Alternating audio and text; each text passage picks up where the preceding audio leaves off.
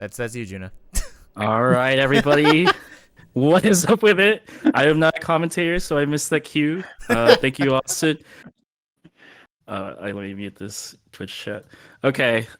So welcome to Director's Cut. This is a retrospective inspired by Salil's series for the shows that he directs. This is also just useful for us to kind of review our work, kind of like how players review their VODs. Broadcasters should also review their work. So before we begin, I will thank Sago for 96 months and also Earth for 4 months. Thank you for all your support of Melee Every Day and our broadcasts, and thank you all for joining us today. First, we'll go around the room and introduce everybody. But I am Juna, the producer for this show. And then Austin, you can go next. All right, what's up, you guys? It's Flash from 117, director for most things, replay op for other things. Been around for a while. Hello, folks. I'm Nikki. You probably know me from all sorts of things, but I am the broadcast engineer for this show and many other shows.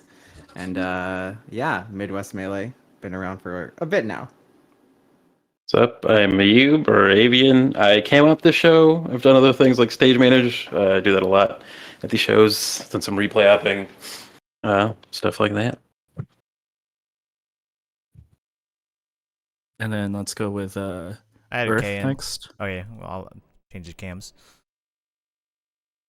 Oh, yeah, you swapped it out. Nice. All right, K can go then. Oh, hey there, everyone. I'm K1. I was running replay and VTR for BOBC. Probably you've never seen me because I'm always in the back, but I've done like other Genesises and replay for those. So, hello. Nice to meet everyone. K was also our network engineer, by the way. That too. Making sure that the net actually works. It worked. It worked. I'll pass it off to Earth. Hi, I'm Earth. This is my cat Alfie. I do GFX integration and did that for this event, and also did CG op stuff on Sunday, but yeah, mostly do GFX stuff. Done that for Riptide, Jenny, a bunch of different stuff. Yeah.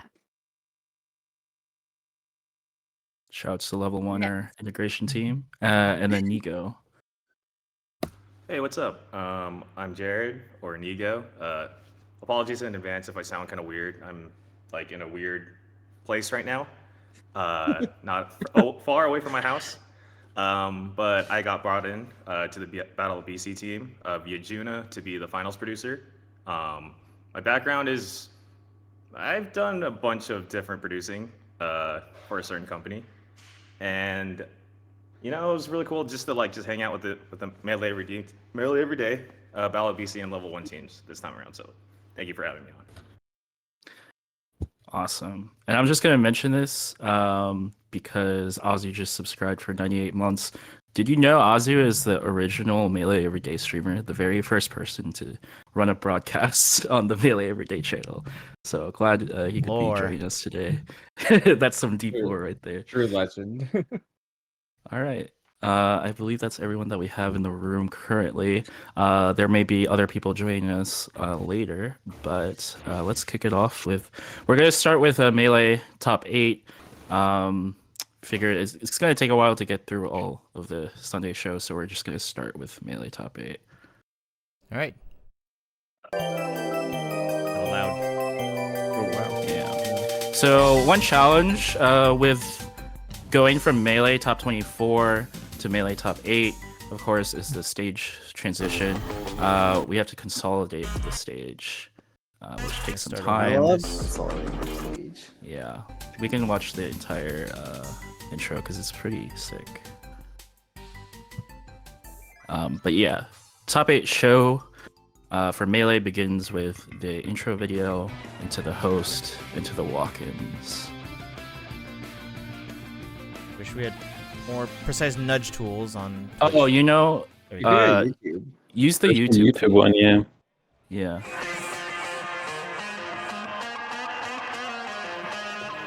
I'm sure you could pull that while we're watching.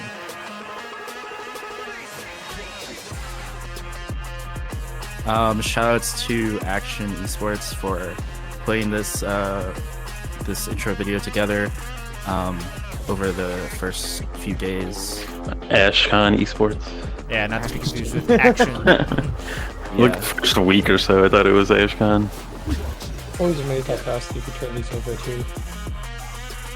Yeah, it's great. It that takes they so can- much time and skill to get these put together and make them like engaging. It's really Yeah. impressive. Yeah, I know it's a pretty big lift on the editing team, which is why not every Smash major does custom intros like this.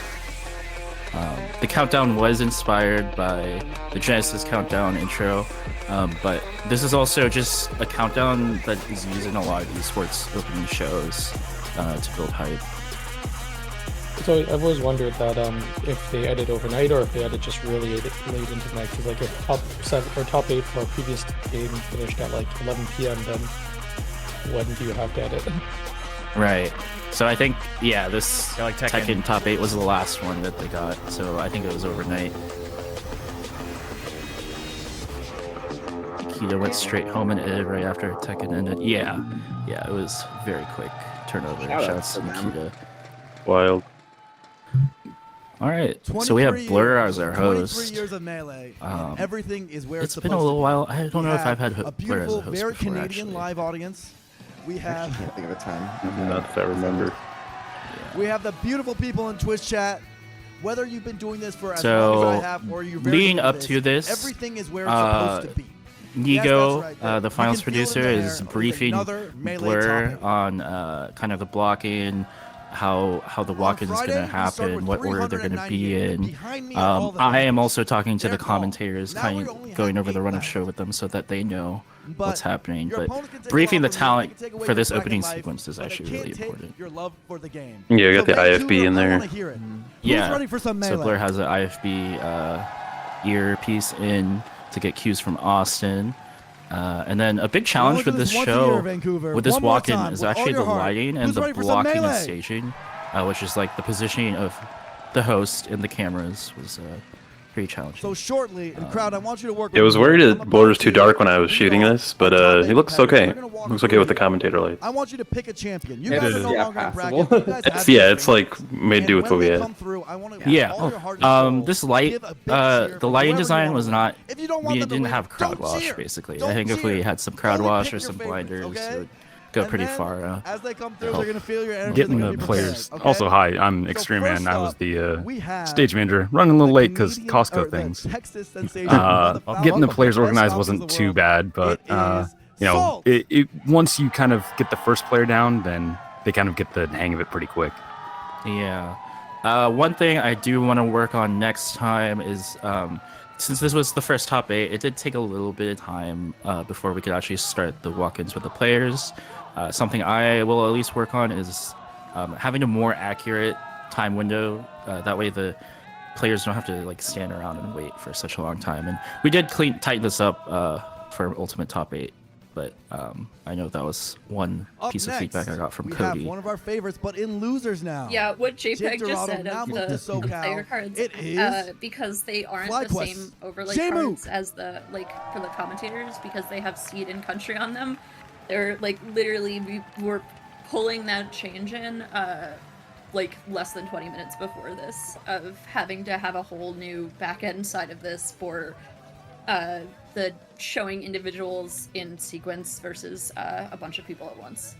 And Yeah, originally the lower thirds during the walk-in was definitely an extra, but And now, I mean, our Toby number one crushed player it. in the and, world, but I in think with losers. some assistance with JPEG It as is well. newly But sponsored, now gotta in hand it to sports. Toby Cody and Schwab. Fantasy Primal for helping put together these graphics overnight. The headshots that we used for the top 8 show were also worked on and processed overnight. Yeah, Primal got the spec real quick in editing out like the whole backdrop for the players. But yeah, Up JPEG next, did we a lot have of the like the last best second player in we Australia, get but things, now moved to SoCal. get the graphics On a looking heater, nice and it is pretty. most moguls. And animation. Josh Man. Still not sure why it's doing the that The bug. Flash.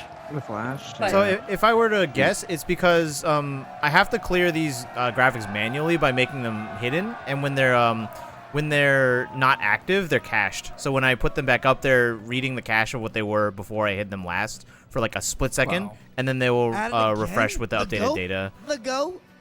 The only It's thing the with that is, Cloud9's Mango. oh, the only thing with that is just the way that we have to handle the actual. You've got a sponsor now, so like if one of the things, if you note, it doesn't always flash, but sometimes it does if there's a sponsor and there wasn't one before.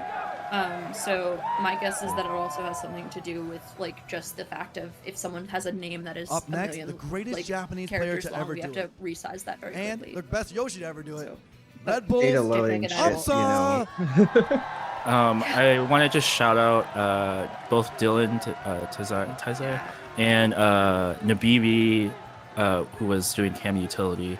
Dylan was the wireless camera operator, and he really had Filming to these. hustle to film these. Yeah, you got and your steps walk in, bro. backwards. Up next, They're we have running. Ultimate Yeah, there he Drop is. Buffer's third Yep, Super you Major can win see in a him row. reset after each It's call. going to be more And sometimes the trouble. host would just go when the camera's on there, which is understandable. But like, Dylan's just sprinting back. Yeah, just gotta do Yeah. that quick like 25-yard dash every time. Yeah. I was wondering, Blur's do we pacing- prime- First pacing was good. I was gonna say, do we prime the players to like say like, hey, take a casual walk forward, or because like pacing kind of changes of the players essentially. Coming off an impressive. Yeah, the second place pace at for the players Collision. was definitely It is kind of the clutchest improvised, player in the but game. It is kind of what we Hungry used Box. was I told Blur to wait for the camera to reset before calling the next person. Here we I, go. I just want to say, Hungry Box really did use this Oh, yeah. moment to show his personality here, which is really the purpose of these walk-ins. Forever a content creator. Yeah, these are He's really the only one like, that really knows. And the Yeah. Battle of BC light, like the projection on the back is pretty big. I remember people were talking about that. It's huge. It's also really nice. It adds a little How does he do it? context How to does the he do it? I venue. don't Makes know. it feel Yeah. All right, so we Yeah, have our the front go line goes debate for about to WWE come kind of, up. you know. One last cheer for your top eight. Shouts to Martin Zarango.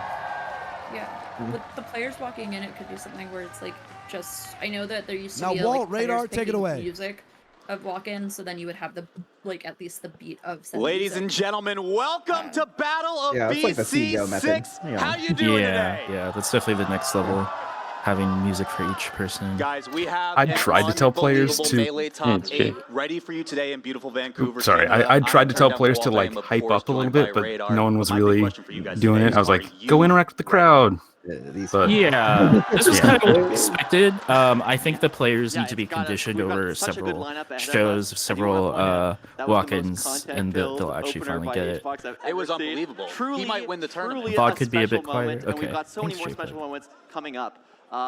This is a stacked top 8. There's nothing else you turn can it down really a say little bit. besides that. Like, you. so many good matches. On the tech side for those so many walk-ins, I kind of think amazing one of the lines. things I would have I'm gonna move liked this is monitor real just quick. Jmook a and wider Salt coming camera. up. I think it would have just added more to the it's not feeling of the This is gonna be an walk-ins. interesting matchup for a bunch of reasons. Yeah. Dylan One did a of great those job. is, I mean, no Jmook, a fault player there. who has Just like a kind of thought undergone quite a lot as of I'm watching change, back. recently moved to the West Coast. Yeah, I think in the Really future I pursuing might kind of cut things down like the content, timing making, into new like skits, half kind of that thing, walk-in. but also It was a little trying to long, kinda especially for what hone Melee in players are and used to. stabilize, But gameplay yeah, that at like I one said, point I think looked like he could kind of land the number doing one these spot, little for pieces sure. to help And so people for Jmook, have their there's still opportunities to show so off their much to personality prove. is kind of what we're trying But to on go the other for. side of it, But Salt, at the same time, we such don't an want to electric eat up player, everyone's already got time as placed in they her prepare seed. for top 8. And we talked to Salt earlier. I think we were thinking have them come out of the crowd or something like that at first, but then we decided on That was more one of my wrestling stupid entrance. ideas. I think it would have worked if we could have like Crazy to think, but it looks like we're gonna get into our Go ahead, warm-ups June at right one now. point had it set up Guys, of this the time like last it was year, when going you to talk be about two the players greater at once, narrative of and what like the Melee whole has graphic been, was just Jmook named in Wedding the Block. conversation for number one Yeah. around March, April last year. Of course, the win, It ended the up win at almost Genesis just being last year, named the for win her at logo on Collision the last year. like overlay. He But was the guy to beat.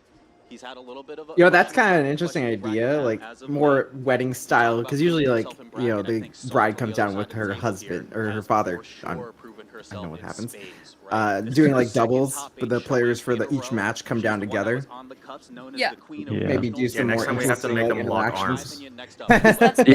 you would do it with Absolutely, bridesmaids and yeah. groomsmen I is like you mentioned have this on them my blog matching and yesterday, but walking in Salt and I together. played for Also- quite a right. while. Or like have them go up with their opponent if they know their opponent. Have them walk in Yeah. with their opponent. Love to go for It's too bad we weren't able to stream Teddy's wedding. Blade Wise's, because he had basically a melee tournament wedding. It was sick. Could have done something like that for that. 100%. I feel the crowd. Yeah, originally I was looking at Red Bull Kumite New York for walk-in ideas, and they do 2 at a time, but I decided once we got on site, we didn't have enough space in the middle to do that. So what I've been trying to like what I've been trying to sell is like walk-ins for a while is like essentially we just do it like the way that actual fighting events, whether it be, you know, boxing or UFC, where if we're gonna do the whole like wedding walk idea, they should walk up onto the stage and like they do a face-off, and then we have the tail of the tape idea, which I know we've talked about in graphics before. Both players just kind of trying to Yeah, stabilize here. Yeah, I agree there's on still that. a lot Like, of workshopping. Or like MMA type thing. I feel like the MMA idea could be cool, where we even just put like a ring light on their face, or even having like one of the spotters just like put it up on their face, just shine the like shine their faces. That would look really cool.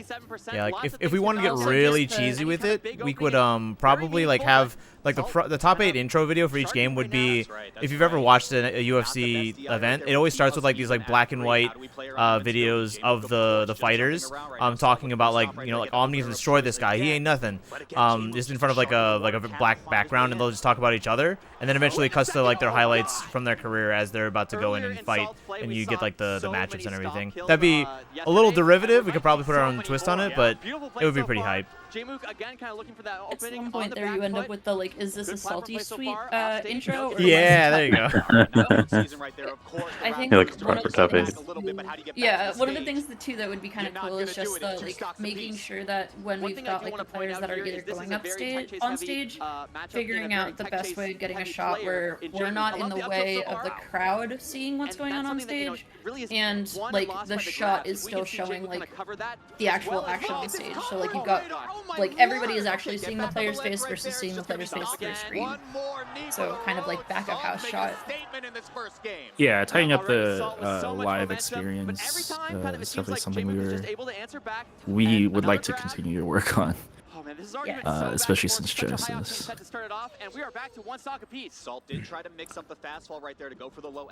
If you did like a Street Fighter event, you could do a real close-up on the competitors' faces and have them do the little, you know, they can do the direction while it's loading. Make them like smile or grimace. You know what I'm talking?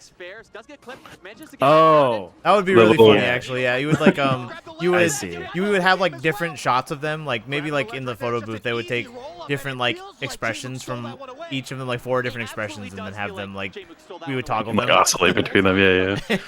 Yeah, I like where you're going with that. Yeah, Ayub. Sorry, I was just gonna say Ayub had a lot of creative ideas that we ended up not able to implement in this show, but I think we will definitely save them for future ones. Yeah. I like to go too crazy with it, and then we can find a way to bring it down a little, dial it back, see what we can do with it. It's easier to scale down than it is to scale up. Yeah, good point. Plus, then it also lets you at least beta test something of the like, yeah, we couldn't get this fully working this time, but now we've got this information for next time. So Yeah, like a proof of concept, exactly. So I have a question for everybody involved as well as chat. So in terms of these player cams, when we have a full player cam on each side of the overlay, there have been a couple of different like ways to frame these shots, like when we're in game. I usually try to do like essentially like a natural looking, like pretty much full person like profile, but sometimes we get in a little bit closer. I know in Ultimate we tend to get a lot closer because they're smaller, so you just make the image or like the subject a little larger. But I know, like, for example, in some of the old big houses, they got like pretty close up, like not like essentially a close up, not a super close up, but Nine was very much an exception. Yeah. I remember that. So yeah, I guess the main options are like the full profile, the like bust, and then also including the controller. I'd say are the main 3, right?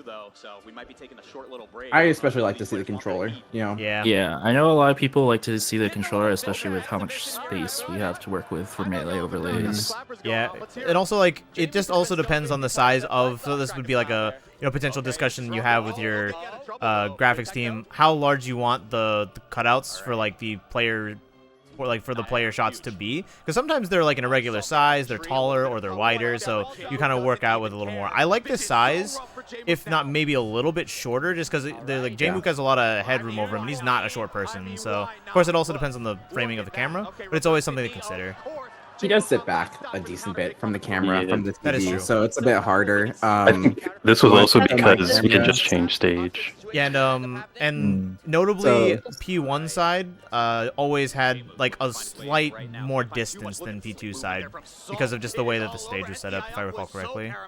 Yeah, and I think we fixed it somewhere in the middle of the set, or I fixed it somewhere in here. At some point, yeah. Because J-Mook looks kind of small here.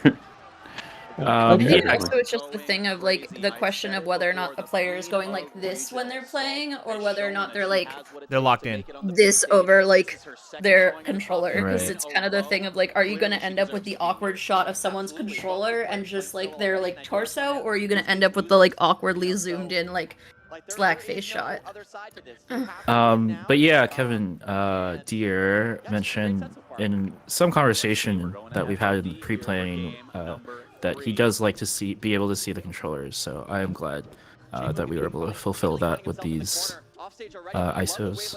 Especially because we had some interesting controllers. Sorry, go ahead. I was gonna say, regarding controller, it builds a lot of narrative tension if someone's like mashing the controller trying to get an input through, and like you as the viewer are able to see that. While if it's out of camera shot, then you don't know. I feel like it really adds an extra layer of emotion because you can tell when players are really frustrated. Especially with players like J-Mook, where you can't see it as much in their face, where it's more like their inputs. Oh yeah, that's a good point. I think the other thing to think about is just also, like I mentioned in chat, of just the quality of the cameras, because the thing of like, can you like, where are you actually putting the like focus, like the focal point in the actual camera shot, especially because like again, like where their controllers are versus where their faces are can impact that. If the cameras are super good, or if the cameras are really shit, then you might not want to have that like awkward zoom in blur shot. Yeah, I was really happy with the quality of our player ISOs though. Yeah, show shout my out to camera. Nikki. Nikki. Why am I not on screen? I want to show it. I have all the cameras and all the Nikki, stuff replace ready. me. Hey, Yeah, let's see Nikki. Yes, get that Get in the here. Nikki cam. Nikki's goat. Oh, Micros. just tell me when I'm on. You're on, you're good. There you go. So, for Battle of BC, I purchased 3 new cameras for us to kind of replace what we were using before, which was the Canon Vixia G40s, G20s, and XA35. Yep. So we've been using BGH1s, this camera, at many events for a while now, through Waveform, through other folks. But I'd like them for ourselves because they're really nice. They're a little box cam, powered all over Ethernet, SDI 1080p60, HDMI, literally all the bells and whistles we need. And then we've got a 12mm Samyang. And usually we were shooting, I believe, f3.5, f4, so not too much depth of field, but enough with especially like the crowd, the large background. Yeah, what else is there? I don't know. So we had 2.8. We lowered the ISO a little. Yeah. Make it look a little crispier. Yeah. PoE But, is I mean, pretty as cool. you can tell, they look great. Yeah, PoE use it is for the wide good. as well. Do you want to speak a little bit about the like challenges with the house lighting that we had with the cameras, with the player ISOs? Because I know those were a challenge for day 1 and 2. So, yeah, as you can see, like in the backgrounds of like the player ISOs, we've got 2 pretty big spotlights. Those were coming in from the venue, facing towards the projectors. They're nice because like usually you can get like a little bit of hair lighting. You can see it on J-Mook here. It's nice. It gives a little silhouette, makes it feel a bit more distinct. Now, the issue is that these were really bright day 1 and 2. We lowered them to about, I think, 70%, and we're pretty happy with that overall. But they're still, once you see them in the full screen, like, starbursts, huge, just hard to ignore. I wish we had, like, adjusted the blinders a bit better. But, something for next time. thanks to Zarango and the Showmax folks for helping us get that done. They are great lights. They look really nice when you're in like this view here. Yeah, and I think on day 1 and 2 it was because we're in a different part of the stage. They were much more of a problem. It was nice to see that they didn't cause as much of an issue on the finals day. They were a lot less on straight. Yeah, exactly. I was really happy at how that perspective looked once we centered the table. I also really like. I was gonna say I also really liked with the P1 when you go to P1 just and it's like full view, you can see Walt and Radar there. I actually really like that. Oh, that was another thing we didn't talk about. The commentary move. Yeah, we talked about that, Nikki. Yeah, so this was something we discussed in pre-prod where we were like, hey, maybe we could move the commentators closer to the players or to the crowd, because in days 1 and 2, if you saw, it was kind of off to the side. You had this huge pillar in the background. It didn't look amazing. It didn't look bad either. I was happy with what we could do there. Day 2 and of night, we are basically moving over the entire commentary booth to the spot that it's in at this point, which is a bit to, well, actually you can see, I think, Radar there right behind Jmook. Yeah, so it's right there, right behind the players. We did give all the players noise canceling headphones to, accommodate some other stuff that I'm going to talk about. But yeah, so we moved them all there. We set up the lights, everything. It took about 45 minutes, maybe 30. So it wasn't too bad, but it wasn't an extra ask. And with this, it means that if we put the commentary in-house, which we did try, it's a bit more effort. We have to kind of work it harder to make sure it doesn't cause any feedback or bleed in at all. And Feeth, our audio engineer, is a goddamn expert. Managed to... for Melee, it didn't work out as well as we'd hoped, just because, we couldn't adjust as much on the fly once everything's gone live. Yeah. But for Ultimate, we really pulled it together and got it working. Yeah, so having in-house commentary was an ask that I received from Rodney, actually, one of our top 4 Ultimate commentators. And I've seen this done with more shows in FGC, especially Red Bull Kumite New York had in-house commentary. So, at first I kind of entertained the idea. I tried to survey a few players to see how they would feel about it too. Try to ask some of the commentators. It definitely felt like more of an ask from the Ultimate community. So for Melee, I knew it was going to be an extra. It was going to be experimental. We tried not to be stagnant with the quality of our shows. So I'm always trying to push the crew, and I definitely pushed Feeth, our audio engineer here. It was really difficult to work with the way that the speakers in-house were routed, and also the type of speakers, because they were not initially set up for in-house announcements. So that was something that got fixed between Melee Top 8 and Ultimate, and which is why it ended up working for Ultimate as well. Yeah, it's definitely something we'll have to bring up earlier in pre-prod if it is an ask that somebody wants. Really good stuff, but again, and we thought maybe it was causing an issue during Ultimate, but I guess we'll get to that. Troll. But yeah, shoutouts to Radar and Walt for being open to the idea, because I know casting a top 8 where you are live to the audience is a very different feel. So they did we try to give them heads up so they could prepare for that. And yeah, I think you mentioned, or Nikki mentioned, I did buy noise canceling headphones, pretty expensive ones, to make sure no one complains about the noise, not having noise canceling or not having headphones or that kind of thing. Which I have an opinion, or I have an opinion that I would like to ask of everyone here as well as the chat, and they know what I'm going to ask. So, in the event that, there's a lot of audio situation on the main stage, should production be responsible for providing headphones, or should the players playing be expected to bring their own? Because that is an interesting issue that we've run across several shows where people are like, why don't you have headphones for me? And it's like, of my opinion, I'm like, this is your job to play this game. You should bring the necessary tools you need to Oh, perform wait, your we best. should pause here because we should talk about this part a bit more depth. But Oh, yeah. for your we should- question, Interviews. yes, players should bring their own headphones. Like, what's next? Do you It's want me to bring loan your you a own controller? Yeah. Yeah. See, it's bring your own controller. Bring your own headphones, please.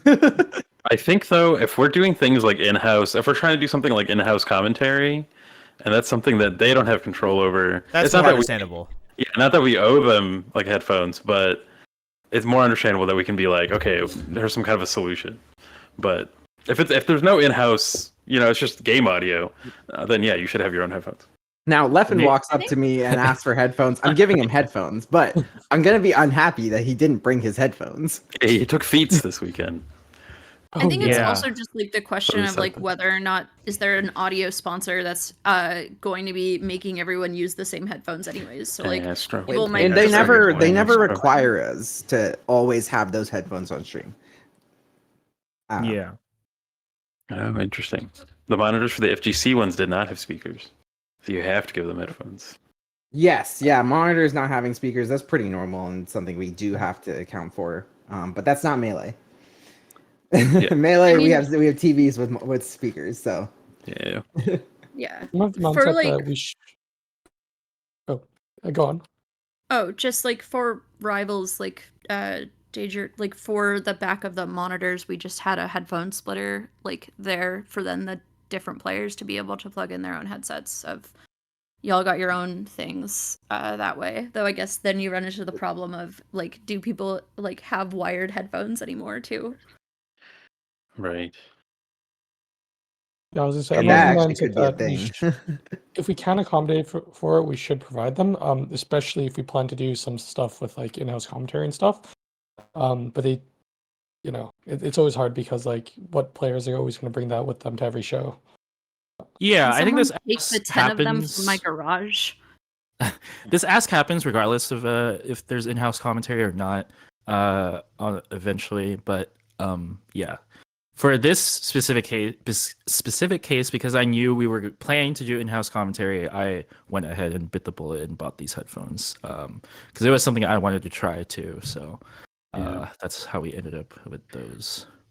Yeah, it's like what Jules is saying here. They don't know if in-house comm is going to be beforehand. It's like 90% of shows or 95% of shows are not doing that. But this was like right. You said somebody asked, so Yeah, I know a reason Leffen told me that he kind of expected headphones is because FGC usually has the headphones, but also a lot of FGC tournaments tend to have their audio sponsors more often. A lot of So sponsors.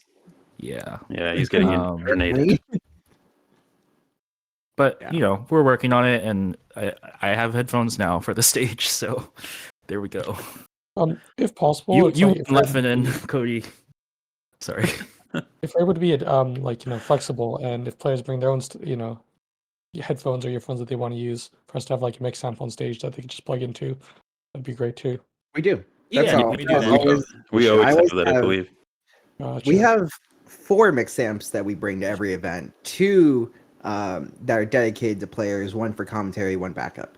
We always have also nowadays, we didn't before, but going forward, have extension cables for 3.5, so that way they don't have to worry about how far am I sitting back? Can I do that? Yeah. They'll still miss it, but We always give them the option.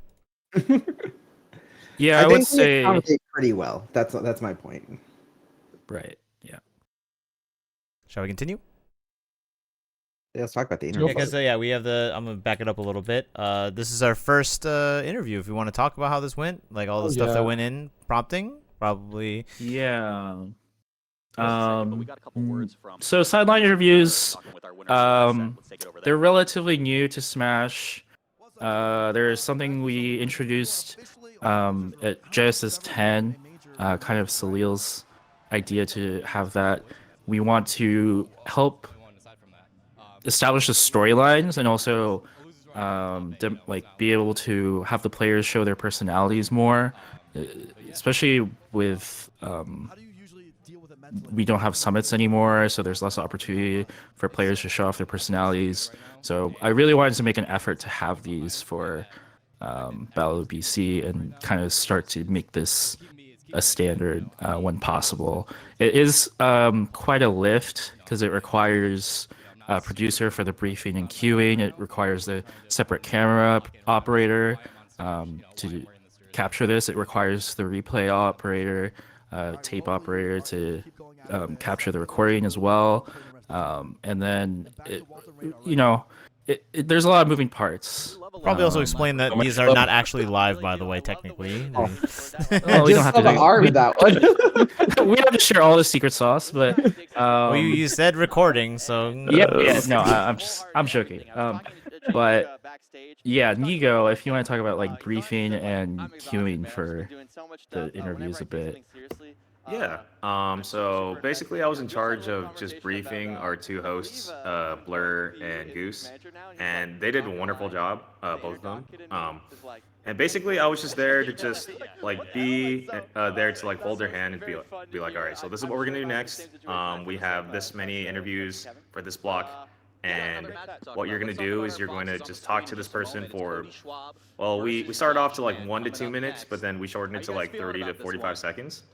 And it was just this, like just be really quick about it, show off like some of like what happened, how are they feeling, just get more of the background of what's inside the players' heads, because we don't really see that in top 8s anymore. So just like I was just there to be just like making sure that they're doing good. And then I was also a human clapperboard for a Ayub, our camera out for that, so that was pretty fun.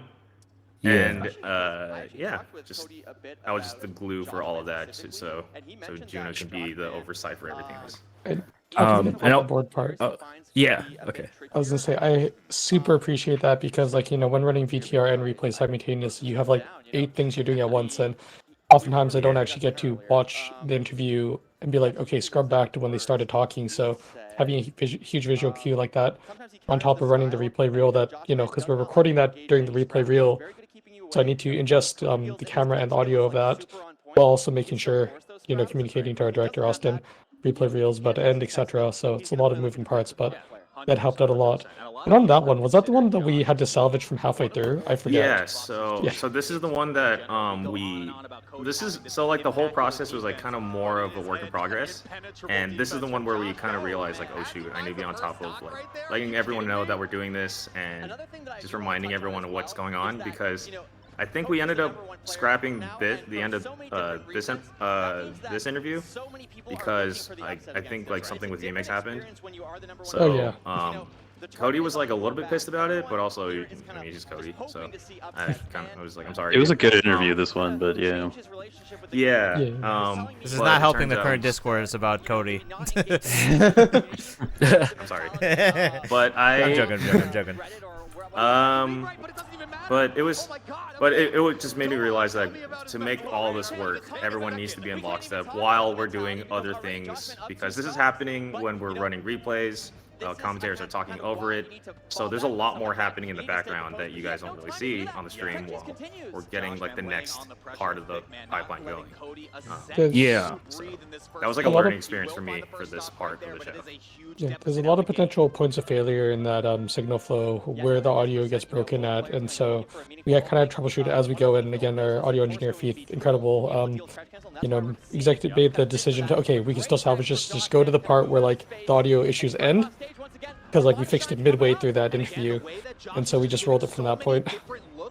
Yeah, I really gotta hand it to our crew, our Sunday crew. Kind of everyone was doing double duty in some way.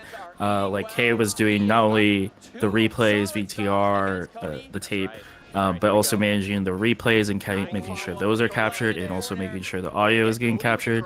And then Feith is also doing the audio engineering for the broadcast and the interviews, and managing the house audio as well. Also, while this is up, I want to point out the stats on the bottom bar of the Melee scoreboard here, which were flown in by Toby. Yeah, everyone was focusing on at least 2 different things. Also, Alex, the stage manager, was making sure to grab the winner as soon as the set is over, and making sure, we ask, hey, are you up for an interview right after your set? Making sure the players are okay with that too. So yeah, there's with this show, one of the goals was to, with the sideline interviews, is that they should not extend the runtime of the top 8. In order to do this, like, it requires all those moving parts, and because it doesn't take up the time, it's just all done during the match analysis and while the replays are happening. I think we were able to save a lot of time, but still put out a lot of content doing it that way. One of the things that is not like easily seen from the outside is just also the amount of insane like planning and like the run of show that like you put together, that is like this thing takes a single step to the left and then this thing to account for this thing, and just the amount of details into like the pre-planning that like Juna, like you put in, and like everybody kind of like we're trying to follow of what like making these things actually end on time and making these things actually like fit together well. Yeah, I really needed Nigo helping me out on the producer side, because I would have been scrambling otherwise. So yeah, I'm really glad he was able to join for that. Yeah, it would have been impossible. Yeah, like Juno wouldn't say this, but Juno did a shitload of stuff in pre-production: power distro, signal flow, run a show, just like everything. Because we didn't have I guess a project manager like that. But yeah, I don't think I saw you sit down for more than an hour at a time.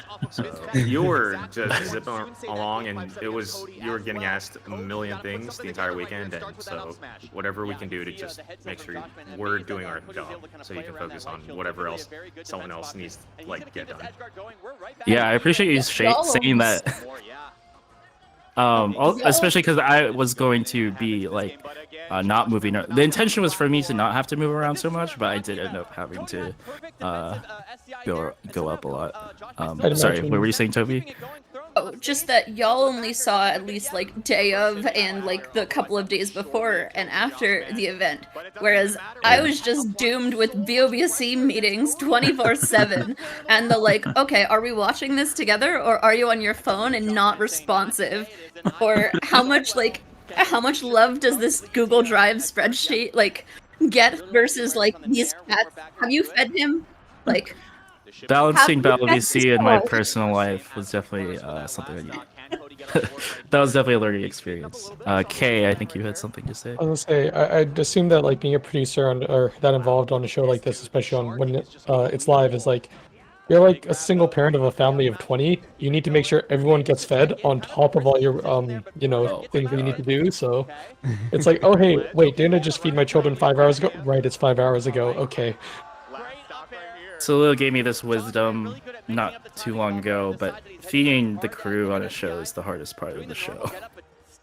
Yeah, so because we didn't have a project manager, I was also the one to set up the food orders all weekend, make sure everybody gets their food orders in, coordinate with the bistro and concessions to make sure that they're able to fulfill all the orders, pay for the orders, and then fortunately Kay had a friend who shadowed and also helped us out, Alex. Another Alex. Not a different Alex, who helped me with the food distribution and lunch and dinner service. And yeah, we had so many people just so helpful. I'm really happy with the team that we had for BattleVC. You guys would be surprised how difficult it is to make sure your crew eats. I'm chief of not eating at shows, so. Yeah, sometimes you just gotta tell them. For like 6 hours, I'm like, are you eating that, or is this like a... I don't know, man. Sometimes you just get locked in. Yeah, that's the whole thing. Austin's locked in like every single event. Yeah, especially this show. Calories by osmosis. Also, we mentioned that we had like another Alex. Sometimes you're going to get like 4 Alexes or really common names. At a certain point, it's just easier to call people by their handle name, because like, okay, instead of like, you're Alex, were you Alex? Yeah, no, it's like, no, just call them handle. And it's one of the good liberties we have in the gaming space, because we all have multiple names then. Yeah, I guess I want to say I was really happy with our crew comms situation, because we had, I believe, 10 people on the line. which is a lot of people to be talking all at once. And you know, some people were newer at the comms protocols.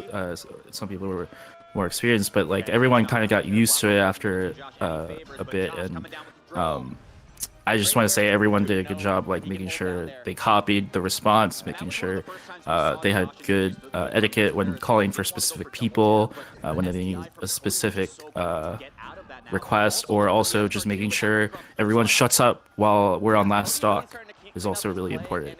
So Austin, the director, can like focus on the movement while he's also looking at all the different cameras and is about to call like camera movements and stuff like that. Yeah, it's definitely a challenge for everybody, and like I guess you can compare it to like, you know, for anybody who like plays these kind of games, but basically sometimes you have to step up and be the IGL of your comms line or something like that, or if something's going on, sometimes you just gotta call for clear comms or whatever, like just be ready for everybody, you know, check in on everybody. Stay frosty. Yeah. Stay frosty. I think we had a good understanding of like whenever we needed someone to stop talking, like we had a good understanding why, and that kind of thing. I think we really learned that at Genesis 8, the first top 8 we did with the former Waveform crew, where like, sometimes we talk during the end of games and still be like, shut up everyone. It's like, oh yeah, sorry. Yeah, we still had plenty of time and during games to like for banter and like just explain to each other certain moments, and you know, that doesn't happen with every production crew, but I think we all had really good synergy. It was really fun. I just, the immediate response of me being like, so why does Yoshi and Ultimate have this like giant rainbow like thing on egg throws, and just the immediate snapback of he's gay.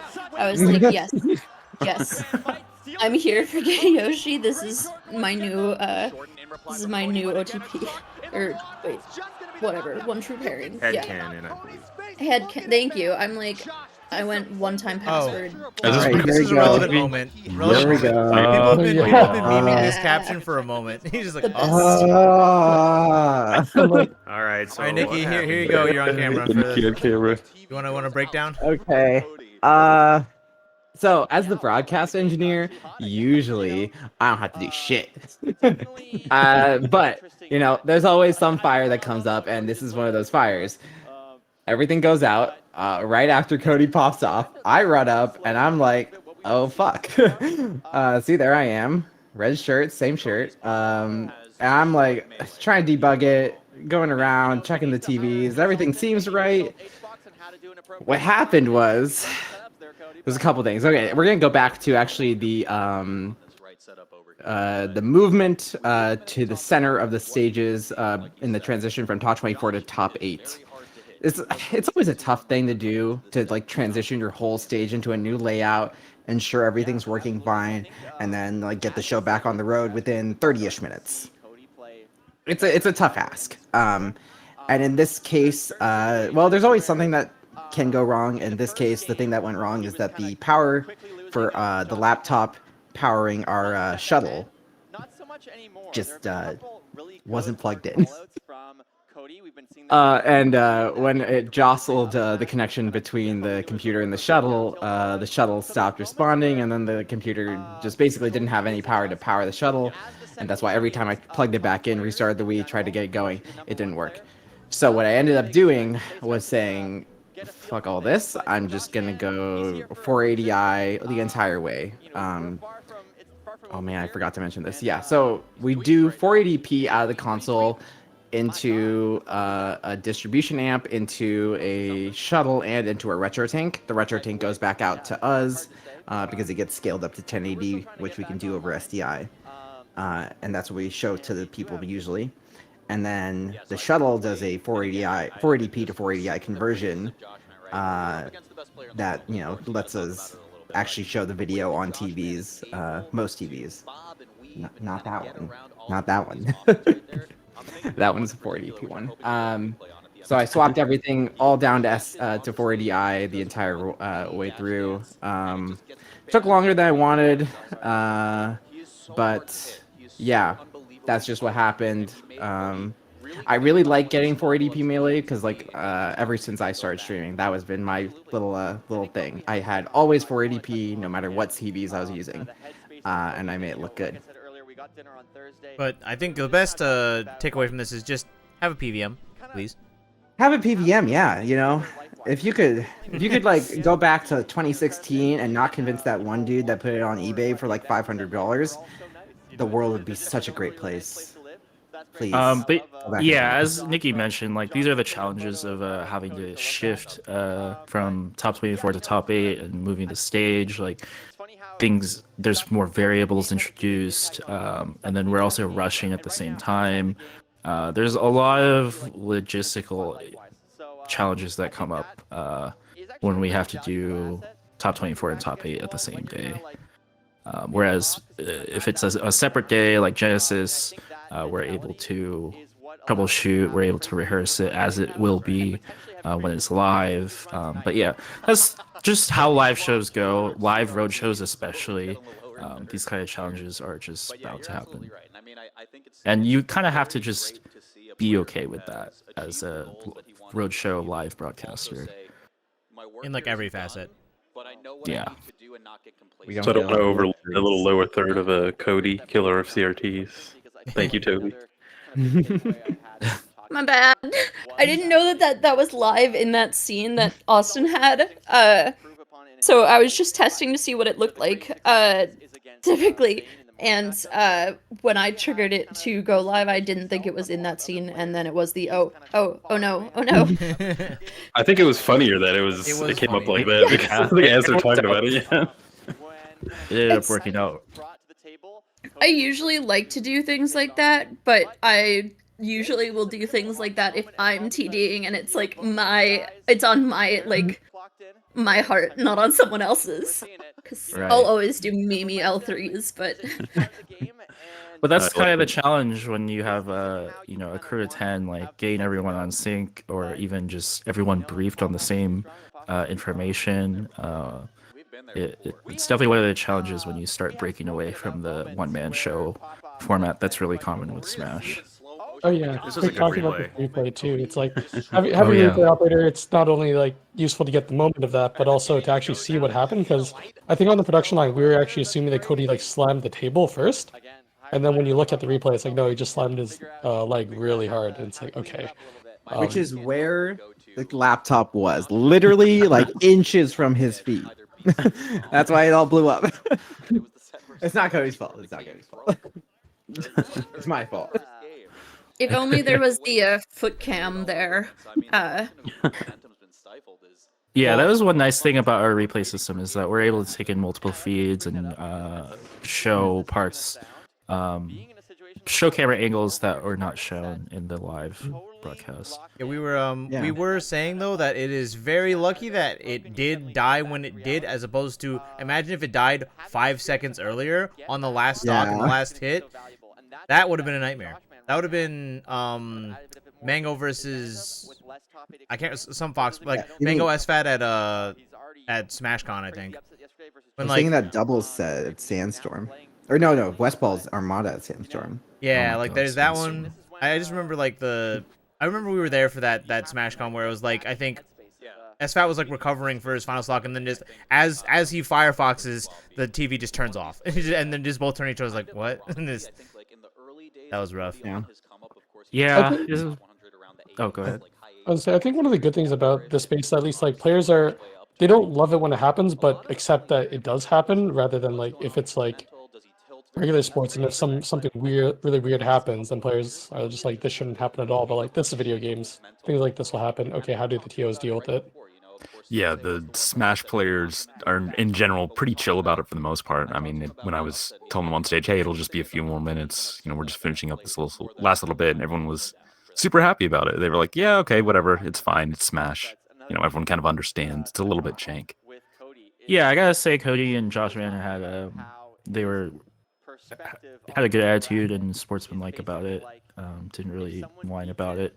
Also, I gotta hit it to Radar and Walt here for filling in the time while we were trying to get the TVs back up.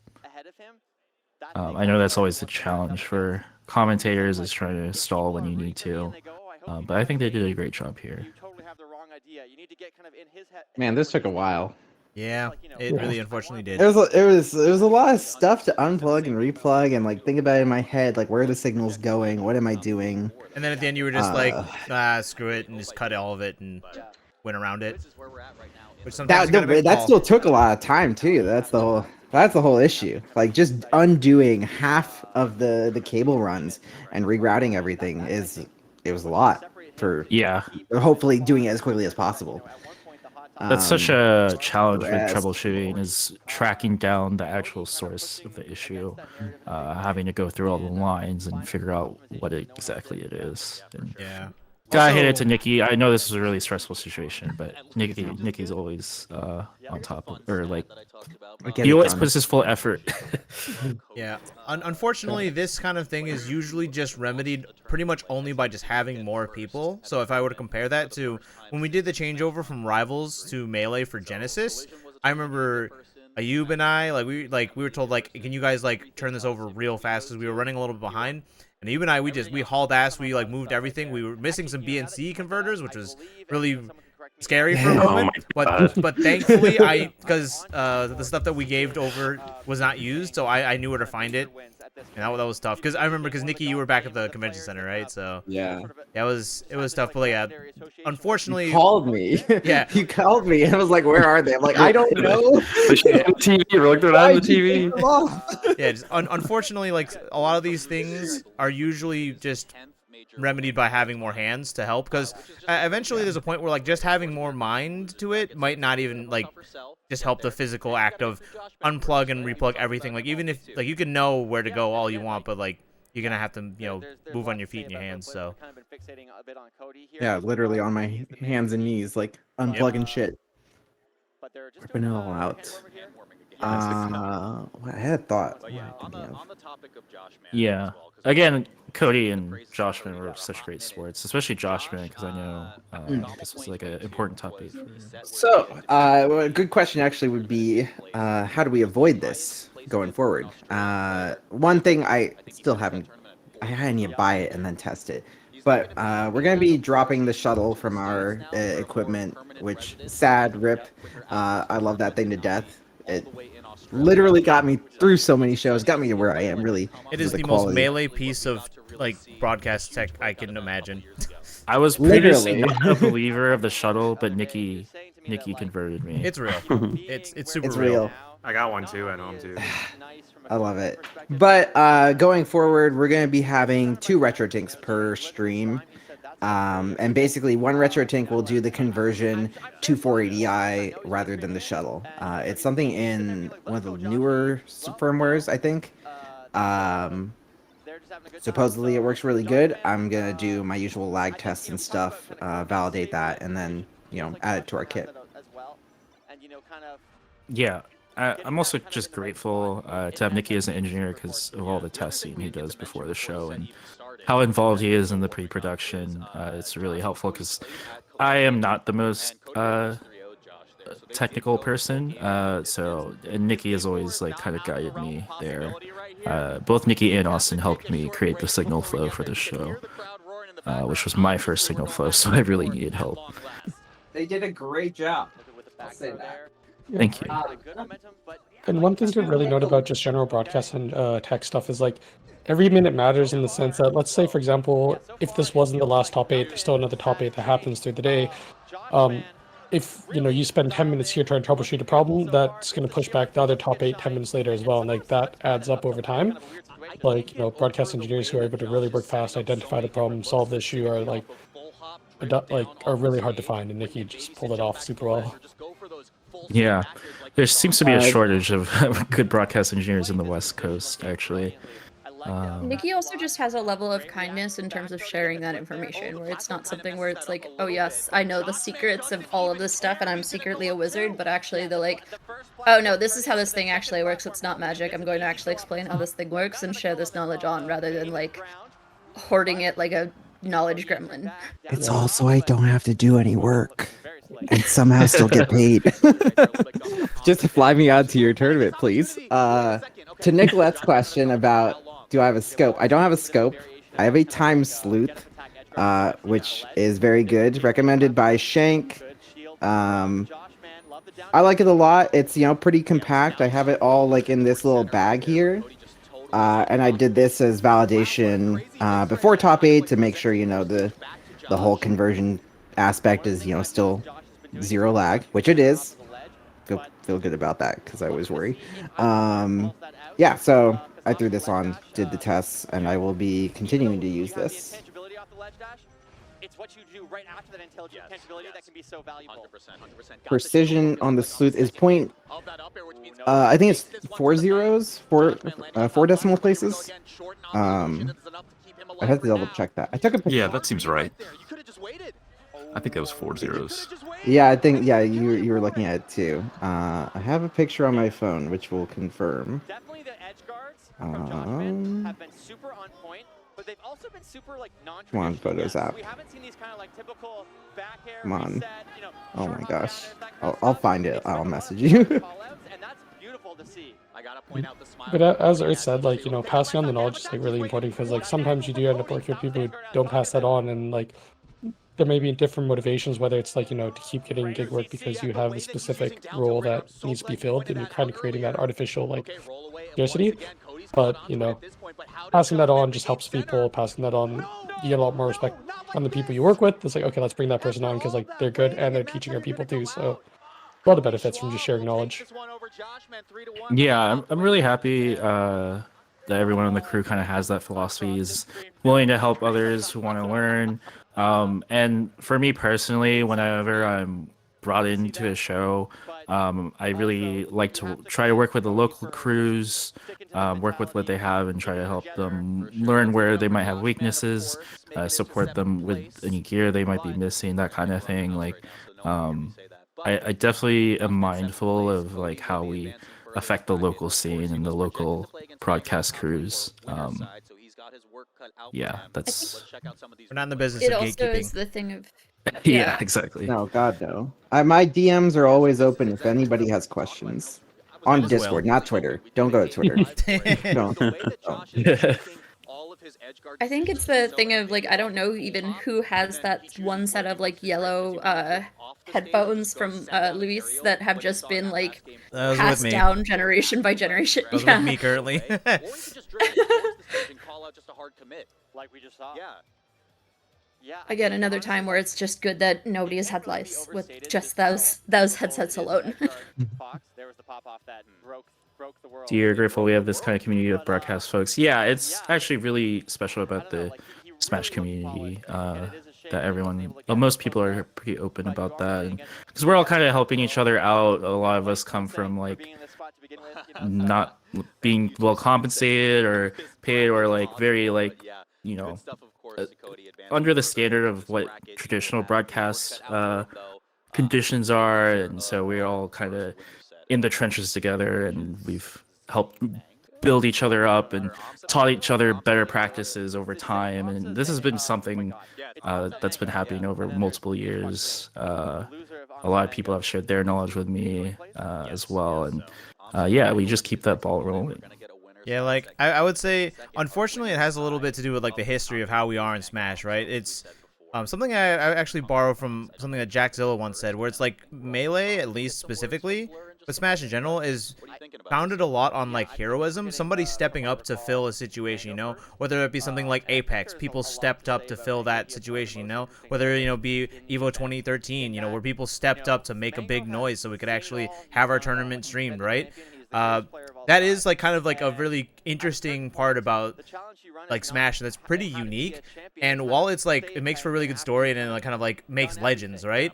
It does unfortunately make things very difficult to be sustainable, and so as much as, you know, people like Nikki or Juna or myself or whoever will step up to like make a show happen, we want to try and move to a place where like everyone has the ability to do that, but we don't have to, because it becomes a really slippery slope when people are expected to just move mountains by default, and we've been thrown in a lot of situations over our time where we've just been given that at the go, and it's not a good thing for people who just want to work and do what we want to do, you know?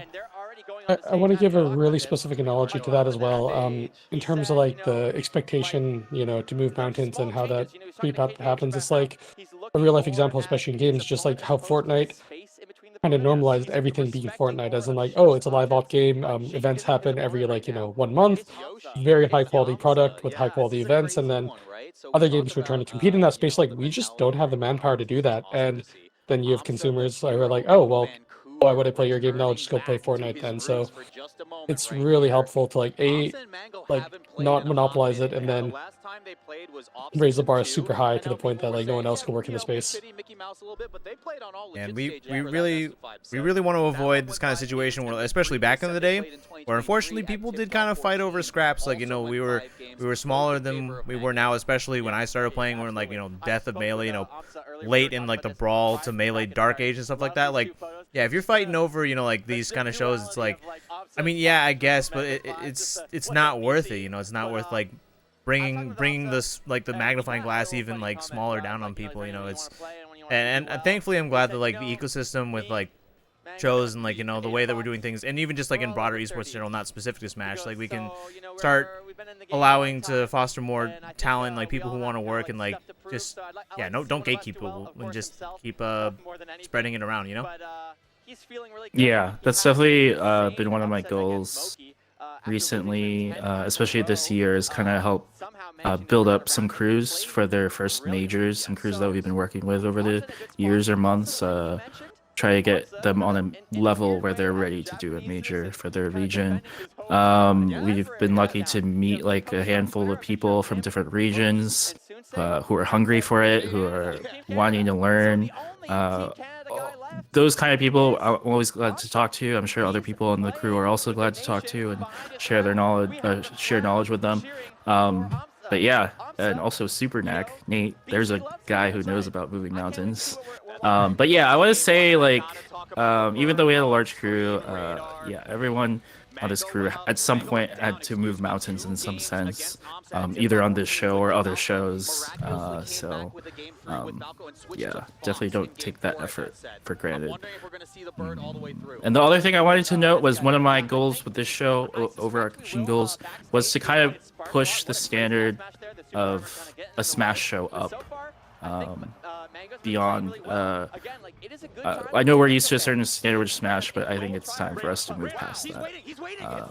Yeah, and I think this crew and all the other crews that we worked with, both Tempest and Mountainside Games, took that mission seriously, which I was really happy with.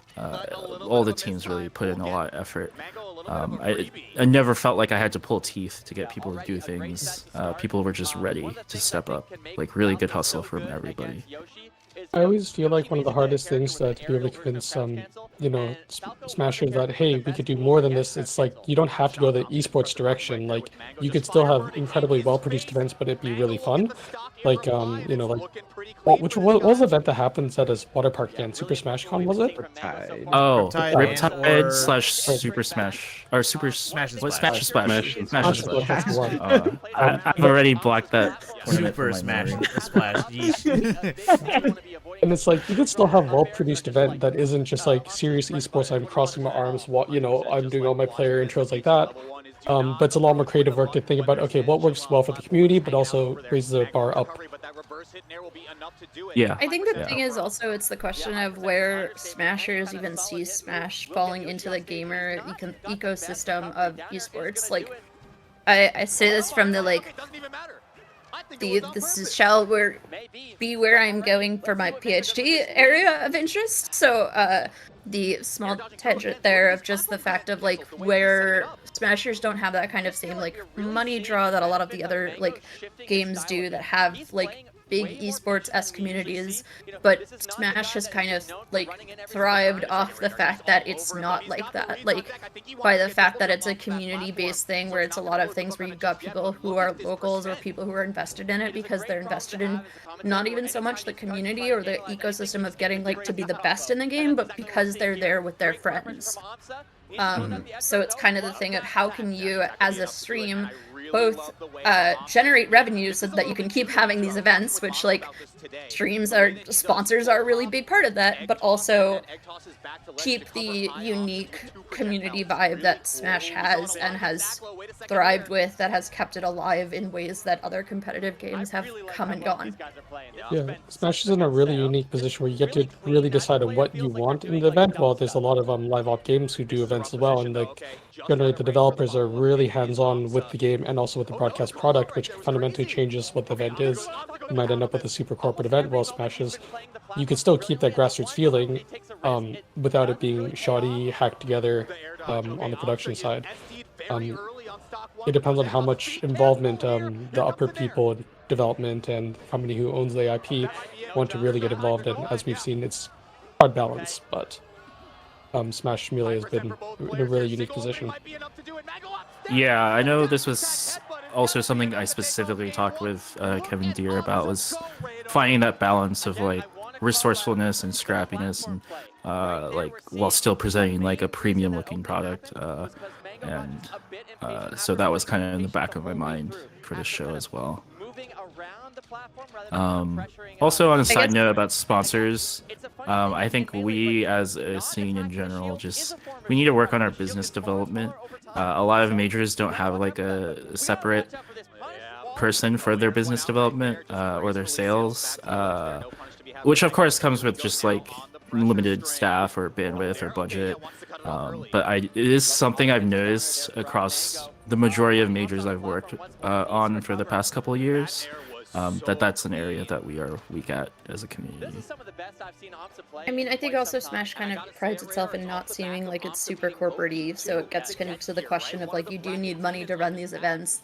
And then also the fact of like the people who are good at getting that money probably are people who are going to want to get paid more than they would get paid for doing this for a Smash event, especially when they're spending time with like corporate meetings and things like that that usually would be happening during someone's day job. So how do you balance this like fact that like everybody on their normal day-to-day still needs to like eat? There's not enough like structure here for like an event that's every so often to sustain itself. So how do you like manage that organization stream side and that whole branding side, which is something like, hi Kevin, thanks. Sorry, I just realized this is the part with Thief, It's the the left ear. Oh yeah. I was gonna say, like, side note, you're not tripping. It is only game audio in right ear, and then I hear Thief going test. It should work now. But still game audio right ear only right now. But That also shows how complicated the audio setup is. That you can hear the A1 going to stream as well. It's a lot of work to set up the audio and figure out a good routing that works for regular broadcast plus for gaming. Yeah, audio is like one of the hardest parts of broadcast and most often overlooked, and especially in Smash and even FGC in general, because it's a really specialized field and role, and it's definitely the most scarce role that we have in production, at least among people in the Smash and FGC communities. Reminds me, I may have scouted a new audio engineer for us, which I'll tell you about later. Sweet. I think Evo had like all the big audio engineers in the FGC community, which were like Thief, Kai, Cal, Shane, like 5 of them all on that one show. And they were all working hard. Like, constantly. Multiple audio engineers on one show is what is called for something on that scale. There's like A1, A2 backstage, and then like front of house A1, A2 or something like that. Yeah. Oh yeah, if you're an audio engineer in the chat, please DM me. Add me on Discord, Juno USA. DM me on Discord or Twitter. I will seriously get in touch with you. And talking about the scarcity of audio engineers, it's always like Juno's not understanding how hard it is to find, because like even if you're good at concert tech, you have to learn the skill for gaming, because the cadence, the calls, the things you need to mix are completely different. So it's truly like you are frantically solving things left and right, and it's hard to be like, oh yeah, you work in concert. I expect you to work this next gaming gig perfectly. No, it's like it requires a lot of time to figure that out. It is a weird mix of live sound as well as like just digital sound. It's and with weird analog signals, because we play an old game. It's got all sorts of quirks that you mostly learn by dealing with on site, but also like even if you're like trained or you've been educated in it, it's still gonna throw some loops at you. And yeah, it's also tough because in this show in particular, Thief was using other people's gear. It's not necessarily gear that he set up on his own, so he has to work with those kind of factors that are not even set up by himself, and he has to try to reverse engineer to figure out how they set it up and this kind of thing. So really can't understate. I get what's going on. Like I was I guess I'd say I'm technically the A2. I'm pretty decent with audio at this point, having done a lot of shows for it.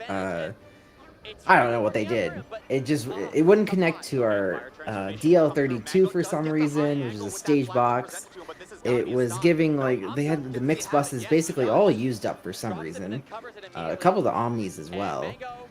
I don't know. There was a lot of weirdness going on. Neither Feeth or I wanted to like really figure it out, just make it work as quickly as possible. And it worked. And on top of that, if you're working with Dante and stuff like that, you also have to know quite a bit about networking, which is another headache. It's not that much. You just throw a switch on there. As long as you don't put it on the same network, everything's fine. Networking is another like blind spot among production in Smash. So really glad Kay was able to help. Kay and Alex Chai were able to help us with that. Yeah, just glad it worked. That's the main thing. Yeah, it was actually quite good internet this year. I want to wrap up and add one more thing regarding audio people as well. It's one of the realities of the space is if you're really good at audio, there's a lot of incentive to go to like actual broadcast or like sports broadcast or even concert gigs, which pay a lot of money because they're established industries. Gaming is a space where it's fairly new. Some gigs may pay a lot, gigs may pay not so much because it's just the nature of like, for example, Smash is like more grassroots, but like if you work for like big esports CS show, then there's a lot more money in it because sponsors. It's always hard to find staff who, are experts in the field, but then aren't too busy as well. Not to say the Thief isn't busy, that was the wrong way to put it. But like loaded with like concert work, I mean. Well, Thief is quite in demand, which is why I was very happy to get Thief locked in for this show. He was my first pick for this show because I know audio was something we wanted to improve from last year's show, Battle BC5, and I was pretty happy with what we were able to deliver this year, despite some of the challenges. I know in this specific case, when the audio went to the right ear only, it's because we were troubleshooting the audio for the interviews as well. So it's just so many audio feeds to have to balance. The punish is good, but Mango's laser game has been very good, and he's been very. We should talk about some of the shots now. We've talked about a lot of other things except what's happening on the screen. I don't know. Also, I'm curious to know how if we could just like skip the games and just go straight to like the shots, the interesting stuff. Fair enough. The thing I always think about though, the thing I was gonna randomly mention is I swear every time that Mango and Amsa go at it, like have a banger of a set like this, it's always us streaming it. This was a really good set, yeah. Like I actually can't think of like a significant time. It goes all the way back to the full Bloom days, if you think about it. The first time that Amsa almost beat Mango, and I remember we were doing both streams, and I was streaming the one that didn't have it on, but both sets of commentators were commentating the same match. Oh, one thing I did want to mention though, after that audio issue with the right ear, I think from this point on, the both top 8 shows were pretty clean from a technical standpoint. I was really happy with where the shows were at after this point, and this set itself was also really great to watch. Yeah. And it's always unfortunate that audio issues are the ones which get really magnified. If a video issue happens, it's usually not super noticeable. You might have a still frame here and there, but audio is like, oh no, like it's hard. It's the most important part of the broadcast. Like, nothing will be good if the audio is shit. Like, you just won't have a good time.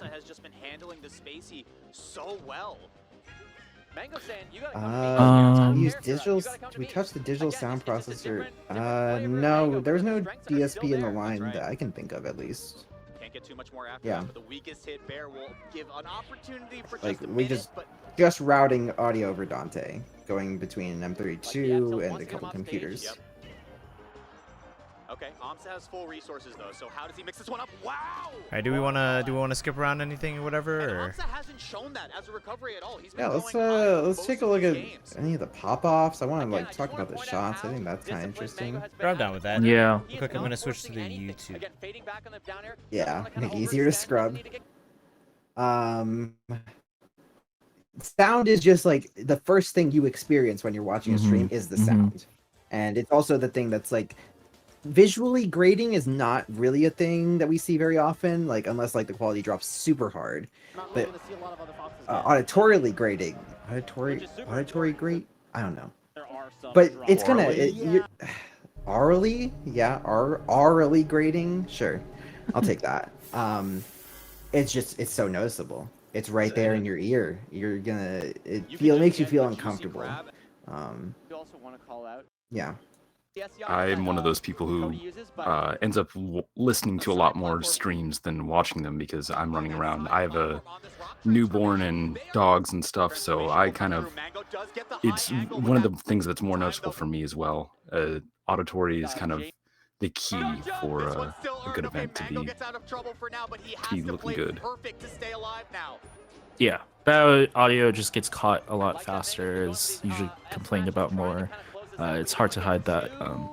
Shouts to Webs, one of the OGs, 98 months. Thank you, Webs, for always supporting us. Whip. One of our biggest supporters. Or do we want to Long-time talk about this supporters. shot? Do we talk Okay. about shots?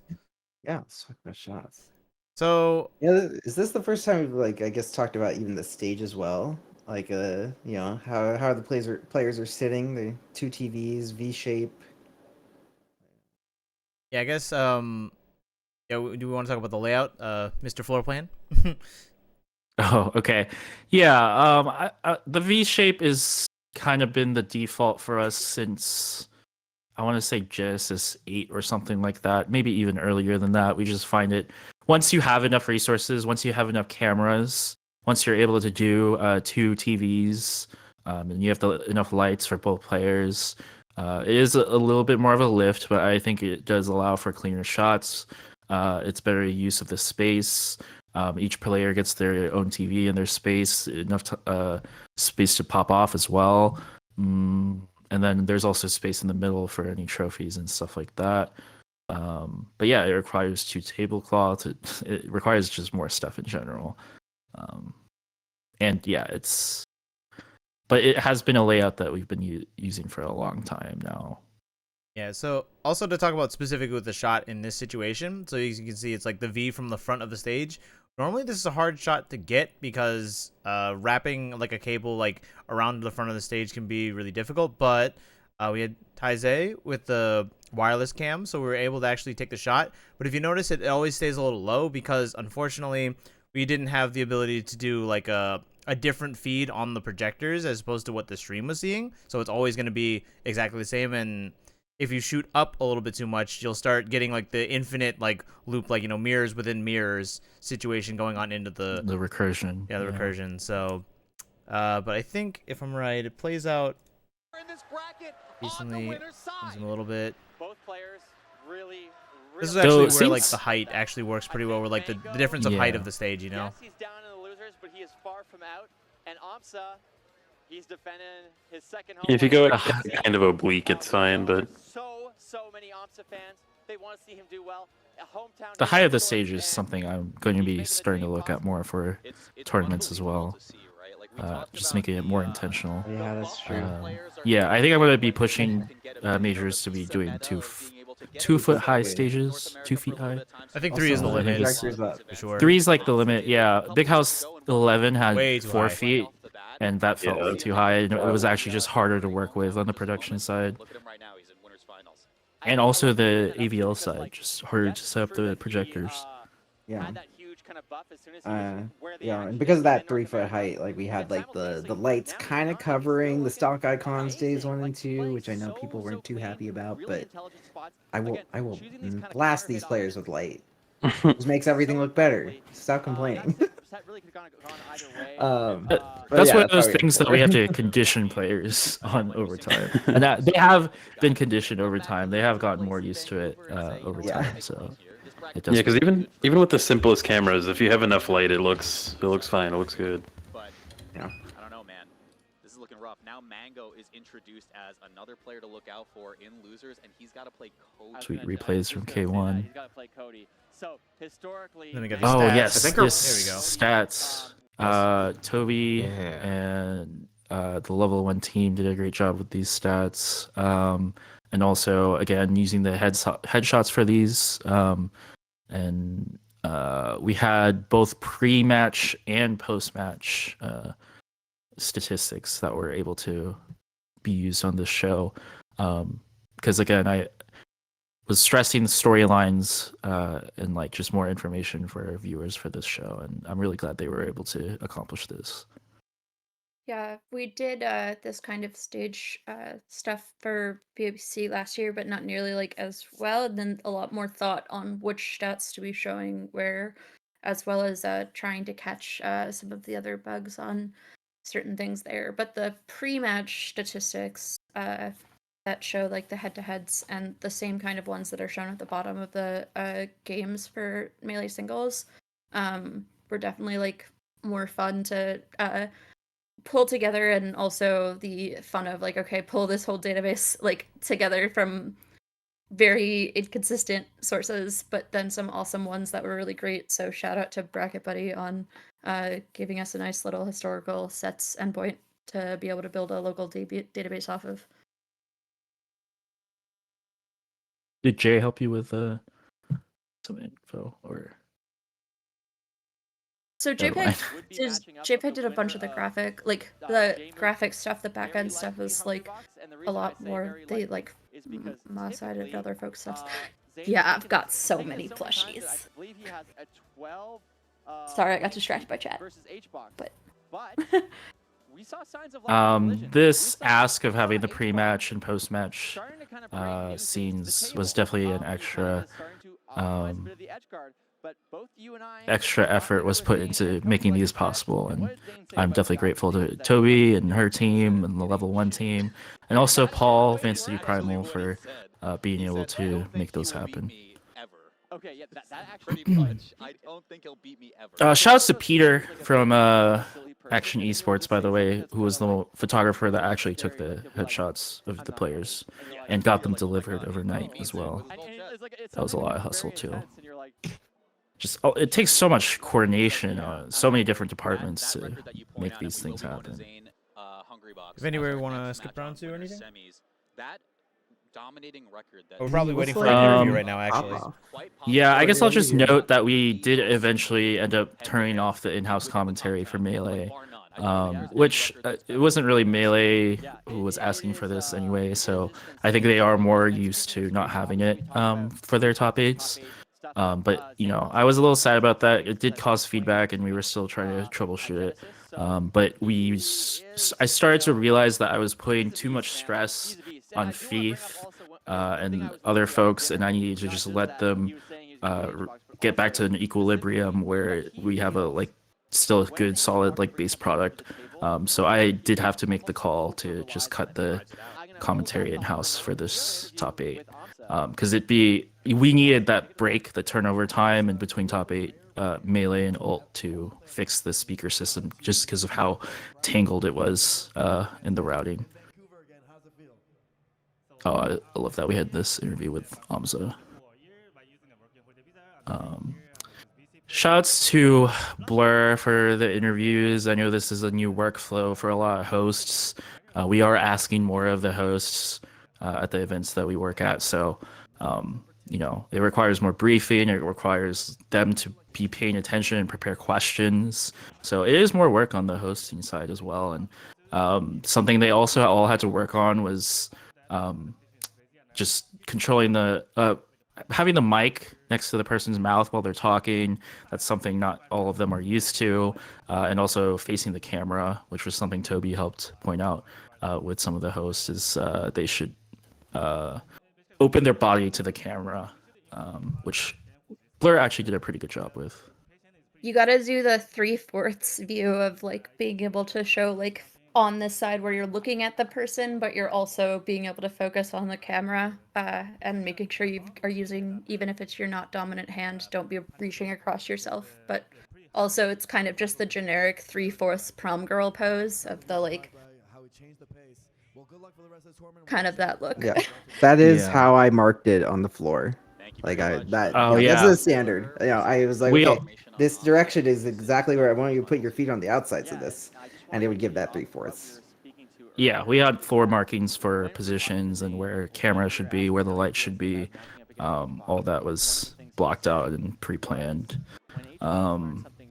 I think one thing I would And- have liked to do is move the banner, the background, further back. Yeah. Mainly because like They're you know, pretty we close. did have a pretty soft light. It's the one shining on me right now. It's nice, but with the background so close, you're still gonna get pretty harsh shadows. It would have been nice to soften them out a bit more. I tried a bit, I think, with another light, but it didn't work that well. So it was still good, but we went with what we had. Yeah, and oh, go ahead. Oh, I was just gonna say the place in the stage, we didn't really have a whole lot of room to move the banner back much more. Yeah, It was kind of, it's a limiting problem. Yeah. And again, sideline interviews are really new to Smash. I think this might be only the second show that has used sideline interviews, at least in recent memory, besides BTS shows. And so conditioning the hosts, conditioning the players over time, as we continue to do more of these, I think everyone will improve at them. They'll expect them more. They'll be able to show off their personalities better once they get used to them. HBox, yeah, HBox. Hey, actually here's that just- pre-match.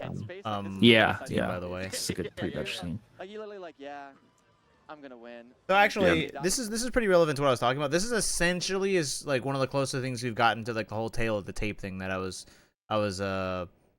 alluding to. It does have their their recent set history. I think I do like the idea of recent set history. We could probably put a couple of other things like I don't know because as like the set history is definitely useful for people who do and don't watch like the game regularly. But I think in order to like sell like how like I guess the story or the narrative of a player more, it might help to put more like generic facts about them, like where they're from, who they play, like because just thinking about it more like the whole tail of the tape thing, you could put like a funny fact. Like I think the only weirdly enough, bringing it back to Smash and Splash again, I remember they did ones where they would actually record them. I remember it was like Leffen had like a beach ball and he like spiked it or something like that. They would have these, but they were recorded. That would be pretty cool if we could do that again. I like that a lot. That's one of the few things I can take from that I was like, we could probably bring that back. Yeah, those are the motion hero shots. Yeah. It's just the lift on those Yeah, of is course. so great for what the return is. Yeah. Yeah, but of course, yeah, that would be another upgrade. As far as the information that we chose to show, that was partially influenced by Sponsor, these right? being powered by their sponsor Bracket Buddy, Of course. which powered these stats that you see in the middle. I did want to have the seed that you see listed here, as well as the country, and I believe the country rotates its alternate text for where the seed is. But next time with more pre-planning, I would definitely collaborate with the design team more on what we're showing on this tail of the tape scene. It could definitely be improved. But I am so happy with what we were able to put out on such short notice for Battle BC. Yeah, actually, fun enough, I remember from what you planned originally. This shot, the background is just like the background loop we have for the most scenes involving the BOBC like break slates. It was originally supposed to be some sort of like high, like way in the back of the venue, like I guess like bird's eye camera. The spy cam. Yeah, the spy Oh, cam. yeah. But that was a bit difficult because like if again going back to the whole UFC thing, they kind of do like I don't know if it's like a boom or something. They kind of like flow in and they slowly like unfocus and then they kind of blur out like the whole venue as it moves through and then they would slide in the head to head and everything with the tail of the tape. But we couldn't quite get that to work in this situation, so we settled for this, and I think it works pretty well. I mean, I think also like with this shot in particular was just also thinking about just having a blurred background of like any of the camera shots was the thought there with even if it was a different shot. But either way, like just having this background was good. It was fun with the headshots though, of the fact that like HBox had to be on this side. Otherwise you'd have a floating arm and then kind of the same the inverse for AMSA of just the different poses no and like the elbow. work that Primal had to do in just picking out the different shots because there were about like 400 or so different pictures of each of the different players and figuring out the like, okay, which of these can we actually get on a nice backdrop and so forth. Luckily for like the stats, it's the thing of these tournaments are already like happened, but I did have to rerun all of the like generation of different stuff every night because of wanting to, of course, have like the day before's statistics of like these two people literally played yesterday. It would be really silly if we didn't include that. Yeah. Yeah, I'm curious. Actually, I think we did the thing where I think HBox is probably actually P1. Because Zane probably wants P4. Yeah. So let's see if we pull the fast one. Yep, he's P1. So we made a very much note about that. It's like, oh well, HBox has to be on the right side, but as we go through here, we will flip them when we go into games. So then that's a lot of communication between me, Toby, and also the stage managers, making sure they communicate which side it is. And also, so most people in Smash, they don't know about this, but like in Smash, we are considered to be doing it backwards. In fighting games, the player, like the first player, is on the right side, but it also still crosses the camera, which is really obnoxious. So yeah, so like we're the weird ones for Smash, actually. Something to get used to. Yeah, I believe really we like. pushed it. Sorry, go ahead, Nico. Oh, I was just gonna make a note that like I really liked coming back from that graphic that we came to the shot of Hungrybox. Just with the nod, it really like showed just kind of storytelling. When I was like, oh yeah, I'm ready for this, even though I lost like all these other sets, but like he came to play. He did come to play this set, so it was really good. Yeah, I hear HBox stock is back up these days since Collision. You can see here one of the issues with that spotlight. Yeah, the shining. Yeah. It was worse, yeah, the day before and day 1, day 2. Those days, like the light on, I think P2, yep, still P2 was right on the monitor. Some players did not like that. We did our best. Yeah.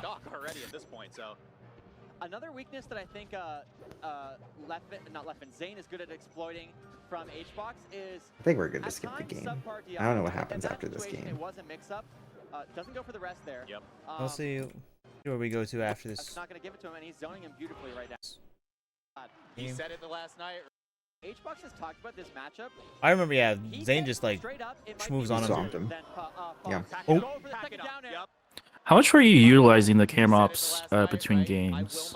Or were you giving them a break between games? Because I know managing the fatigue of your camera ops is also something to be conscious of as a director.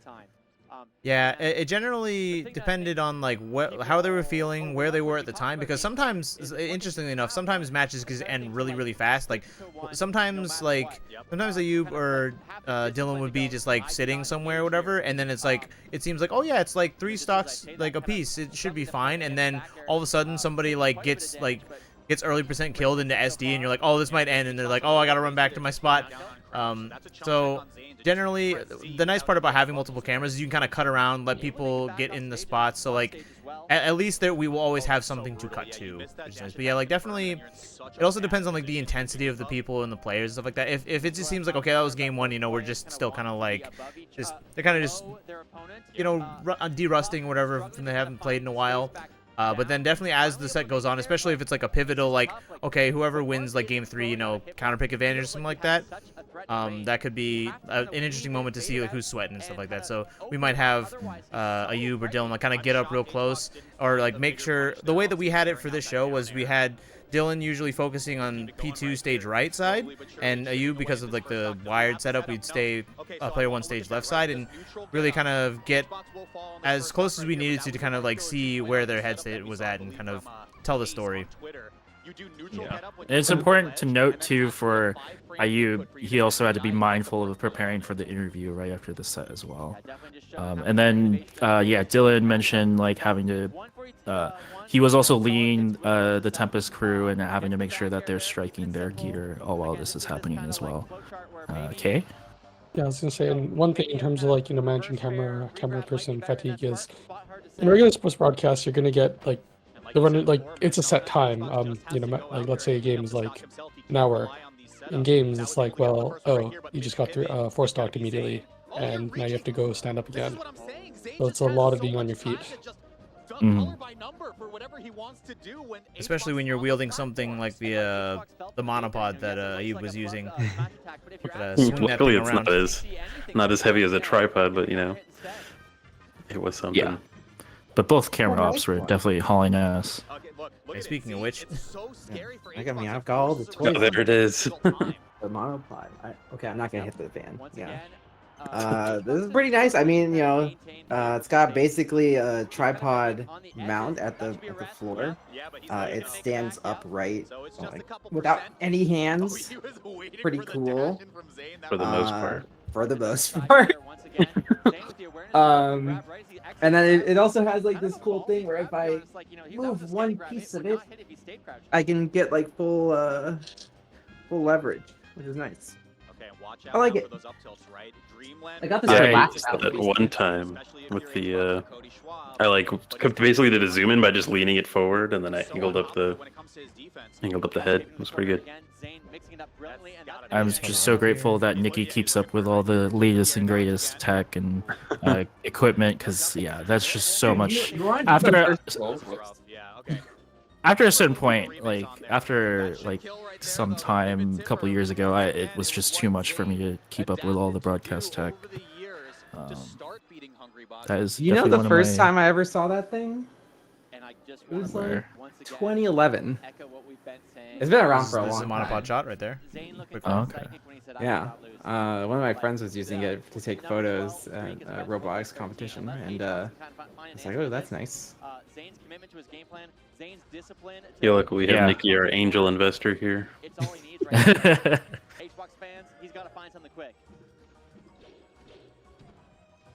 But yeah, that was so interesting to learn that you actually did camera operating, Nikki.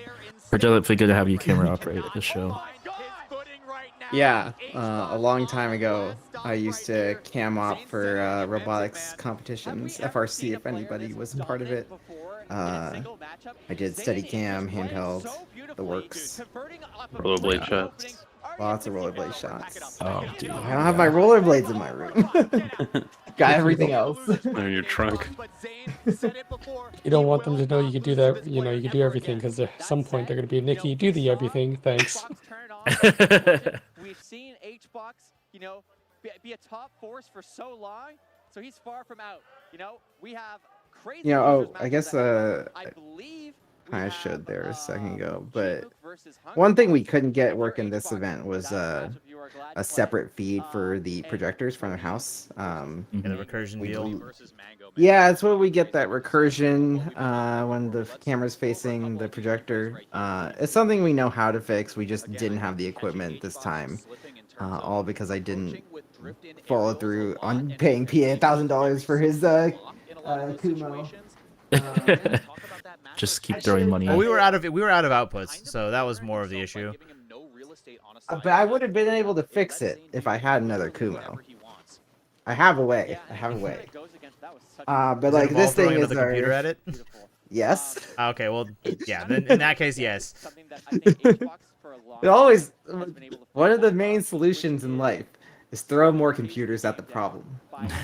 I hate computers. But man, does that solution work a lot of the time? It's true. But yeah, this is the Kumo. This is a video matrix, and so this thing basically let us take in a bunch of inputs. So we'd have like cameras, program feed, multi-view. Do we do multi-view? Maybe not. computer we feeds. we just did a normal DA for the multi-view. Okay, yeah. And then basically reroute them multiple times to wherever they need to go. So let's say we had like 3 cameras for this one. We didn't, but this camera is going to both Austin on the switcher and coder side, as well as K1 for replay. And that's how we get the replays to have all the shots. We can give them 8 feeds. Including using the replay machine as a fake switcher to add more inputs. Which, Oh, yeah, do you want to explain any of that? Anybody? Because Uh, one of the things you see time and time Yeah, again I could become 3 cameras for Austin because if you run out of inputs on one computer, because like, sure, having more computers solves a problem, but like, you at a certain point you don't have enough PCIe lanes, so what are you gonna do, right? If you have one channel that's dedicated for VTR and replay, then you'd be like, oh, well, you're taking all the feeds anyways. Give me the feeds that I can't take naturally, and we'll, that's how we got a lot of the moving camera shots. Technically, Yeah, you're and watching a replay shot. this was a comment I made during the show, but and kind of a note on the resourcefulness of the team. But we feel like we really did get maximum utility of the gear that we had available to us. Like we were really pushing the limits of all the gear and trying to, be resourceful about it. The cream to Zane's crop, as the it were. cream to Zane's crop, like you Let's said. hear it, Blur. What do you got? Another interview? All right, Zane. Last set you guys had, it was 3-2. You barely won, and he left the set saying he looked at you and said, Blur does a good job this time because it's Zane. Like he gets so happy and like excited to Yeah. talk to him. I really wanted to make sure we sorry, did he does this a one good job. Yeah. He does a good job every time, but this one's like just better because he cares a lot. He loves Zane. Mhm. And that kind of dynamic is what we really want to be able to show with these interviews. I think around the time around this interview, we were getting the flow of everything like just locked down. So like just getting the crowd shots from Taizai was like really really nice just to kill time, just so casters didn't have to just fill for so long. So it really started to kick in of just like, all right, we're getting in the groove of this, which I was like really proud of. Oh yeah. We can start looking for more with the cam ops in the crowd, and we had a really great crowd for this top 8, for both top 8s. Really, I was really impressed with the crowd. Really loved that Battle BC had the signs and all the boomsticks, and Yeah, that was it really, felt cute. like They had a whole yeah. like setup for signs and face painting, and I wanted to like have that more in the broadcast. So it was just really cool to like see that from just the crowd just putting up their little signs of stupid things and cool The foam things that they fingers. wanted to say. Yeah, I know this is important for Deer, but like we really felt like this was an elevated spectator experience for this major.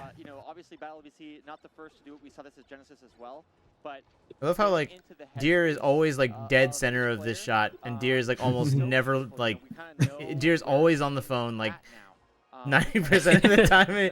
Just like we're waiting for the next match and just. Deer was locked in for sure. Yeah. I love that Deer sat there actually. Right under the Battle of BC projection. Yeah, it's no like less. pointing down right at him too. It was perfect. Honestly, it was such a happy like accident. Yeah. I didn't really think of. I was kind of thinking about it when we were moving the TVs, like at least the back of the big screen. But I didn't think about the people in front that much. Having a crowd there is just having a crowd. It adds the feeling, not really a focus. Having Kevin there adds a feeling or adds a focus. This might be an inside comment, but what would be really funny for our skit idea that we had involving the rope The lines? commentators? No. If it was Deer. Oh, you know what? That would have been really really funny. Right this way, Mr. We'll run BBC. that. Rather than Blur, I felt bad asking Blur if he would do that because I was like, I don't want him to make him the butt of the joke. And like, what actually it could have worked out because I realized he was the host afterwards. I was like, okay, never mind. He could have just Speaking of untouchables, Maybe we should talk about this later. Can you stop? Let's talk I'm not about gonna bring Cody up For too Mack. much dropping of for a it. sec, my headphones decided to be weird. Such an interesting set to Okay. me because the life Oh, I felt so bad about this Mango headshot. We definitely should have told him to fix his hair. Oh man! Apparently, well, Oh, Cody was also none too happy with his headshot. Like literally. Like, Oh, yeah. really? Hey, look at him. Speaking of which, It's so much better than his one from last year, though. His one from last year is so bad. I feel like it was one of the That's fine. better ones. Yeah. But yeah, that's fair. It really matters that the person is happy with their own headshot. yeah, like nobody. I didn't take the scene until this point, but before this, you just see Cody just like all off on the side. He's like, "You see this?" Yeah. That's so funny. They can just. What if we just like had them submit their own? Of the like here, provide your own headshot at that point, or like. Well, we Just need the the idea of standardized having- lighting. Well, but imagine how absurd it would be if there wasn't the standardized lighting, and you just had the like yeah, it's meme. like top player cutout, up. and then someone who made top 8's LinkedIn profile picture. Yeah, exactly. Okay, You gotta like okay. have the mixed up moods. The I option can of think of either you solutions. you So- get the one that we take, or you take whichever one we brought, or you take whichever like anime headshot is the like person who last said something mean to you on Twitter. Welcome, Sammy. Glad you could join us. Sammy did the live social media during Battle BC as well. Also, while we're on this scene, I just want to point out. Martin Zarango was the lead on AVL, and the kind of picked out the lights for the house. And I want to shout out Jesse from Bombi for suggesting the uplights for the pillars here. Gave us a specific suggestion for the specific lights we should use for that. And I know Martin kind of had the idea of alternating the yellow and blue, and also pushed for the gobos that are in the back here. There were 3 custom glass gobos, which I feel like really enhanced the mood and the feel and the atmosphere, especially seeing here. If you just imagine the logo not being there, it would just be blank wall. So I think it really helped. Yeah. And, it was not too. It's something that can continue to be built on as the budget increases. Yeah, like I would actually say this is a common. So this is for people who might not be as initiated. This is what we call the wide shot. Typically, I call it camera 3. This is the shot. At least when we do, well, even when we only have one TV as like the player setup. Typically, it's a shot that captures both players on both their sides and both TVs and the crowd. And this is like kind of like your general shot. We actually didn't use this shot too much out of like establishing the fist bump. I always use this shot for the fist bump unless we have like one of the roaming cameras on it. But this shot is always kind of like an interesting shot because it presents a lot of points of interest, but also a lot of like issues. Because whenever we use this shot in a lot of shows, there's just a lot of like dead headroom. Because as you can see, Mango is standing now. And so he's like fairly more in frame. Of course, for Melee we have CRT, so it blocks a lot of the people, right? But we always end up having a lot of headroom, and depending on like the way that like the ceiling of the venue looks, it can be kind of weird. Your convention centers, your hotel ballrooms, etc. Right? So I do agree that the Battle BC, like the projection, adds a lot. The pillar lighting adds a lot. The fact that we actually have look at this crowd, it's great. A question I was actually going to ask to everybody is, I know this was kind of the point for the whole like walk-ins and everything, but do you guys prefer the fact that there's like a lane like right down the middle, right down the center? Do you guys prefer if there's a lane down the center, or if it was just like consistent all the way across crowd, and maybe a lane on each side depending? Because I would think in the future, if we do walk-ins and stuff like that, and maybe as long as we at least have like more resources or like the ability to get out there with cameras, I think we should have players do walk-ins from like, if there's 2 lanes, walking down, and then they walk up to the stage, and that's when they take like the face off, where they go essentially where these 2 are right now. They do the face off like you'd see in a fight press conference. Yeah, for as the an next idea. iteration, I will definitely be taking a closer look at where the seats are placed, the clusters of seats. After the fact, I took a closer look at how combo breakers seating arrangement is, and you do try to fill in that gap and not have that center lane in this shot here. I know, just having that center lane and that dead space kind of feels bad in the shot. So in the future, it would be 2 lanes on the sides, and also that'll make it easier to put the casters closer to the middle if that ends up being where we want to have them. At least I know that's what they do for Combo Breaker. Yeah, also with Combo Breaker, they have so you can kind of tell that the caster desk is behind Mango essentially, but for Combo Breaker, they they cut out the first 2 or 3 like a square out of the viewer seating area and stuff like that to place the commentators. I don't think I would want the commentators to actually be in this in the middle of the shot like that, because that would be kind of distracting. I kind of like that they're a little bit off center, or maybe just you could maybe even make them slightly farther back. But essentially, the kind of things I always wonder is do we want a lane down the middle versus 2 side lanes, whatever? How much headroom do we want? Because if we can't, we have this tripod was at max height, I think, at this point, because It was not. it wasn't not all the way. Okay, because there's It was mostly because I thought about going max height. It wasn't max height for days 1 and 2 because of the projector issue. Right. But here, I was thinking the exact same thing with the headroom. It would be a bit too much headroom if I pushed it all the way. Yeah. And I don't want to aim down super hard. I don't like that look very much personally. Maybe you Yes. could have asked for it, but yeah. Yeah, because if we want to cite some examples, there was one of the shines where there was a very high this shot, or maybe they had this shot plus the shot I'm about to talk about, where it wasn't a wide shot, but it was very high up and aiming down. I think it was the first shine that Zane won, and people were very mixed on having a very high angled shot down towards as the wide.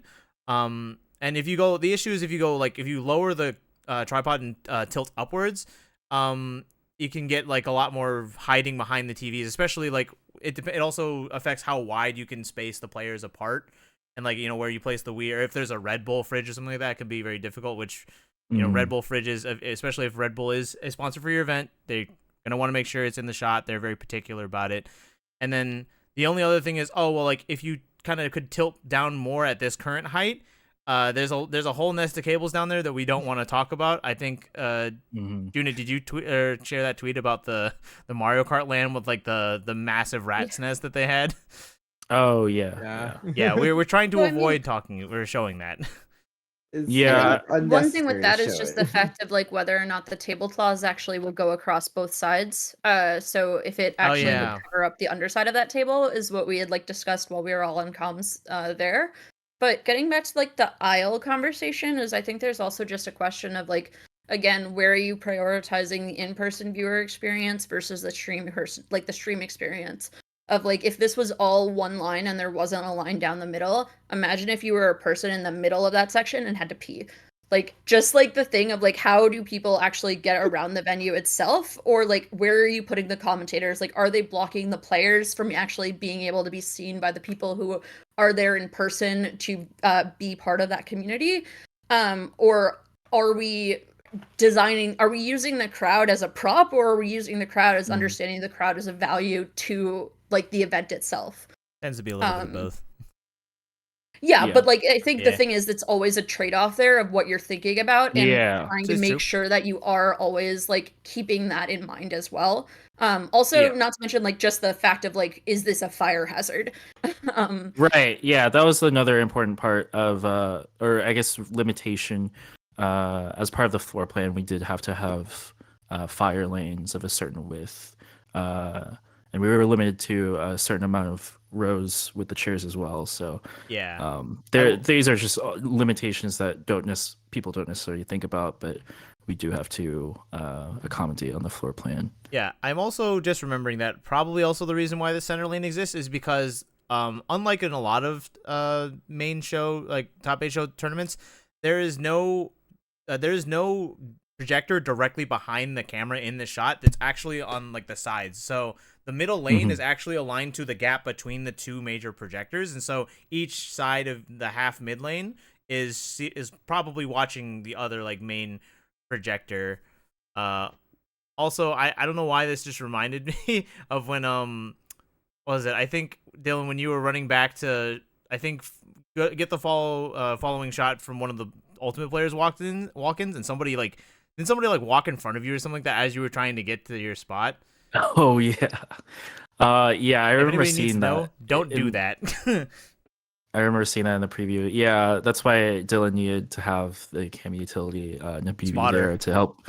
Yeah, spot Dylan, make sure the lane is clear, make sure he's able to walk backwards where he needs to. Make sure there was a spill before the top 8 walk in too that we had to clean up as well. So don't want anyone to slip on that. But yeah, there is a lot of small preparations like that and considerations that just are not very visible. Yeah, anyway, I guess we'll continue. Oh, I think we've been demanded yeah. to drink water. True. Always Shots drink of water. Speaking of water. I only have Red Bull. I want to play Mango. I want to play. Yep. And But yeah, Dylan, that was another limitation. Having only one camera op you available for those walk-ins, because we did kind of talk about the possibility of having utilizing 2 lanes instead of 1, but Yeah, so in that situation, if we ever because I don't really imagine us ever easily getting the ability to do 3 cam ops in a single spot.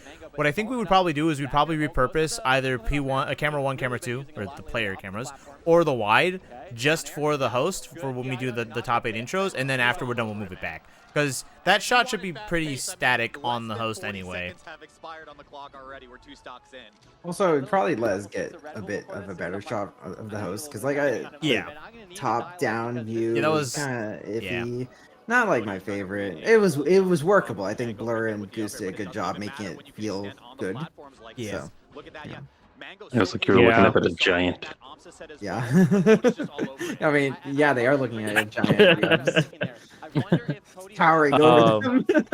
A giant that could have restricted access to the commentator booth.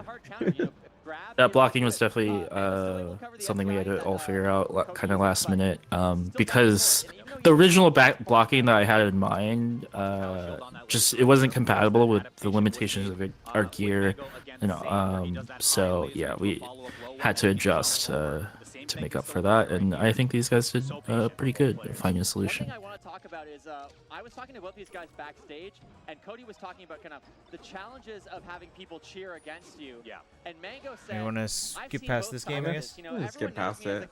Well, Cody is washing Mango. Best for a reason. Oh, I had a note about like the beginning of the set where Toby flashed one of the just like the tidbit of just establishing what's going on. I think I noticed that like sometimes like it got really long where it went to a line 2, like it was not really distracting at all, but it was just noticeable. That just caught my eye. I wonder if like next time it would it like be better if it would be just scrolling or just one continuous long text. I also agree. It can get pretty long. So one of the things though with it scrolling is the fact that like then you've got horizontal movement that is going against where the game is versus having it just flash in and then flash out. Because even if it was going to 2 lines, it would go to 2 lines sometimes, and that was almost always because get on my level in Smash GG is not get on my level, it's get on my level 2023 Fighting Game World Championships. And Canadian Fighting Game World Championships. Yes. Please. So it would make the entire line extremely long. And like I tried to catch most of those in a like function of like shorten these names, but it's a thing of like that's very hard to manually do. And I could make them like the sentences themselves are constructed of just a like this happened at this last time. So sometimes like the text is a little bit awkward because it's like this is not just typed in, it's actually like this is generated, here's the string that is produced from this data, which is like some things that was like structured from last year, but also like my favorite thing with those stats is the ones where it shows like the last time that people matched up. So even if like they have 3 or 4 matchups since like BOBC 4, it'll still show like the last time that they matched up at the BOBC like series, if there was one of those that existed. But for a lot of them, I tried to not swing it if it was like one that is too long. But anyways, like if you, yeah, like that one is just a single line one. But like, if you do have it be scrolling, it's a thing of it pulls away from the game itself and is distracting. Like, I on a think lot a of very levels. light scroll would not be distracting. It's not something that Yeah. distracts in other situations. Yeah, I think it'd be fine. It's something that's actually popularized mostly by ESPN broadcasts. You know, the ticker line at the very bottom that scrolls. Although Yes. that is a little more But in this relevant for case- like in tournaments, like, oh, you know, you hear the da da da da da, and then it's like the little like, oh, like Miami beats Denver 31 to whatever, you know. But so it's a little different during a top eight, I will say. The thing is there is what we've wanted to do in the past is have that be a like ticker of upsets or other matches that are going on off stream. But it does become like a level of how much noise is this, and also like when it's on ESPN, it is a thing of like these are live updates versus here are some factoids about this thing. Plus, it's which updated I by guess- someone else too. Yes. And in this case, like, the automation to do that is the thing of, like, now we could do this a little bit, but when I got an endpoint to be able to do that, like, the day of the event, I'm not, like, I am not a magician at that level. And that's also, like, a thing that's just not done generally, but yeah, the general, like, live ticker also is just, again, a thing of design. Like, it's not always a thing where it's like, we're getting to choose explicitly, like, this is the thing that we would like to be great, but a matter of, like, there's been a design conversation behind the scenes that has gone through different versions of this, of, like, how does this look at this speed, and have, like, actually considered, like, have gone through those considerations and, like, have done some basic, like, UX testing. Like, it's not just the thing of, like, someone's like, YOLO, let's try this, most of the time. So, there's many graphics reviews going through and checking to see, are these actually good user designs, or is this someone's, like, fever dream of cool but actually awful? Yeah, I know my personal philosophy is I do prefer that the game is the focus on the scene and distraction. You should avoid distractions, so that does align with my philosophy. But I know tickers are kind of underexplored in Smash as well. Hey, Just also, having those was really cool. No, it's just really cool to have that in just it was just really cool and a really cool like little tidbit that I wanted to just highlight there. Yeah, it is cool. sorry, I want to highlight these shots. I love these shots. I don't know if anyone else. So this is a shot that Ayub and I have been doing for a little while. I think we really got in our groove at like not this last Riptide, but probably the Riptide before. It's kind of like showing, because Cody's definitely running the match. And collected from Cody. And kind of just like we gotta like kind of take a step back, much like, you know, Mango's trying to, you know, zoom out and trying to figure out, okay, what's gonna work in this situation. Let's think Battlefield. I like that a lot. All right, going to Battlefield. Interesting counter pick. Not what I was expecting at all. Oh, actually, another thing I was gonna ask is, we haven't really done these in a while, but I'm pretty sure we're all in agreement that player cam per side of melee overlay, as opposed to like the old school like game on one side, 2-person camera and a single shot on the other. We're down with this kind of overlay For style, right? singles, yes. For game. For singles. Yes. Yeah. I think the other way works better for doubles. Yeah, obviously, yeah, 'cause you need 100%. the wider cam. I don't know. I definitely think it's likely just better. Yeah. The only issue I have is that, you know, like the game doesn't get like the full screen. Like on the doubles overlay, the game can just be the whole screen there, and you have like, the scoreboard mixed in on the side. In this case, we have to overlay the scoreboard and the bottom bar, but it's not bad.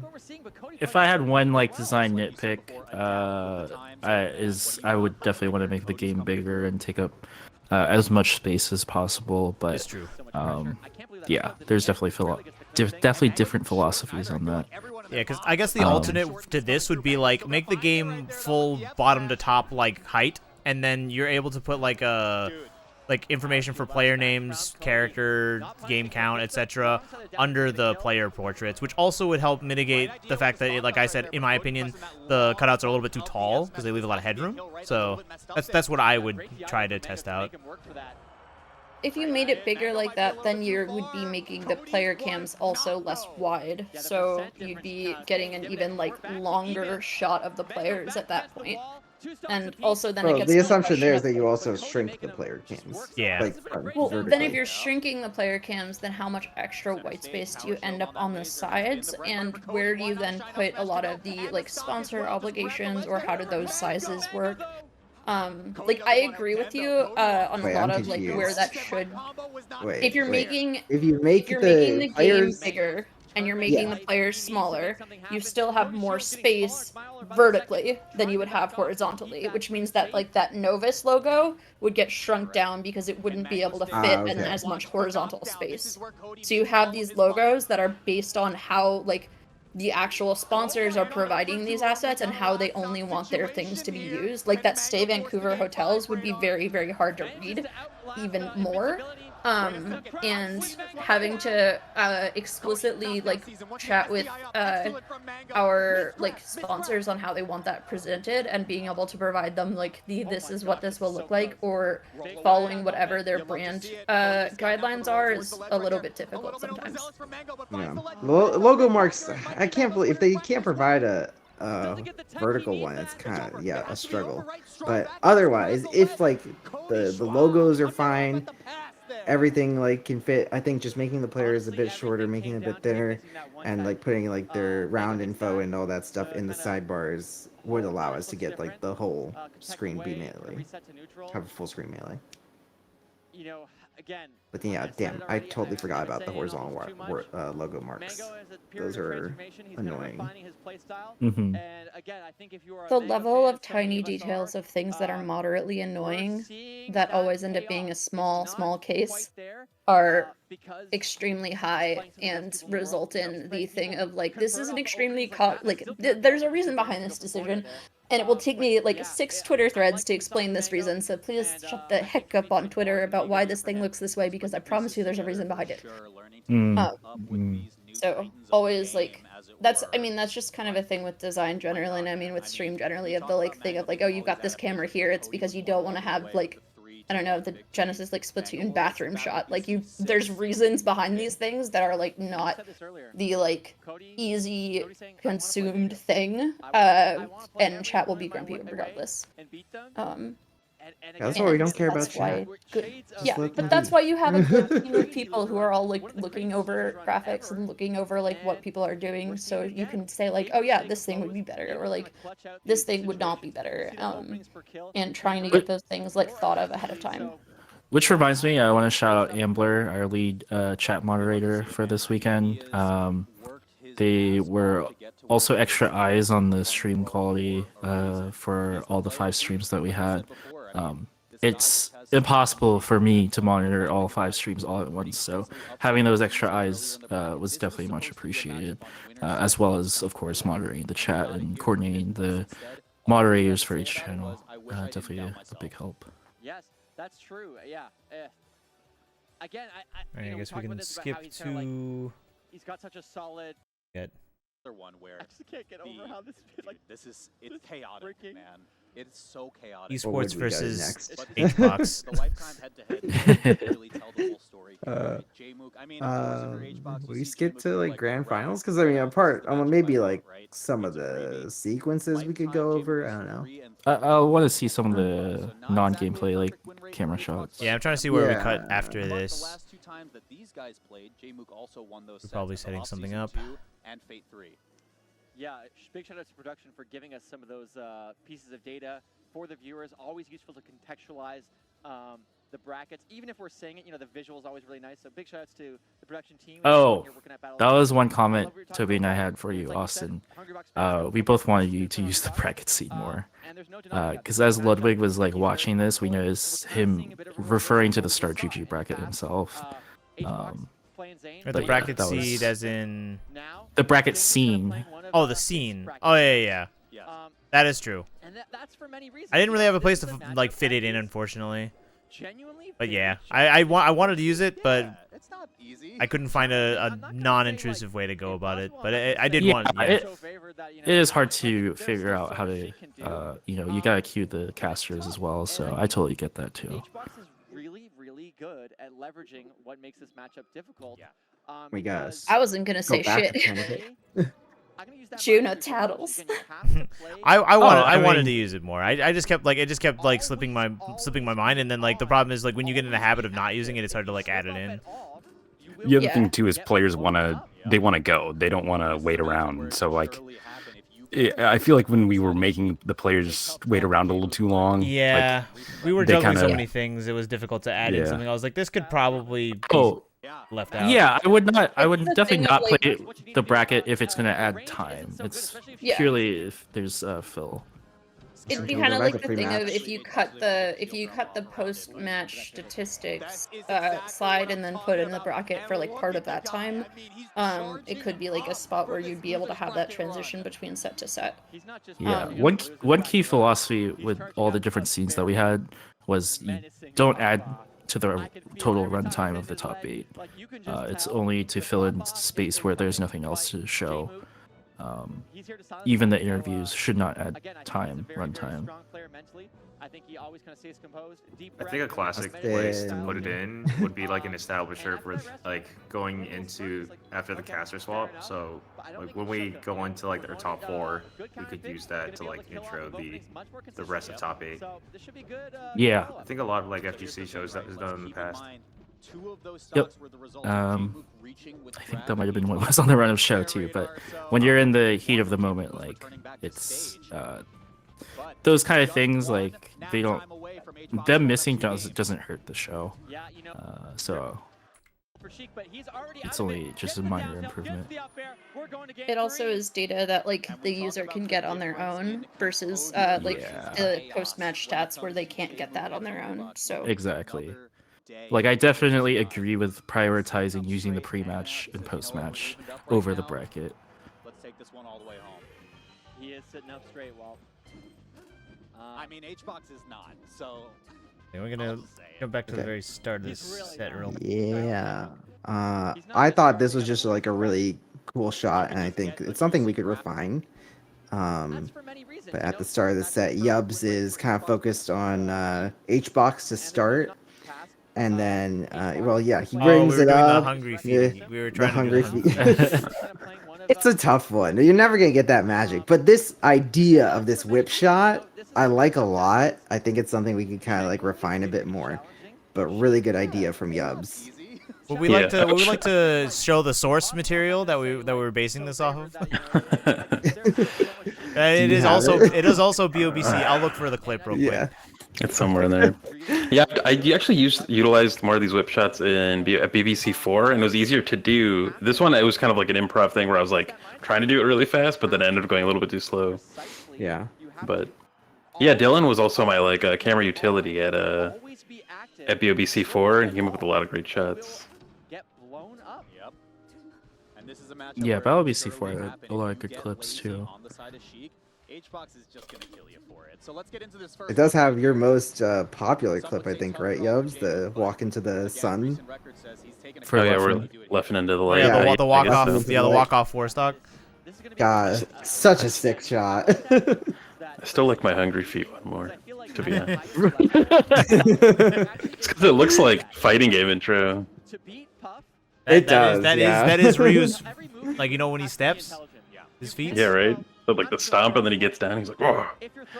But yeah, I do like left in the light, completely on accident. Right? That's most of cam mapping, really. Catching an opportunity. It's the same with photography. Which I guess is maybe where I learned it. Or started with esports photography in the scene. Yeah. Always just gotta capture what you can, what's available, make the best of it.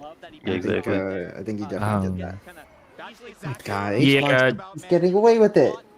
Danger. That was one thing I wish we did a better job of for Battle BC6 is keeping a better track of Leffen's matches since it was his last melee tournament for a while. Yeah, I wish we featured more of Leffen's matches. tough. We see the jaywalk coming out, manages to grab ledge here, but HBox playing positionally so well. All I search is, do we have anywhere we want to specifically... Watch the drift in right there. HBox being in shield is not the place you want to be. Do you have anywhere we want to skip around to? Options to basically forward roll, which is 2 frames. What about the end of this set? I love that you Oh, yeah, bring the that end up of this. again. People don't often conceptualize shield. That he's trading. These are such positive EV for him every time. All right, HBox weaving his way back in. No music to help him on the rhythm of. Wait, you know about the fine scrolling or scrubbing, right? Like with the mouse. Tool or...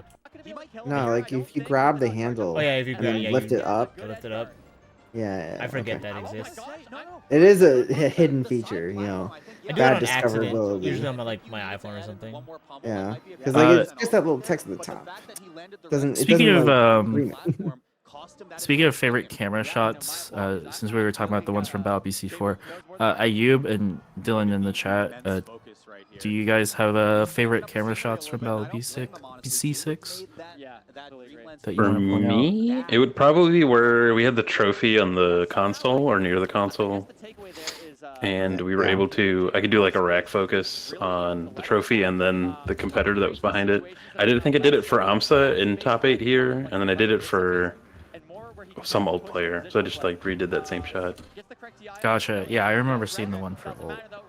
Yeah, and that was like the easiest. Yeah, I had a nice angle with if I took the camera off the monopod, and I just went nice and low with it. That was fun. Because otherwise, for this tournament, we were able to be. Me and Dylan were basically able to be more of like a. I guess like more of a side angle, like a profile shot, more of an oblique angle. I could get to a pretty good place with even with the SDI, but it's often easier to just let Dylan, jump on the floor, so I wasn't tripping a player with my SDI cable. True. Yeah, that Hollyland receiver definitely held up a lot better than expected. The transmitter for the wireless camera, even with the full room. I think it only took hits like during 2 or 3 of the scenes. Yeah, it was very good. I was surprised, and now I guess I gotta buy one. Classic. One thing I think. I'm not sure how it does with audio syncing though. Oh, I would not use it for audio sync at all. If I wanted a good synchronized one, I'd get a Pterodec. But I'm not about to spend 3K. Yeah. Oh goodness. Yeah, and I think that's why we use the wired cam here for the interviews. Yes, that was very specific and intentional. Yeah, and glad we ran S2 SDIs for that. Yeah, I think that was like a good tech decision. Oh, smart. I like that. Very annoying. Oh, he keeps getting away with it. God damn it. Actually watching the game. I'm actually watching the game. I guess always gotta be ready for the HBox moments. Yeah, that's true. Actually, oh yeah, we found this. Oh, that was good. Oh, they had the light. That was so smart of them as a crowd member. So are you the dark looking ass side? Yeah. I think that's this is that if we go back just a tiny bit. This is a little tech thing. We should have shaded that camera a bit better. It's just not good. And especially when you go to like the ISOs, the BGHs, those things just like pop. They really really vibrant compared to it, and it's kind of it's a bit jarring, I guess. It can be. Yeah. It's hard too because I think Dylan had to change exposures a lot. Yeah, well, I mean, I don't think that's the issue. I think it was something else with the feed. So, like shading is separate from exposure. Okay, we can make that all look good. Are you saying both roaming cams?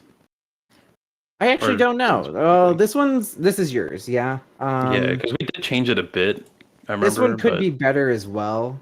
I think it's definitely a lot closer for sure, but not exact. Also, love venue lighting. You can see the little greenish cast back there from the CFL bulbs. I want to say I don't remember, but just different colors from different lights, and especially in venues like this, you'll have like a mixture of colors in the background. It makes it so much fun. I love white balancing. Yeah, and shading and video engineering is typically a whole separate role too, but very rare in Smash you get a V1 I do remember me and Dylan going over camera settings, but even with those, I even was with- like already tapped out. After the Cody Josh thing, I was like, my brain is fried. I need a break. Oh yeah, I was definitely feeling the just brain melt at this point of the tournament. Yeah. I He was used to get a- feeling. He used to get the right amount of brain melt, so you just like stay focused in. Yeah. I could definitely feel myself losing the ability to make decisions as the night went on, but we had Nigo to back me up too, which was really great. Yeah. Also, I found the Hungry Feet clip. If anyone wants, it's on my computer, so I had to dig it up. I actually think I do have it on my computer too. Yeah, I think if we wanna turn our attention or turn your guys' attention to the, it's only gonna be on the Discord. virtual cam. So here it is. Okay. Kind of hit you where you didn't think it would. Oh, I see. Memories. You take a deep all goes south. And next thing you know, Yeah, this was the FS7, so this thing is heavy. I remember watching this from shoe was home. flying into the crowd or slipper or whatever it was. You see his flip flops in the peripheral vision. See his flip flops in the peripherals. You just got clutched on. Faint smell of And just does these little Akuma movements. Alright, we're going into game 1. He really did just like everything perfectly in that short moment. Right It's into the such a game. perfect clip. I think Toph was even talking about his flip flops. Hungry Feet on MP4. It literally is. But yeah, no, that FS7's fucking, it's heavy, man. But Yeah, those are big boy cameras for I sure. think I was using this shawl that I'm wearing right now as a shoulder pad. Crafty. Look at that specific Did set of Xbox win this? entirely. Yeah, Dylan, it was exactly that. We would just like sit down between sets and we were like, okay, what kind of dumb shit can we do? What do we point at? That's the good shit though. Yeah. Yeah, it really is. Yeah, I did that Let him before cook. this tournament. Wait, but- no, he doesn't. Gotta let him cook. Oh my god. I totally forgot HBox lost this. Yeah. Mhm. J-Mook beating Hbox. I was just like seeing get away with it for like 3-4 minutes straight. I was like, oh, he's gonna win again. Welcome, Chanel. Glad you could join Oh, us. hey, Chanel. Yo, what up? J-Mook over Hbox, Cody and Mango got there. Yeah, we're going real heavy on the recursion, unfortunately, here, but it is Yeah. what we do. That's shooting upwards, You know what? unfortunately. After looking at some of the photographs, it kind of worked for some of the photos. Oh, yes, that is true. In some cases, it works. And, yeah, It looks really cool for the grand finals, like winter ceremony, for sure. Yeah. Times where Hbox, You see a couple alternate angles from K1's replays. and basically kind of like it's like a reverse fishing Oh, scenario. that He's was like, "Come on, go for brutal. it. You want to go for it? Go for it." And then This whole it just game doesn't was happen. brutal. So, really good Yeah. stuff for He J-Mook. kept doing it, and then he kept getting rested. I don't know. I was very surprised you won. right there. And again, I can't get over how well J-Mook was playing knockdown. So look at this interaction back and forth. He finds the jab at the end of it all, and how well J-Mook How do you was guys playing feel about the having the defense casters force like that is break so on good top at just 4 playing versus aerial game. the first losers quarters? Yeah, I think it really- just makes more really sense leveraging the bracket-wise. strength of Sheik there. Again, like, I To cut don't- it top 4. Yeah, I don't like breaking in half, like in one of the two quarters. It just feels weird to me. Mm. I know the idea behind it is to give an equal amount of sets, but I think I also agree with you from just a bracket sense. Yeah, and just also like narratively, like okay, now we're in like a separate, very distinct section. Yeah, now you Right, are all top top 4. Yeah, Yeah. yeah, exactly. Single block top 8 commentary. Oh man. Yeah, the That's a shows hard I've been job. doing. Oh yeah, that's Single way too block. long. It's so long. I mean, that's what the Tekken and Street Fighter shows were. One set of casters. True. We have Which, yeah, as a side note, we had top 8 shows every night. So Friday night was Street Fighter 6. Saturday night was Tekken 8. And you know, it comes with pros and cons. The pros being we're able to rehearse our top 8 workflow each night. The cons being we're way more tired each night. So Zayn has been playing yeah, so well because when we watch Zayn versus some other floaties like Hungry just Box, something that's some of those are unusual kind of about built this in on the bout combos, or getting about some, this kind of show longer versus combos other with Smash Floaty. I shows. feel like that doesn't really happen with AMSA. I feel I like think AMSA right before really this was that trophy gets out shot I was Zayn's talking like about. work for every little bit of percentage. Okay. It feels like That might something be that's true. Probably. Oh yeah, Before it's the, off right after the establisher, I believe. kind of seems like Zayn just It's got off in the with console. Yeah, you're right, because we did it. Super Smash Brothers Melee. I remember just being like, I have the shot. You can go do Yeah, whatever. here we Like, I don't go. have to establish her. Yeah. Wow, it's so warm on this Some might say, but, broadcast. it is what it is. How you doing, Vish? I'm doing well. It's gonna be a sick top. Keep an eye on that four. next It is time. Very, very I exciting. remember BOBC 4, it was very green. Yeah, Mm. that room, that whole But, very green and yellow. yeah, it seems a little warm. Or maybe my flux is on. That doesn't help. Tell he was kind of amped, ready to go. Locked in. Locked in for sure. They're seated. They're And warming up. To- We got Zayn Toph the versus lock. AMSA. He really So, wants yeah, to make that a thing for us, huh? These two played twice actually. What? Genesis. What was it? Tell us a Locked little bit in? about The the phrase recent locked set in? history. Yeah. Oh. So the last two times It is a phrase, dude. Well, no, I mean it is, but he's trying to make it a melee thing. I don't know. Like, the first set they played was I think at this point, Valorant kind of owns it. If I were to say, Oh, it it makes sense in I mean, Valorant. people just like memeing on it, but it's like I think the community that like definitely uses it the most, It feels to me and it like, seems most natural to me especially is just I mean, maybe it's Valorant. recency, but I feel like when I watched, I mean, it comes Zayn from versus like Genesis, locking I in kinda your felt mad. character, no? I feel like Zayn has been playing so No, well, locking because, in just when you means watch, like Zayn focus versus some up, other floaties like basically. Hungrybox, sometimes Hungrybox But, like, Okay, with the that's the general etymology of- sense. Yeah, yeah, but kind the of I'm yeah, sure the there's a different, etymology like- is what I mean. I feel like that doesn't really happen with I mean, if we were saying it was based on like Yeah, locking in your Zayn has been characters, I feel like we Yeah. could go all the way back to like Dota or even like earlier, I guess, any- StarCraft Fair. maybe. Any game that has characters, basically. That's gonna be the name of the Yeah. Wait a second. Any game that has characters. What am I talking about?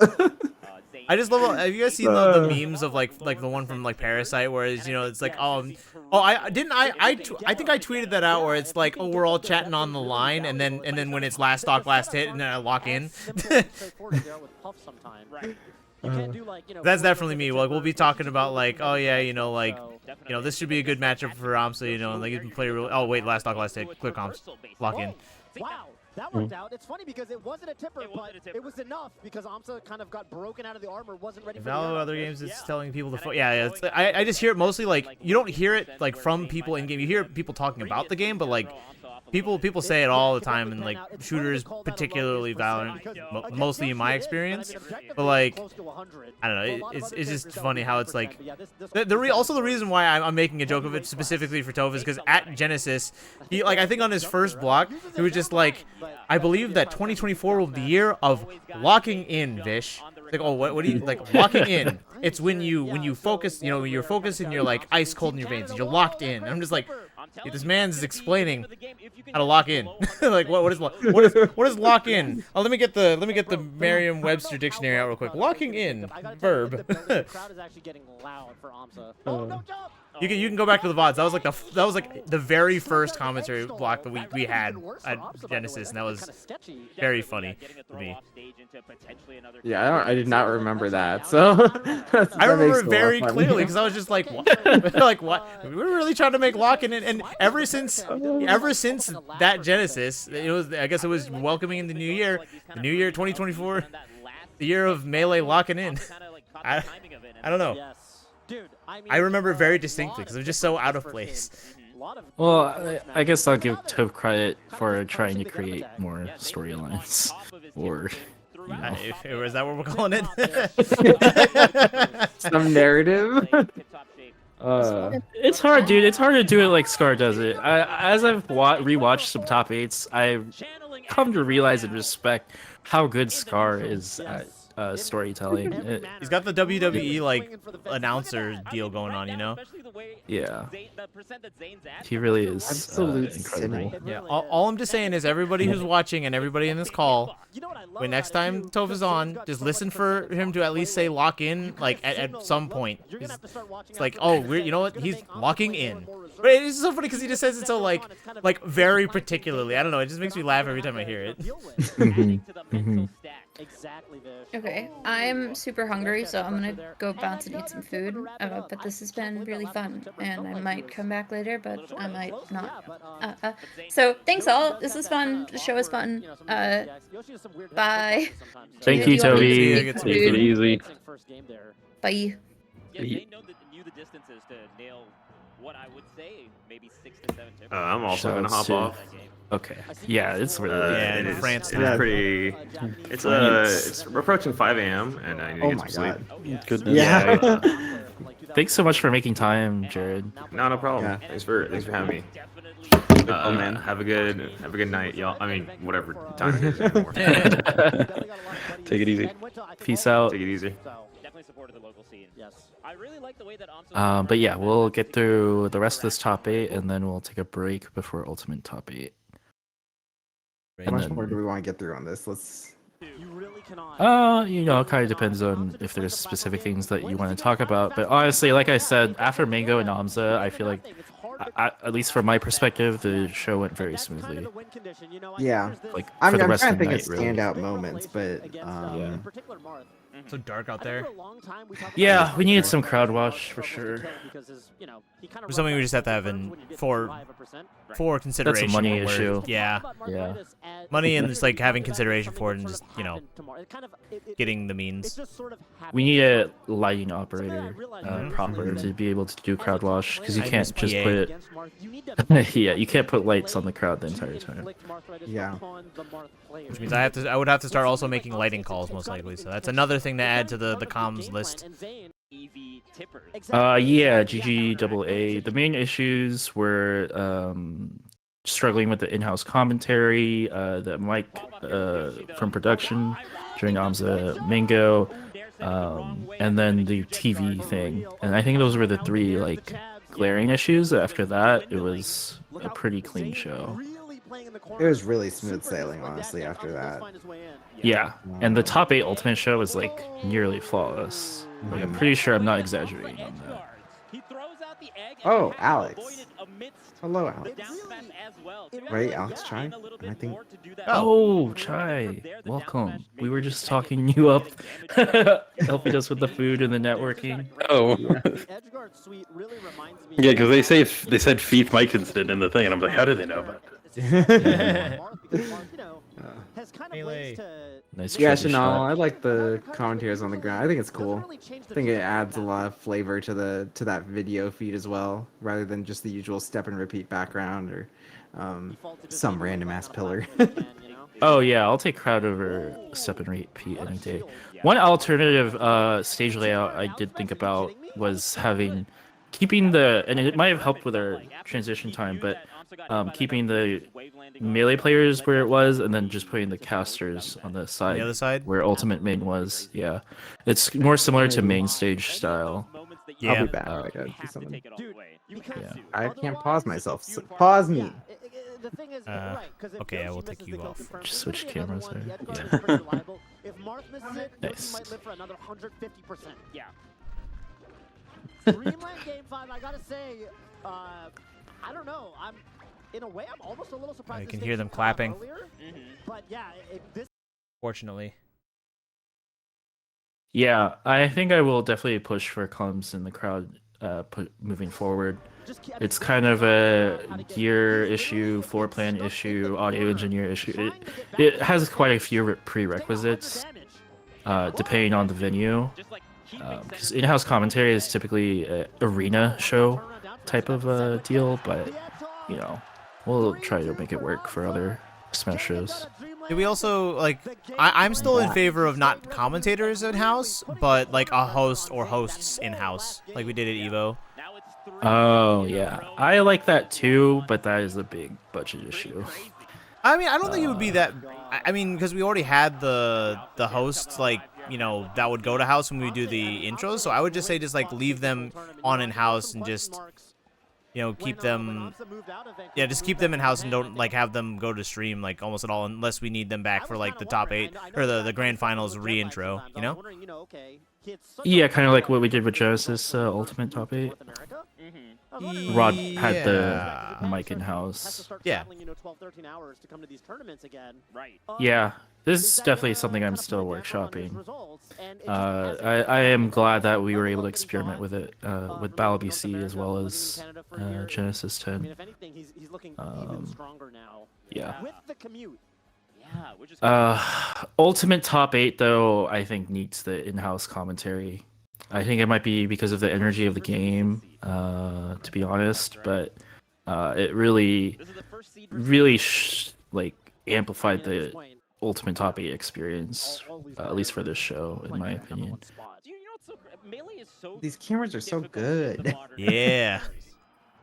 Yeah, thank you so much, Nikki. Jim is the 6th seed of this tournament. How insane is that? It's just such a big relief that I don't have to give that too much thought. You just take care of it. As I will say, if Juna asks me for something, I will say yes. Usually, no matter what it is. I'll always be grateful for that.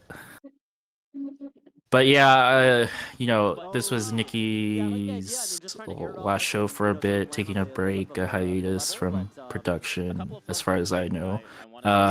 So definitely wanted to make it a strong one. It definitely was. I'm glad you were happy with it. I was happy with it too. I think we got about 85% of my like wants for this show of like all the extra stuff I wanted to do, which is pretty high because I expected a lot. I wanted to do a lot with the show, and you know, anything that we didn't do, we can do on the next one. But yeah, I was quite happy with this top 8. Again, we're seeing the benefit of being so good at Yeah, those are the new BGHs, Chanel. Put the fear of the flowchart in your opponent. Thanks for stopping by, Matt Popa. And Sammy, yeah, I agree. Tekken Top 8 was actually pretty hype. Definitely a hidden gem. Yeah, we kicked out the stops on that one. Yeah, I think the interviews were really strong with that pool of players. You know, I don't think we necessarily had most of the top players or anything like that, but I feel like we were able to really, I think it would have actually been a lot less hype if Arslan was there, because Arslan would have just washed everyone. Yeah, so it was sick that we got to show off some lesser known players, get them some interviews. We had some really interesting personalities during that top 8. Really great showmanship from some players. Ziggy was my personal favorite player. Yeah, UBC got their win. UBC, you know, the hometown crowd. That was cool. Oh yeah, UBC was a really great crowd for that top 8. Are you back, Nikki? The dude, yeah, I'm back. Dude, like the dude carrying the sign every time, like he's holding that. He's repping UBC. Yeah, it was really dope. Great. It was really great to see. You know, we play off the energy of the crowd a lot too, so yeah, it helps that this was a really great audience. It's also it's not something we'll show right now, but it's really cool that like you get that little moment between the rounds to kind of show the players, and so like Austin would switch over to them and like get like Ziggy popping off a bit, or the other players doing something, MF Goon like kind of like making some moves, some hand gestures. It's great. It's good. I really enjoyed that. What was that guy's actual tag? It was like Ryder or something. Dude, I don't know. I just went with what Sammy put in chat because I couldn't remember. Yeah, it's something we don't have at other tournaments. The little moment in between, we have 2 camera ops at our disposal, 2 player access. Yeah. And just like quickly go to it. Like we had a shot back then of when Amsa won, and Dylan was just like rolling along the crowd. You get, you know, usually crowd's like a faceless thing that just makes noise. But there we had, you know, everybody individually saying something. You could see Dhir even just going, Amsa. Yeah, that was dope.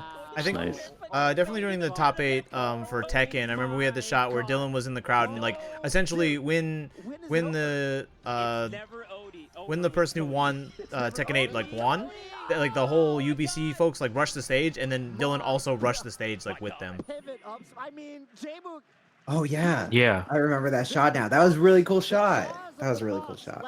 Yeah, I really gotta hand it to Dylan because Dylan was not originally planned to be a camera operator for Sunday, but he kind of stepped up and offered For it. Saturday, right? Or for either? Because also Thought we we had Dylan planned for for Saturday. Sunday. Oh, Dylan also yeah, did, that's true. Because Tekken was since Saturday. It was supposed to be just Sunday as well, and then he offered to do it for Saturday, Tekken Top 8, which I agreed with because it'd be a chance to rehearse and test everything before the Smash Top 8s. So really, just want to give him props for stepping up for that. For this set, do we do anything? I cannot believe that grab. Also, the Tempest crew was just really pleasant to work with. They did the melee quad, the ultimate quad, and the FGC stage. So you see the light shield come out, and then you're like, oh, wait a minute, he's jumping out here. Yeah, you're thinking ledge hog, and I back. You really need to get this. Okay. Okay, that was great. Waiting for the shine star. Yeah, and I guess if we're talking about all the camera shots and we're switching back and forth with them, that's all Austin. This is the most cameras Austin's ever worked with. And It's up there for sure. hit some really nice Is it up? Yeah, sequences. wait, is it the most? It can't be the most, I right? technically did more. I technically did more with like some Halo shows, but most of those are like I think we still only have like one actual moving camera, so I don't really count that. Most of them are just like essentially how we are like a webcam, like well not a webcam, but like a camera like just affixed to the top of their monitor, so it wasn't really that much to switch to.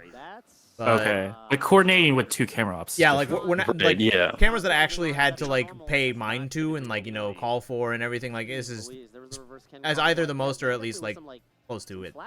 Right. Yeah, like the most creativity that you had with That too, yeah. being able to say this and be like, you can move here, you move there. Definitely the most creative control I've ever had. Like I may have had more cameras in certain shows, but like someone else might be like calling the shots, so like there might be some specific like producer thing like why we have them. But now for this is definitely the most like I've had control and like been able to like call for everything and like kind of like set up things the way we want to do it, give ideas and everything. Very nice. Yeah, I feel like the show allowed you to show your creative side a lot And more. we're gonna have even more with that. What Nicky's got in his hands. Is that the Yeah. The deck Nice. link quad. God, such a steal. I gotta share this this link in the Discord later. Crazy. After I test it. Was like thinking levels too deep. It looks brand new, so I'm pretty hopeful, but who knows? Wow, man. I'm excited. But yeah. So I guess in that sense, just good shit to Austin to you get some like really nice sequences in between games, post games, pre game. If you're getting more neutral wins, It was definitely a bit of a brain stretcher, kind of like you kind of have to have like that imaginary bird's eye view sort of thing going on where you're like, okay, this is where like you kind of like imagine it's when like in sports when they have like the clipboard and you have like the people moving, you would like draw where they're going. That was like mentally like bird's eye viewing, like where you guys are moving around the stage. That was the way I was able to do it in my head at least. And then we just tried to. Is this the biggest crew line you've directed? Not solely, but like I would say this is the biggest crew line that I've directed that I actually like have relevant conversations with like this many people, because I've had bigger shows, but like most of them were like kind of like very hands off, like with like the like extra people. I mean like actively leading. Yeah, probably, or at least up there, like I said. For sure. It's also Red Yoshi. Because yeah, you were making a shit ton of calls.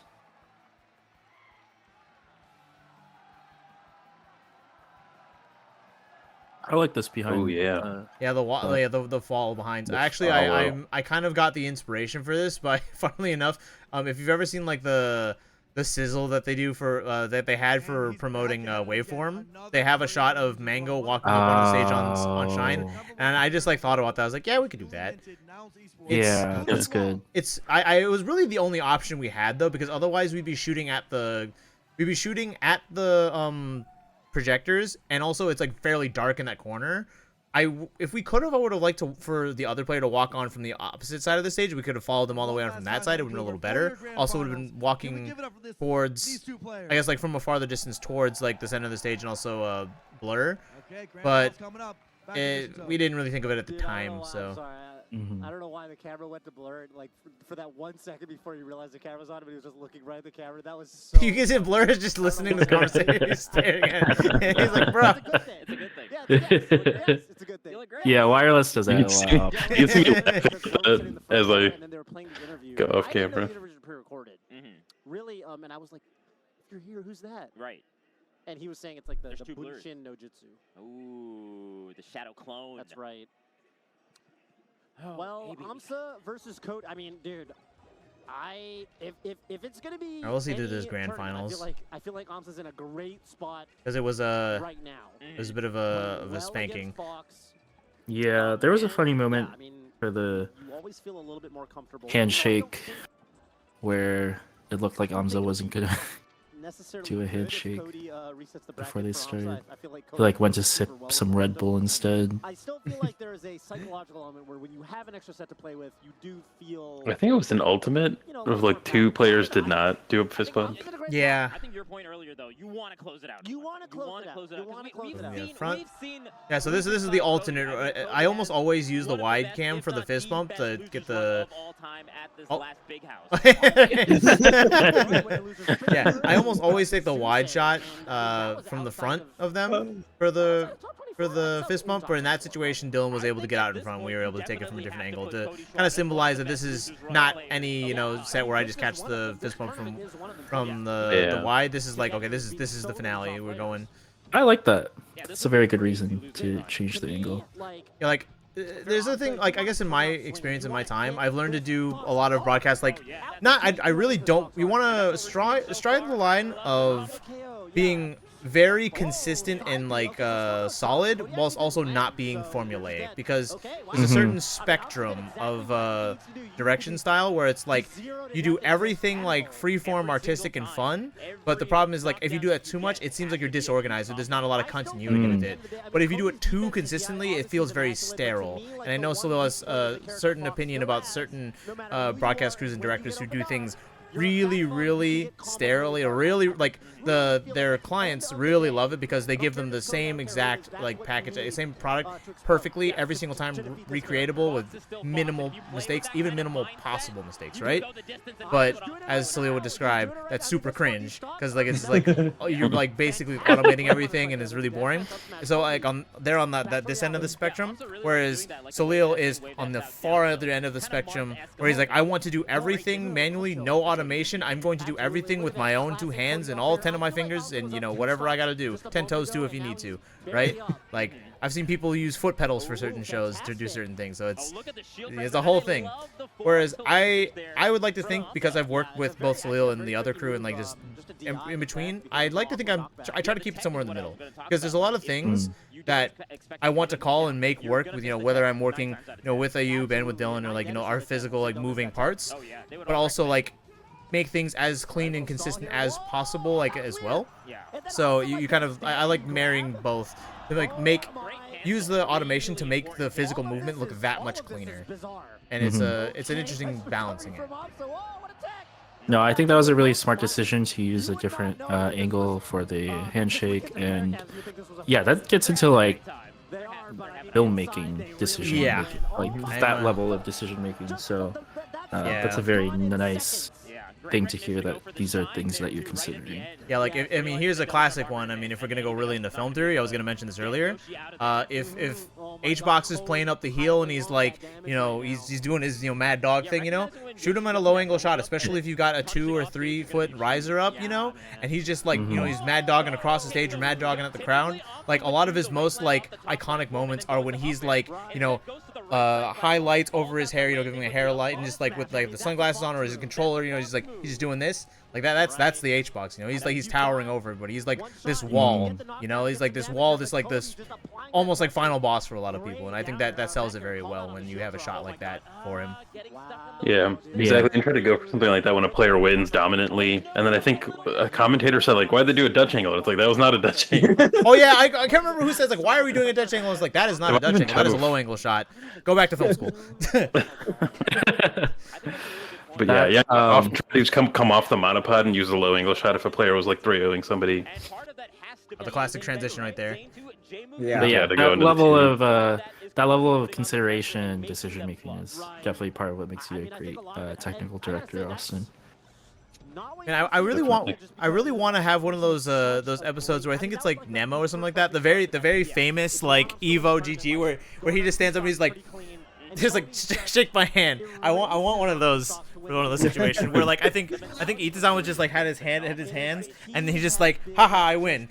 Shake my hand. Yo, what's up, Daniel Rhinoceros? God, I can't say that word. How hard is Melee to produce compared to other games? I'd imagine having a single in-game view must make it somewhat easier. Right, we don't need observers. That is a good point. Austin, why don't you take this question since you have a lot of experience with other games? Okay, so it's a very interesting mix.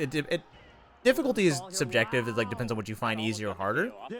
I do think that while we don't have multiple like game feeds, you know, we don't have observers, we don't have to mess around with like POVs and like, especially if it's like a non-POV locked game, you know, we have like cinematic versus POV because I worked on the VCT Cozy Clash back in December and stuff like that, and that was a very interesting, like, just going from certain games.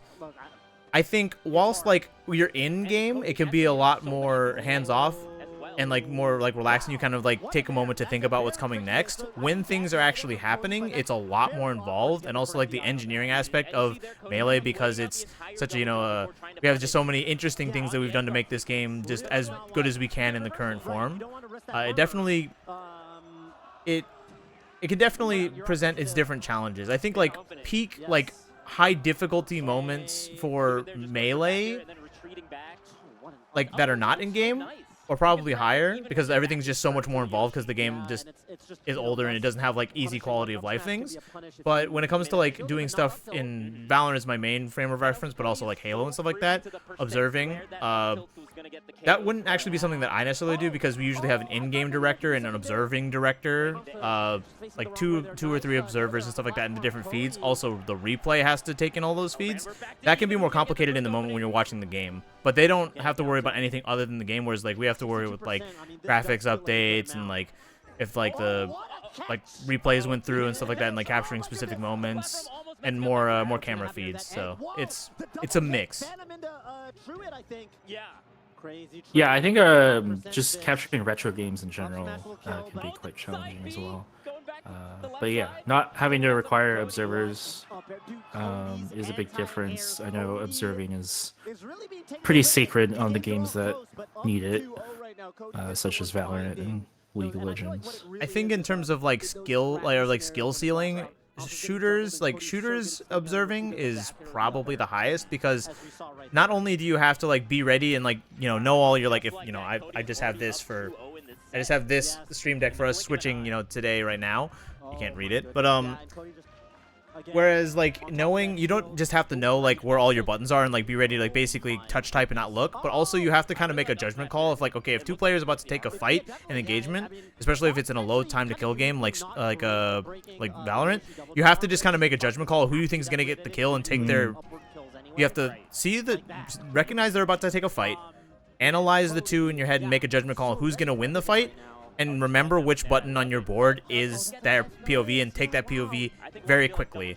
And if you're wrong, make sure to snap to the next person, because you can have like cascading or like trading fights. So like it can be pretty difficult. Like it's definitely one of the harder things being an in-game director or observer. Yeah, Danger brings up a good point. You do need a lot of game knowledge to be able to observe these kind of games, because you need to know what to anticipate. Yeah, like at the end of the day, like just games that have like the whole like 3D aspect with like shooters, or even like League of Legends or something like that, with the fact that like there's maybe the micro interactions are not nearly as complicated as like fighting games like Melee, but like the macro and like everything, the fact that you cannot capture everything going on the map in a single screen, and you wouldn't want to even if you could, like that also leads to a lot of game knowledge requirements. Unconventional spots, he's getting unique combos that you're not really going to see a lot of other foxes get. Which is super important, because we know that Amsa is going to be hitting hard. A lot of good crowd audio on this, actually. I was pretty happy with the crowd mics. For these platform huge conversions. Yep. Yeah, we can. I don't think they were true boundary mics, but I think They were They not. were just some shotguns. Yeah, they were just shotguns at the end of the stage. Yeah. I was like, you know what? It's good enough. Yeah, good enough. Like, you just need. I mean, this is, it's a good topic. Like, how do you capture the crowd? How do you capture the players talking? Get like some ambiance. Shotguns for crowd. Honestly, you could like throw a goddamn blue Yeti snowball, whatever. Blue snowball, not blue. Blue Yeti is a different mic. And it'd be good enough. Actually, this reminds me. Speaking of game knowledge stuff. Oh yeah, shout outs to Dylan for he had a really good swings with his camera, like going from one, like being able to like kind of swing and turn the camera whilst also strafing to the side. It was very good with the camera setup. But yeah, so with the whole game knowledge thing, I actually have an opinion for everybody in here as well as the chat. I know not everybody in here probably follows traditional fighting games, but there's been a little bit of a discourse online where like people are saying, oh, if like I really hate it when production like cuts away from a super that's like gonna kill, and because like as a player that may or may not be that like knowledgeable, it like really frustrates me that I don't know what's gonna happen, what's gonna go on. So I know that we kind of make fun of like the FGC like multi-box like game and player and like commentator shots, but I've slowly realized that is like, I think they still overuse them in spots where they shouldn't, but for me I'm like, okay, that's probably the real spot where you want like big game and big like wide shot for the players is when they pop off. However, probably one of my better FGC shots is when Diaphone hit like this like crazy like whiff punish super on or no, it was Hotashi. He hit this super on Diaphone at Combo Breaker, and he just immediately stood up and was like this into the camera. I think Yubs actually you shot that. And Diaphone was still wondering if it would kill, but it was certainly gonna kill. We knew it was gonna kill, and like that requires the game knowledge. But I think there's a point to where like if both players aren't gonna stand up and walk over with the hand extended, then maybe you shouldn't fully cut away or like at least like potentially leave the game up. Like I don't want to miss the guy popping off, but I also don't want to like leave up like maybe this guy dies, maybe not. So what do you guys think? Full frame cutaway for like supers that'll kill, or like leave it up until like get the great or the KO comes up and then cut, even if they've already popped off. That's what the replay is for. Yeah. I think you hold until game. Okay, fair enough. And then, yeah, like if you can get immediately into a replay, that's best, but depends, right? For I guess if the concern for the show is to make it accessible for people who don't necessarily know the game, you would argue for not for waiting for the game in-game end. But I personally like to show the players. For me, the players is the most important part. I think the 2 box is probably like the only like real like compromise. Yeah. Yeah, I was gonna say. That is a good argument for the 2 box though, because I know we have like generally moved away from that as we have had better quality cameras. Yeah, I think though, and I know Yubs has done this a couple times, but the sickest one for Melee is when somebody gets up smashed at like a high percent, not sure, we have the roaming cam shooting over the shoulder in the screen to see if they will die through the player's actual POV. That's my favorite. That's the coolest one. Yeah. Where it says game and you can see it and then there's like, oh damn. Yeah, like if you have to sit there and watch Zangief hit you with the SPD super, for like 3 seconds, and just watching it over the shoulder of the player and seeing if it's gonna kill, I think that one's the coolest. Yeah, that's a good one. Yeah, Dylan, I'm kind of in agreement there. A lot of people have seen the supers over and over and over again, but yeah, there's definitely both sides to it. If it's a star KO, or yeah, star KO you can cut. KO, yeah, that's a death. But you should otherwise get game. Oh, for Melee specifically, yeah. I'm only for Melee, yeah. I think you guys brought up the other games. I just did not realize. Yeah. The for Melee, I wasn't talking about Melee because Melee, I think we've got a pretty strong system. Like you go until the death is like shown, which is either you're falling off the top or you hit the front of the screen. like, or they're like very clearly like no, like not able to get back. Like I think the big one that for our example is I did cut before Mango died off the bottom of the screen at Big House, and I was like, but everyone was watching. I was like, I will cut early, but not too early. And as soon as his Firefox, like, I kind of already knew that his Firefox wouldn't make it just from game experience, but I'm like, not everyone knows how long Fox's fire is. So, like, as soon as his fire fizzles out and he starts falling, then I will cut. Yeah, it's good. Not to bring up old ghosts, but was it Smash and Splash 4 on Juno's TV? Yeah, okay, I wasn't going to say it. I wasn't going to say it, but that's a famous What one. happened? It was Leffen? Leffen Zane on Dreamland, Game 5. Yeah. Shit. Was it was it Zane up throws Leffen, he techs on the platform and he tippers him off the right side, and you cut away immediately, and then you see the people in the front row going like, yeah, Go back, go back. But then you just see like him like he already hit another tipper and then he's dead off the side. Yeah. That was a classic moment. I didn't want to bring it up, but I did kind of want to bring it up. So. No, that's a good one to bring up. Yeah, that's why I don't TV anymore. Another moment that, you know, where, if you cut when you thought they were dead and they're not, that's a yikes.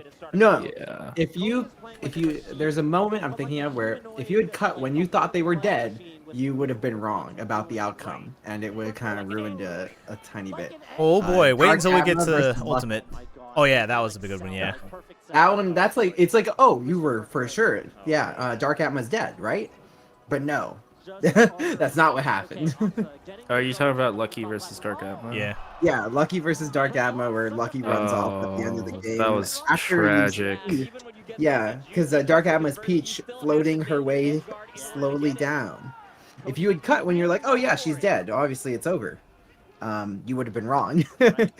Yeah. Yeah, Ultimate definitely gives me trust issues. Yeah, I definitely I have for better or worse watched enough Ultimate where like I think I'm pretty good at it. Like I think there were a couple times at like when we watched this top 8, I was like, it looked like it was like even the crowd was like he's dead. I was like not sure, and I think I definitely didn't cut away because I try to make sure very certain about that game, but yeah, there was like one game where we had like three death flashes, and I was like, nah, that's not it.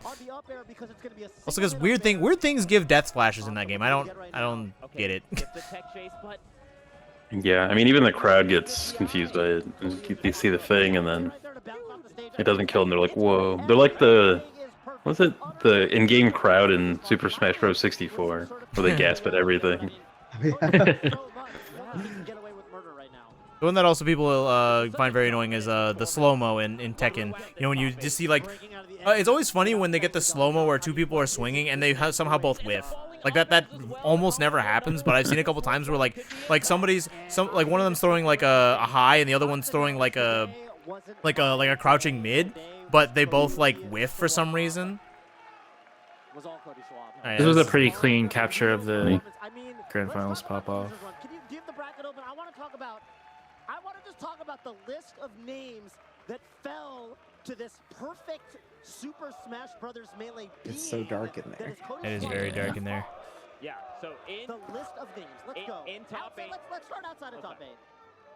Let's see. And we'll load that page. Look at that. So beating Axe. I mean, the jerseys were cool.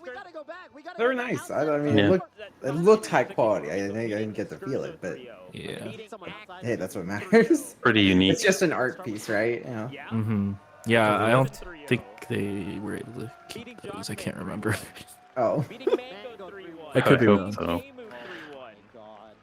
Maybe the winners did. I don't recall. Cody's definitely gotten more used to doing the trophy hoist, gotta say. Number 1 for a reach. I mean, it's incredible. It's incredible.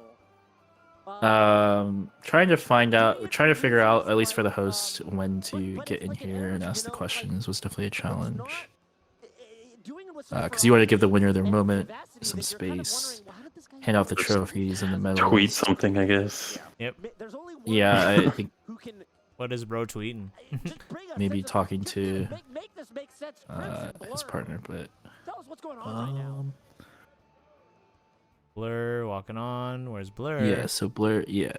Blur was trying to get to Cody. Cody, what is up? Congratulations. You're live tweeting while I'm next to you. Oh, fuck yeah. Is that what's going on?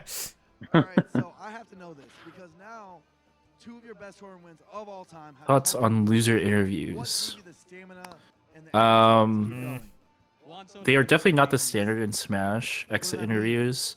I think exit interviews, the competition is so important and such a focus that we generally just want to give the second place person their space. We don't want to force. They're definitely not used to doing interviews right after losing. Generally, they don't really like interacting with people after losing. Also adds time. Yeah, I think Which can be a problem. Yeah, and it adds time. In a setting like Red Bull Kumite, where all the players, it's like more invitational style, the players can expect it more. They can be told to be mentally prepared for an exit interview, and a particularly brutal one for Red Bull Kumite. But yeah, they're definitely not the standard in Smash. I don't see them being the standard for Smash anytime soon. And yeah, but I do like letting the winner speak, because there's still a lot of tournaments where you don't ever hear from the winner, or they don't get to talk to the crowd, or they just have the podcast style interview.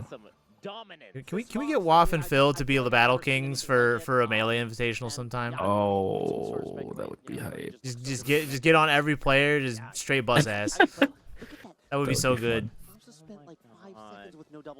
Yeah. Hey, real quick, if what we were referencing earlier.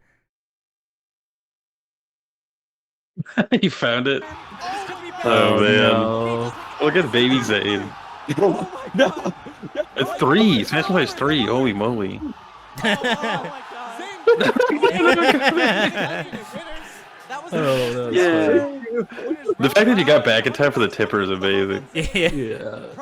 Who's that just ran across the screen? Hungrybox stopped his game with I forget who it was, but like just stopped their game in the middle. It was like a tournament match, and he came over here to give Zayn a hug. I love that we were able to see the crowd say go back. Oh man, The old Melee logo too. Yep. Yeah, the old logo. Johnny. Man, everyone looks so much younger. Johnny. Oh, Professor Pro. Professor Pro made me breakfast. One Let's go, time. Aaron. I think Aaron's the only Smasher that's pro Smasher that's met my mom. I'm driving back from UGC. Wow. I haven't seen that in such a long time. So yeah, we did do a podcast style interview here to help fill time during the swap to Ultimate. But Wow. Okay, I don't believe we did one for Ultimate. No, I think we were just done. We did not because a language barrier. Oh, language barrier and also just time. Oh yeah, that too. Well, Deer got on anyway, so. Oh yeah, that is what happened. Oh, yeah. We knew we had Deer's final words and address. I think there's 2 cases being made right now. Obviously, number 1 in the world, but you're really. I feel like you're making a case for one of the best losers players of all time. Right So now. during this time, yeah, we're swapping out the TVs, So it's this tournament. getting the monitors up. I think before this, we already had all the players for Ultimate put their controls into the Switch ahead of time. Thank goodness. Shouts to Trade War and Alex for helping coordinate that. Really remarkable. So you think that it's largely mentality? It sounds like. Yeah, Mindset. but is there anything before Ultimate Top 8 that you guys want to go over? Otherwise, we'll cut to intermission. Yeah, we all. Not that I can think of. Did we see the "Don't Park on the Grass" trailer reveal? I thought that was really well done. You want to go check it out real quick? Yeah, real quick. I think it's right before Grand Finals. Yeah, because we did Taka and then we did both. Yeah, this Pataka event looks cool. I agree. Yeah, I do like doing more cultural focused cultural. events. Very cool. Yeah, TPG was before top 4. Oh, before top 4. Yeah. We can let this. Okay, play we'll out, look though. at it. This is.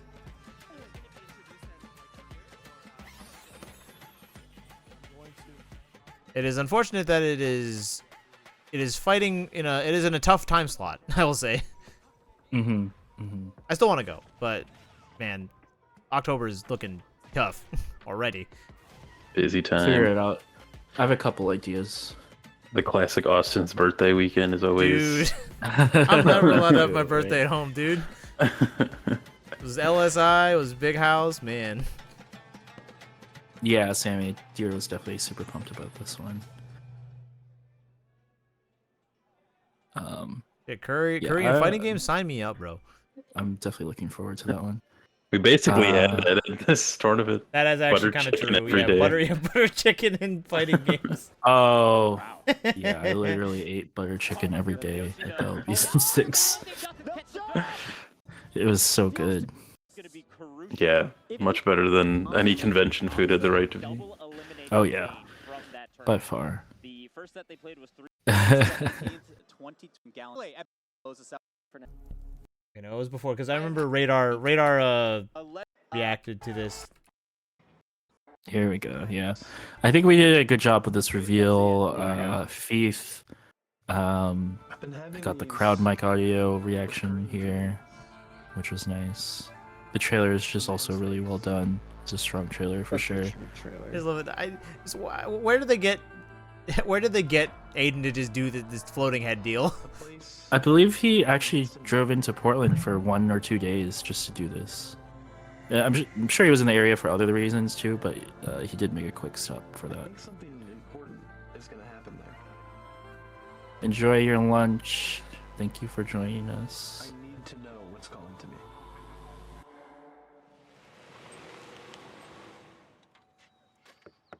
Just.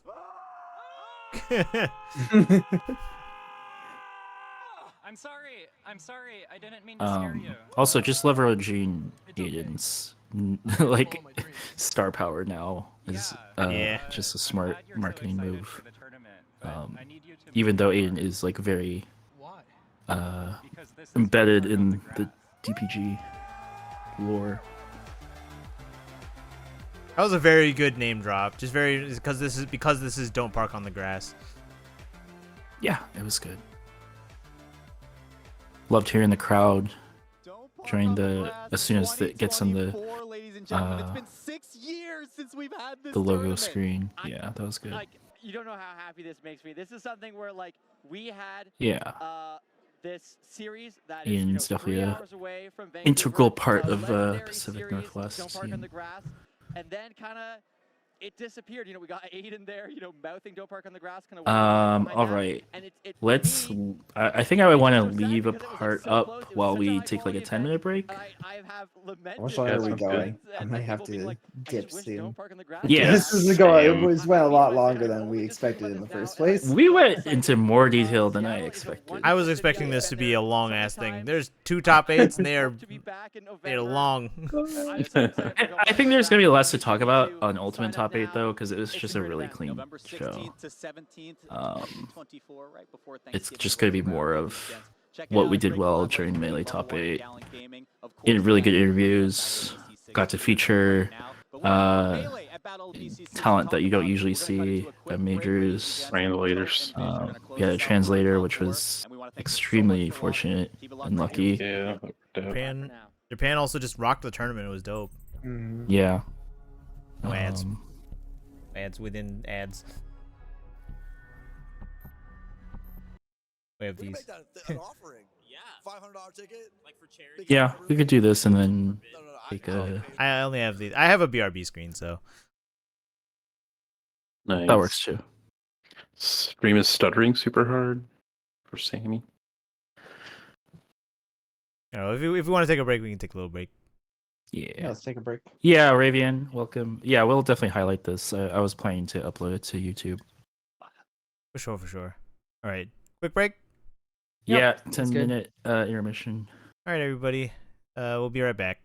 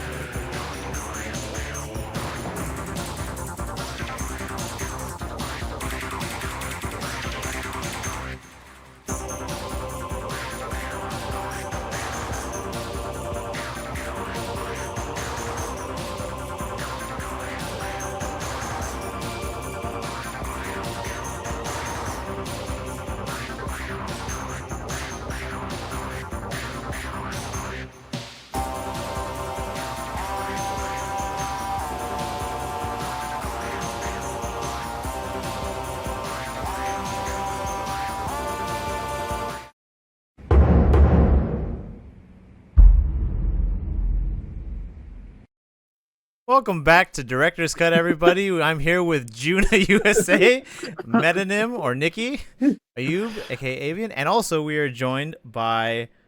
He will not pronounce it correctly. It's okay. Is it? Give it a shot. Give it a whirl. Wait, I have you slotted in. Why are you not? He refuses to attempt. Taizai, right? Taizai, right? It's Taizai. No, but Taizai. it's Damn it. Taizai. I'm pretty sure Austin did say that word. I think. I'm sorry. I had you slotted in the Ninja earlier, but I think you disconnected and reconnected. And There you changed go. the Oh link. yeah, because people were confusing me. It's okay. Yeah. And I am Flashburn. I hope you enjoyed the little establisher. Made that as a. I was not expecting that. Alrighty, so we're back with the ultimate top 8, and I have it ready right on the screen. So, anybody want to say anything before we get started? There were no issues on tech side, so that's cool. Switches are very easy consoles to work with. You know, Yeah. Players were fast. Everything was set up ahead of time. Thankful. Crazy. I was about really happy with PS5s. this top 8 show. Yeah. Alright, I guess we'll get started. Goose staring us down. Oh, I guess one note I will mention is that this was Goose's first time hosting anything. So I work with Goose a lot because Goose is like the host of one of our locals, and like he's a prominent figure in PNW Smash. But it's like to the point. If you had to pick somebody in like the greater PNW area to do this, it's basically him, and all the other bigger talent was stuck commentating for these blocks. So they're like, "All right, guess you're up for this, Goose." And he was like very nervous about it. He talked to me about this quite a lot. But like, he did pretty good, like considering like the scale and like the stakes of like being it for a first time performance or anything like that. He said that the closest times he ever had nerves to this was like his first time playing his guitar like in front of people at like a concert. You know, so it was like, Dang. Yeah, I saw him breathing a good amount before, like taking these deep breaths, and I was like, "You got this. Come on, Goose." And Goose was. Oh, sorry, you first. I was gonna say he did some nice yells at the thing, you know, like yelling player name. I have a lot of respect for Goose because Goose was the only person to show up during the rehearsal on Thursday to get briefed and to go over the workflow and practice with the crew. It was the Mountainside Games crew, but he actually put in the time to practice and research and take notes, ask questions, and I gotta respect that kind of work ethic. Hailing from the Kanto region of Japan, please give it up for Toraguri! I'm so glad Goose made the effort to call out the locations of all these people. oh yeah, that's something he mentioned to me at the local afterwards. He was like, "Okay, should we focus on regions of Japan, all this other stuff, and X, Y, and Z?" And then somebody was like, "Nah, it shouldn't matter that much." And then somebody else ran up to him like, "No, the Japanese players really care about having the region." And he's like, "Oh God," he said to like get all the pronunciations and everything ready. That's Make dope. sure you drilled in He that. studied that. I guess it's kind of like how It's kind of like how US doesn't like. You would never say US is a region. You would say, Yeah. you know, wherever PNW, Midwest. Same thing for Japan, I'm Yeah. sure. The provinces.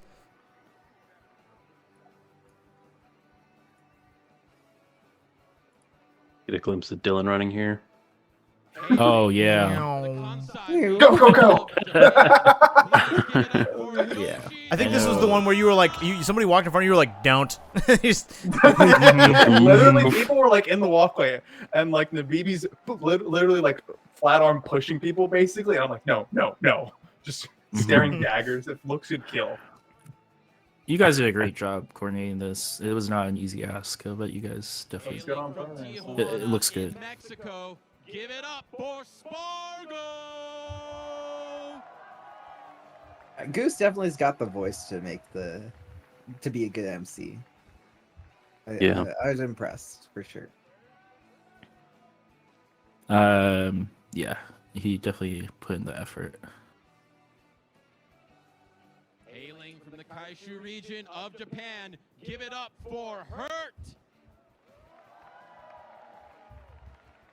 I was also having to because I wasn't able to get to Kaishu? I the think end he of the meant line. Kyushu. Yeah, I think you meant Kyushu as well. Yeah, he definitely meant Kyushu. Yeah, it's KY, so Kaishu. KYU. Yeah, right, KYU, yeah. yes.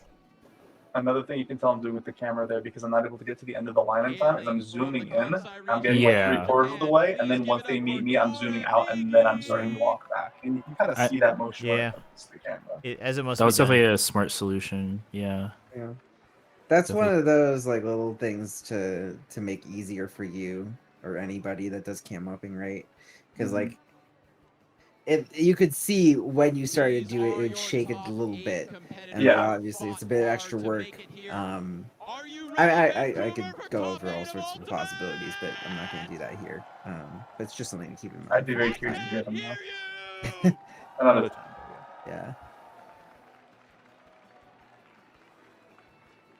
And sending it over to Hummingbird and Supergirl Kels. Please take it away for top 8. Oh, these two were electric.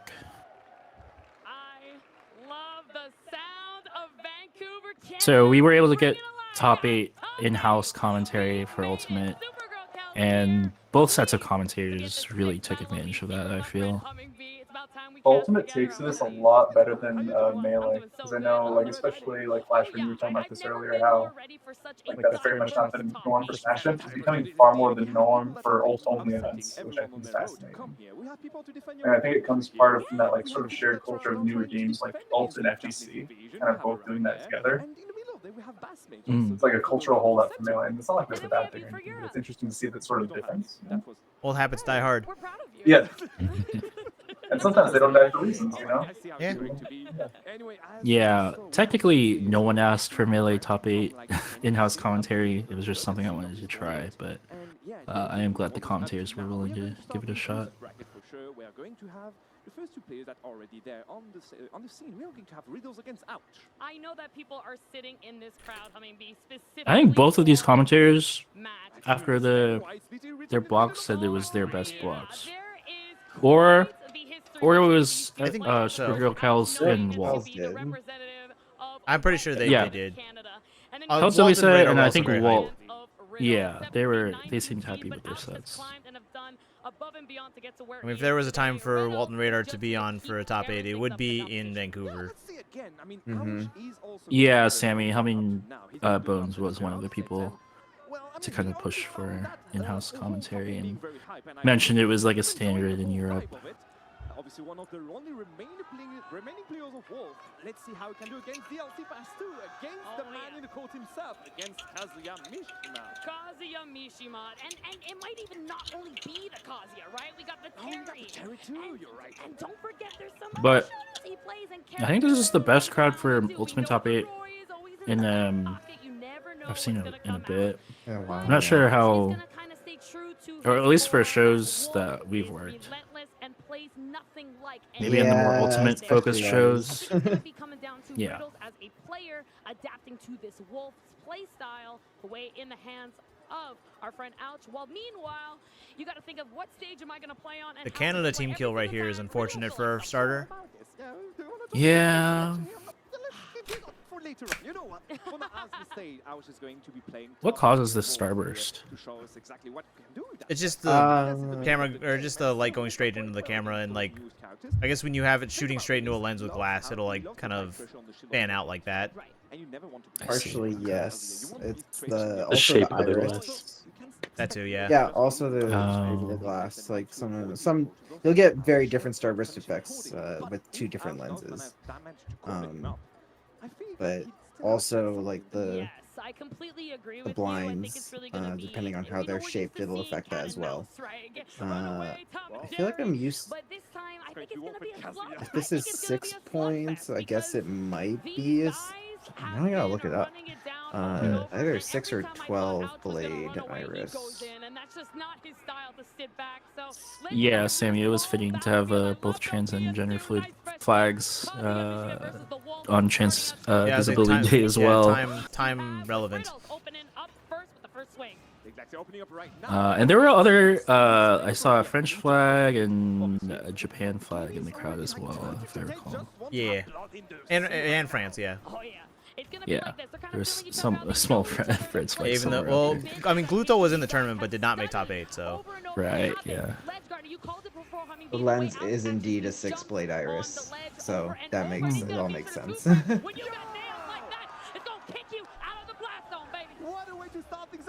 The team kill's unfortunate, but this was a really good match to start it with because of the crowd energy immediately right off jump. Yeah. Yeah. BC definitely brought the hype for Ultimate. How do you guys feel about the framing for this for these cameras? This is like kind of as good as it It's gets. so wide. Yeah, I would I make will the say, pips yeah. smaller, like, or at least cut it not so wide. Yeah, Yeah, the more framing. square. Yeah, like the framing for these is like as best as I could do, just trying to fit like shoulders and head. But like, yeah, when I saw first off, the aspect ratios of these boxes are not even 16:9, which was very annoying for me. It's Oh, like that's a pain. it's slightly shorter than it for some like reason. 1 It's like by 1.85 or whatever. something the like that. Cinema aspect ratio. Yeah, probably. And I was like, wait, why? And Yeah, I think they should be more squarish, I guess, or at least more fitting for just the profile. yeah, it's a lot of lost data on the sides. Yeah, it does eat up a lot of space. It just makes it look bad as well, like until you adjust it. Yeah, Whereas like I don't know. but proper square ones though also just kind of look weird because like very rarely do we have. I mean, it's a wide screen, so it just seems weird for something to actually be square. Yeah, I wouldn't say like a true square, but like not quite 16:9 also. At 73/60. 21:9? I don't know. 21:9 feels like it would be a lot wider. I might think about 32:9. But yeah, it's definitely another or an area where that could be workshopped and improved for Ultimate. Since there are mixed philosophies on having these player cams. They would complain if we didn't do them, so unfortunately, Yeah. we kind of have to do them. I didn't automate any movement on them. I was just like, I'm just gonna leave them on, like, for this. Yeah, one. it's fine. It's what they want. It's fine. That went a lot faster than what it actually looked like this matchup could go. Okay, usually you see this to be a lot kind of slower paced action. Oh yeah, they were in the wrong ports. Classic. Oh yeah, for this first set. Yeah, because unfortunately, port where you plug in does not actually matter. Ultimate. Yep, ultimate things. It's so dumb. Yeah, so whoever hits their button on the CSS first. Every game as well. It's so. Yep. Oh, it's every crazy. game. Yeah. Because you do a stage first. So you have to select your character and your skin and everything, like every game, every time. It's like they made this game to spite us. Yo, peace out, Azu. Thanks for dropping in. Later, Charles. Hey, Charles. Ultimate is so silly. Yeah. I think we all felt like we could relax once we got into Ultimate Top 8. I think he just or dies at here, least- laser, and he's dead. So funny. Why is Kazuya this character in this Mishima. game? Why is he's so good? I mean, it's not like Steve good, but still, just very. Well, it's I don't even. It's the Look funny at thing is, this. a lot of people would argue he's not actually good, like overall, but he is insanely good in his one particular situation where he is really good. But like, you can force that situation. I don't want to talk about this game. I do it. I would say I think tell that to a lacking. Tell that to Riddles versus Sonic's at CEO that one year that I did it. And he would beg to differ. You can't catch that hedgehog to save your life. Yeah, that's true. Looking forward to these games, I think. Yeah, so I am lose kind my of glad. mind complaining. I will say that they're at least pretty quick, oddly enough. Oh my god. Yeah. That was a sick kill. That was double dare, essentially, right? And so This is a cool set.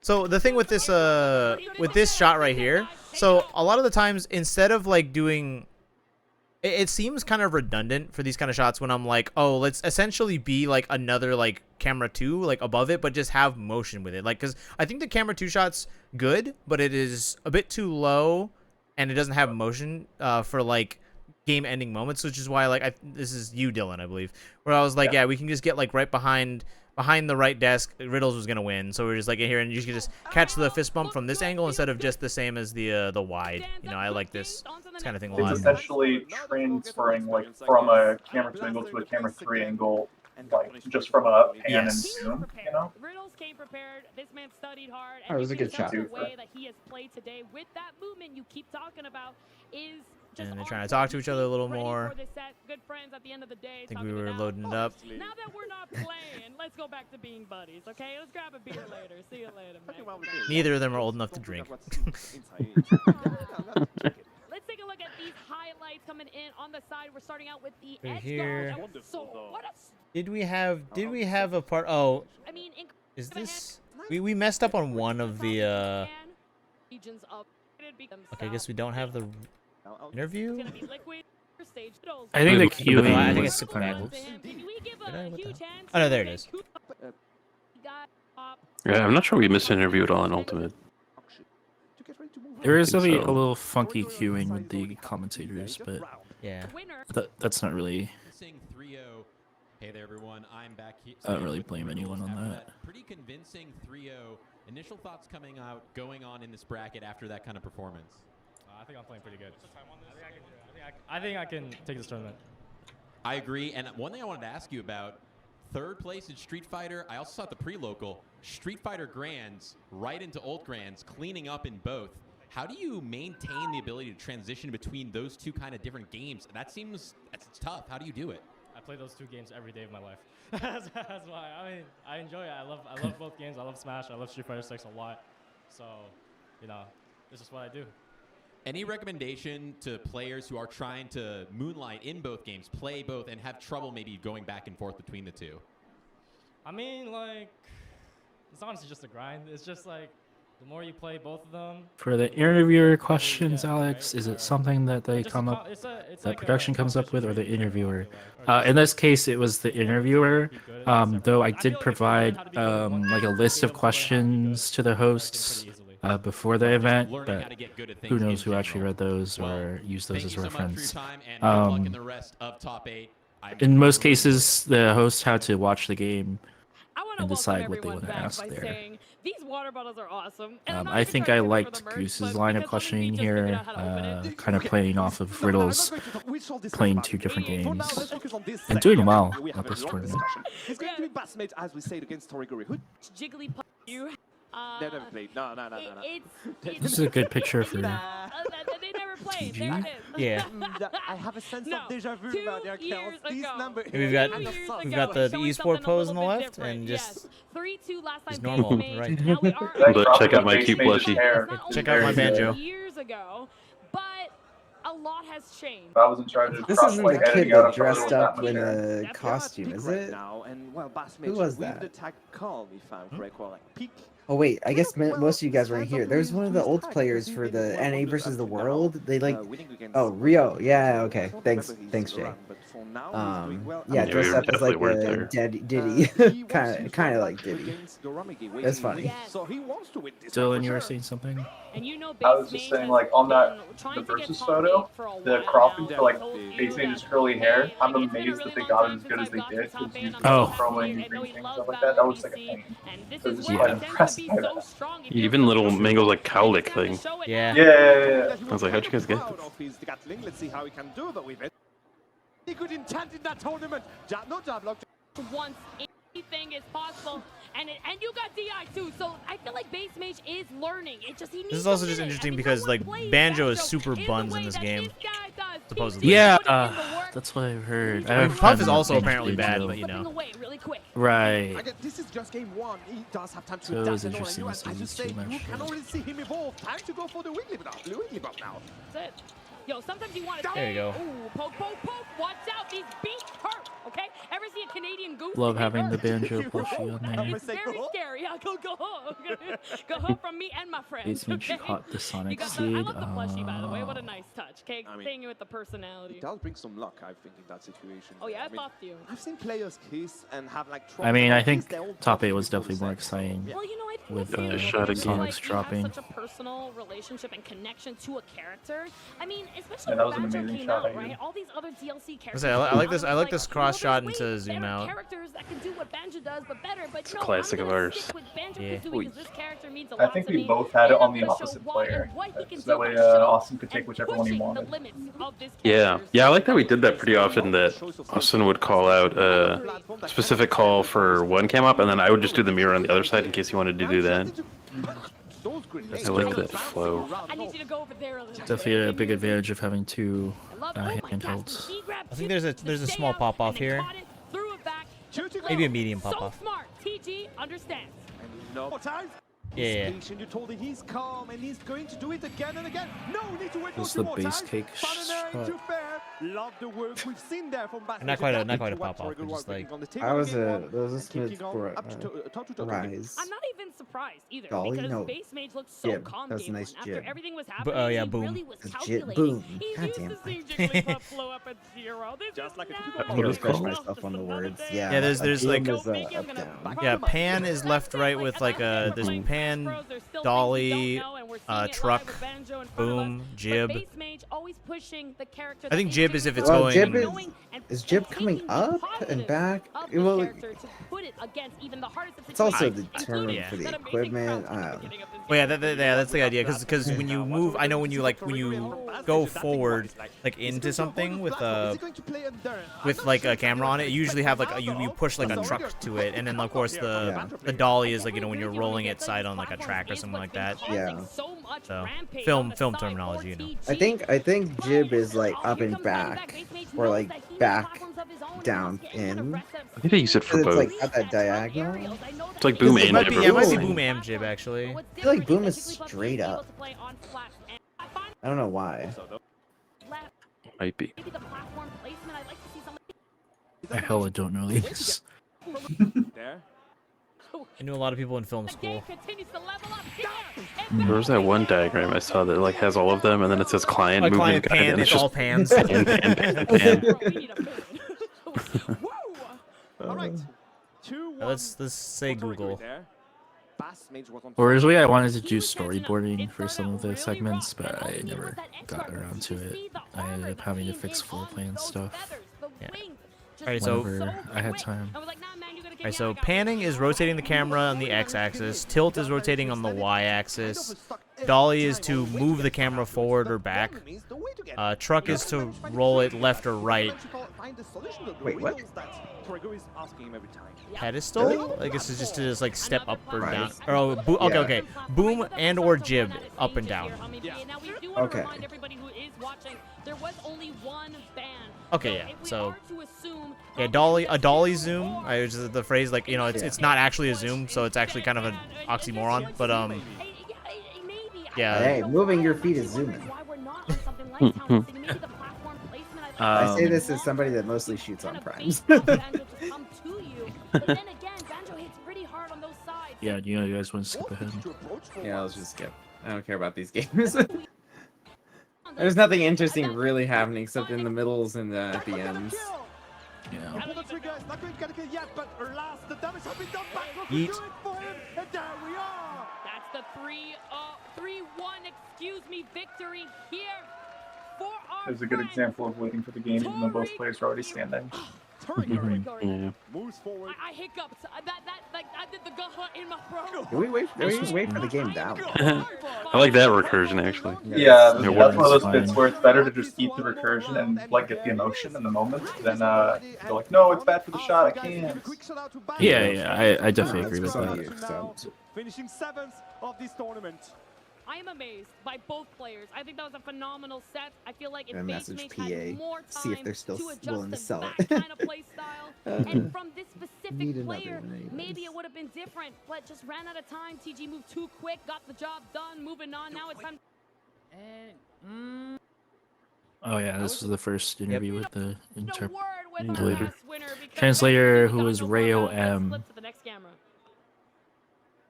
Congratulations on your set win there. How has it been traveling to Vancouver, BC, and just competing internationally? Let's say Vancouver, Van City. まず優勝おめでとうございますって。で、あと、バンクーバーに来る時に、バンクーバー、どんな感じか。 I think Kay said the translation was wrong on this first interview, but I think it was good, solid on the rest. Yeah, it was like one word I think was 綺麗な街並みで、off. 普通に散歩するだけで楽しくて、いい国だなと思います。 I try to make it a little tighter here so What do you it's say? in Wait, little. make it louder. I can't hear. And he's really excited to be here. We're excited to have you. Wait, Thank you so play it much back. for coming. Good luck. 聞いて。で、あと、Just what the I think it's the translation was. response, yeah. Yeah, the response translation is the only thing I couldn't hear. いやでもすごい綺麗な街並みで、普通に散歩するだけで楽しくて、はい、いい国だなと思います。Said Vancouver is a very beautiful city, and just walking around the city is great, and he's really excited to be here. I kind of agree that was a bit of an Thank you off so much for coming translation, to but the also like I rest don't. of Back What was the In. question? Back to you. Like I think the question asked was not.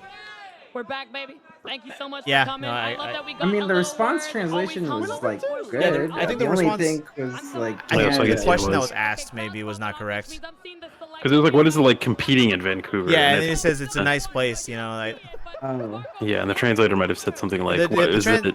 I think the like being translator in just Vancouver? said like, so you know you're here traveling to Vancouver. Like, what do you think of Vancouver while you're here? Whatever. Yeah, Which I can was see how translating that phrase can be a bit difficult in Japanese. Associating like the place in competition, just that it's a bit tricky. And it was Spargo's win at the time. So let's see if Yoshidora looks so esports here. Yeah, and Spargo's just like, I'm happy to be here. I think it was Toph that did this, or maybe it was also Supergirl Kills and this other commentator, where they were like, "Oh, like the host is like right here. I didn't know they filmed that like pre-produced or something like that." And I was like, "Don't give it away, Toph." Yeah. The interviews, I mean. Alternate fist bump angle. And some B reverses to get you in those and to become a little bit of a snack for Yoshi. Good thing you talked about Ron, because I asked him what's the difference exactly between him and Ron, and he told me that right now Ron is considered to be the defensive. Right, these are the ones that had to like lift them on a But I pod. expect a lot more offense from the blue Yoshi you have right now. Confused about the headphones. What's going on? Yeah, I was curious about that too. Here we go, starting on the good old home I always love those moments where it's like they already hit ready, the game is loading, and then they're figuring out the headphones. Yeah, There's so much time. They have 3 years. I think it was after the TV shut off after Cody did that, but we had to switch the audio things, so the one for the player or stage right side was on the stage left side, and I think it was like Zane or somebody just upped Cody's volume really loud, and Cody's like, "Oh my god, holy shit!" And I was like, "Yeah, whoops." I had something similar to that at a local recently, where one of the players just, again, same thing. They grab the headset once they're loading in the game, except theirs was cranked all the way up, and then they put the headset on and they can't take it off. Dude, that's a BM strat. Oh, no. I think the funniest. Somebody tweeted about a really funny BM strat, which is they were like selecting a stage. They picked like the most annoying song on the stage list, and then put their own headphones on, like their own music on. Like, yo, Alex Try, thanks for hanging out. Hope you enjoy the rest of your evening. Yeah. Have a good one, Alex. Really appreciate Take it. it Alex. easy. Yo, what's up, Dazrin? Hello, Daz. Oh, nice. More production enemies. This is interesting because both these characters want the same stages. They love Battlefield. Like Taking our time in here. They're selecting a stage. If not, we're just going PS2. I think it benefits them both. Strong characters. It really depends how Spargo's feeling if he wants. Shout out to Dazrin who led the ultimate stage crew for day 1, 2, and top 24 ultimate. You missed the PTZ from last year? Yeah, I think we need a better PTZ, but I would like to have some kind of RoboCam back there. But one that Would works. be nice. It just can't be the GoPro that we got this time. Because we didn't have a PTZ. We had a spy. Yeah, we had a It was mounted bad. camera. Literally called a spy cam. Yeah, we ended up not using that at all. It That was the was one very, that on the very. frame. Remember The seeing image quality was bad, right? It was pretty bad. Terrible. So bad. Out of It was focus, like- very low quality artifacting, and also it just looks like somebody beat up the lens. Like I don't know how to describe it. It was like a 2006 security camera from ADT. Damn, we should have taken. Honestly, I think one of those would have been better. Yeah, maybe. This was legitimately the worst feed I've seen in years. Show Max PTFO. But Yeah, no, we're they not took it. asking for that again. Yeah, I guess they don't have good cameras. But I saw it during teardown, and they were like pointing at. They're like, I think this is one of your guys' cameras. And I looked at it, and I was like, hell no, that's not one of our cameras. It was like a little. It was like a 1 inch by 3 inch box. And then the Showmax were like, oh, I guess this is ours. Yeah. So they were just like, not even Guys, you familiar got with the camera equipment. Jib cam. I might hit you up about that later. Twice in a week, and Yoshiro proving he's alive and proving us that he is the Master Yoshi for a reason. I need to point out that Jibs are esports. that we saw there was a setup from Soft Nair, which was From here you swing over. Yep, there we go. Yeah, get the conversation a little bit. They didn't say much, but which way he was going, and he had to calculate. Yeah, that one wasn't as good as the other ones. yeah, they didn't. They said like half a word. That's why he was able Yeah. to go and follow up on the end. Woo, those shoes, man, they fit well. Oh yeah. For anything with a good crowd, chip cam is nice. We need some crowd wash to take advantage of it, but yeah. None of them want any part of that. No, I can't. Stop here. 100%. That was like Wait a minute. Magic to catch it back air with up air. It's going to be maybe enough to get another good phase going. He did it once already. A few Can't remember. minutes Does ago. Yoshidora like steal this, or is this just Spargo moving on? I think Spargo wins. Oh no, I think Spargo wins, and then I think Spargo gets double eliminated by Hurt and winners Hurt? finals and Yeah. grands. Damn. Yeah, I believe that is correct. Okay, catching it up, but the damage. I'm glad we had, I think it is hype that Spargo went as far as he did. He was like the biggest known threat. So Yeah, he was the true first seed, besides Sonic. Showcasing just how good he is. Doesn't matter what character and whose hand controls it. Moving in to the winners finals.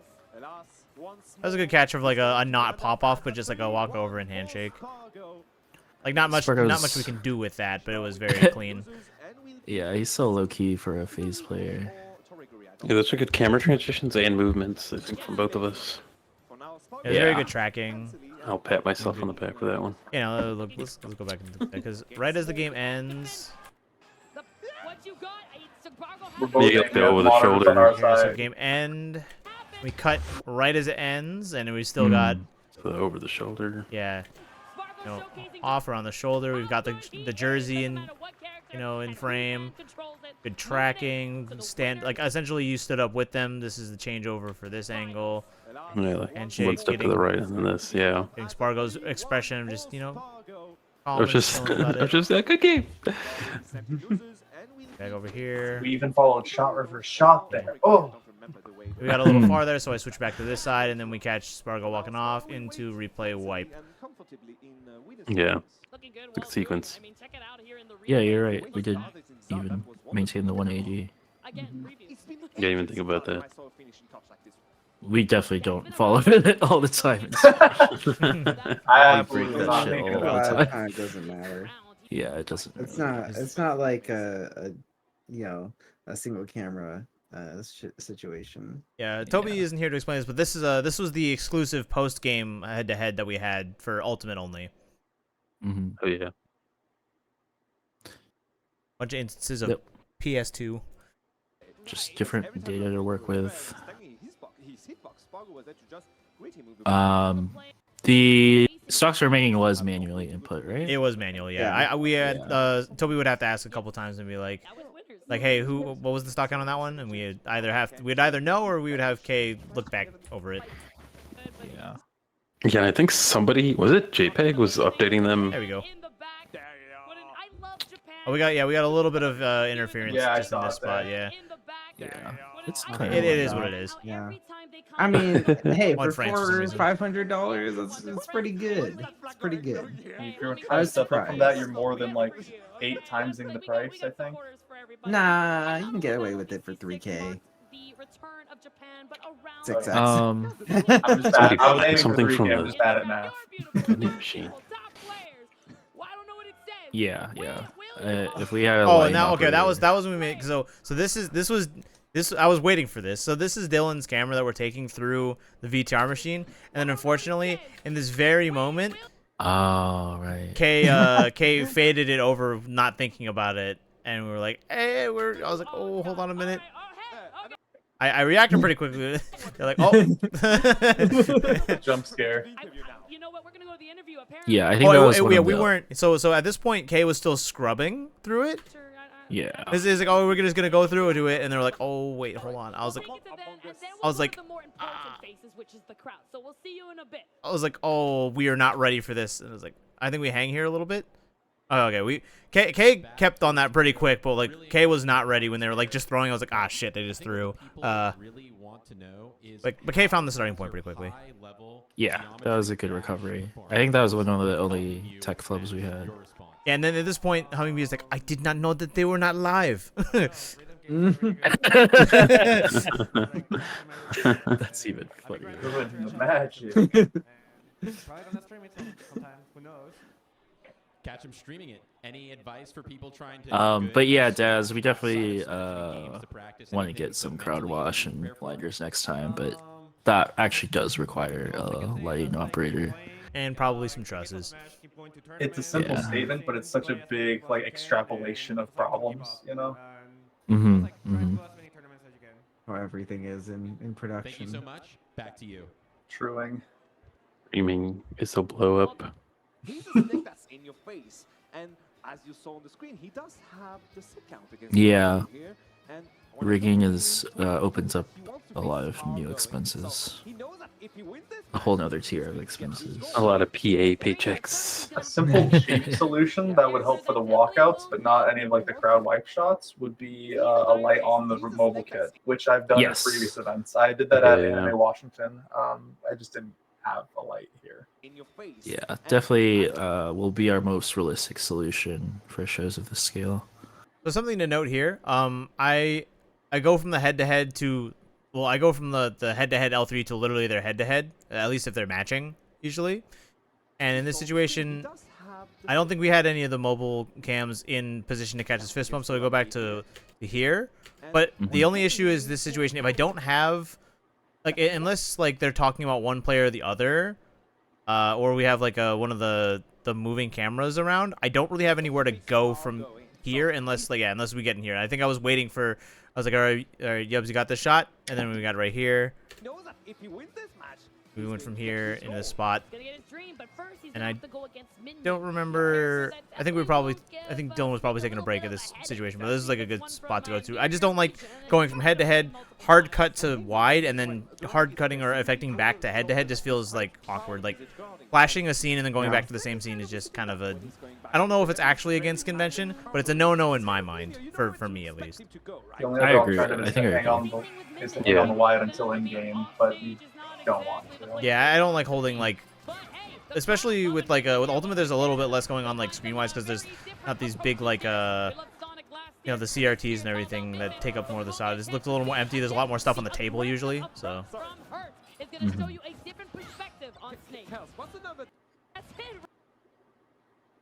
This set was kind of a banger, if I remember. Because they just like blasted each other. There's like these sets go over so fast. Because Min just kills. Yeah, it was interesting to see this Min, this offstage Min. Okay, up tilt. You can jump all around. I know in the end you're going to end up next to me. So hey. So in these situations when they kind of lean over and like look at each other, that's usually where we want the front shot. But nobody was in position. It was also very short notice, so. Yeah. And the problem is, yeah, like you could try to do the head-to-head for that, but the problem is sometimes the head-to-head crop, they like lean, if they lean in far enough towards the center of the stage, their heads go out of frame, so it looks bad. It was a very, very productive start, if we do say so. I think he definitely got up to the stage bright and early and did that work. And really understanding that, hey, I know this matchup and we know how this set goes. Let's get this done. Yeah, we had this outside shot over here. If we got a chance to adapt, we know Dora Miji has a lot of experience and a lot of different characters. Yeah, I think the only easy thing to fix for this top 8 was looming the cables in the back of the player tables. Yeah. Tough, though. You're asking me for another like 20 minutes of work. Oh, is that really at 20 minutes? Yeah, it would add yeah. If you want it to look really nice, yeah. If you want it to look half-assed, I can do that in 10. Honestly, I didn't even realize that's how much what the lift on that is. So yeah. I thought it's just gathering some cables and taping them together. So Yeah, you gotta I'm totally wrong there. You gotta gather them I know up. you need the slack, right? Yeah, you gotta gather them up. You gotta have the slack. You gotta kind of like make sure you don't make them too taut, so like they don't go to where they need to go. Gotta set the overlap to make sure the wires don't cross. And As much as you can. Yeah, and make sure also make sure to place them like in a place where they'll be out of frame, but also not inconvenient. Yeah. I like that. This I is like just- that cross shot right This here. is nitpicking.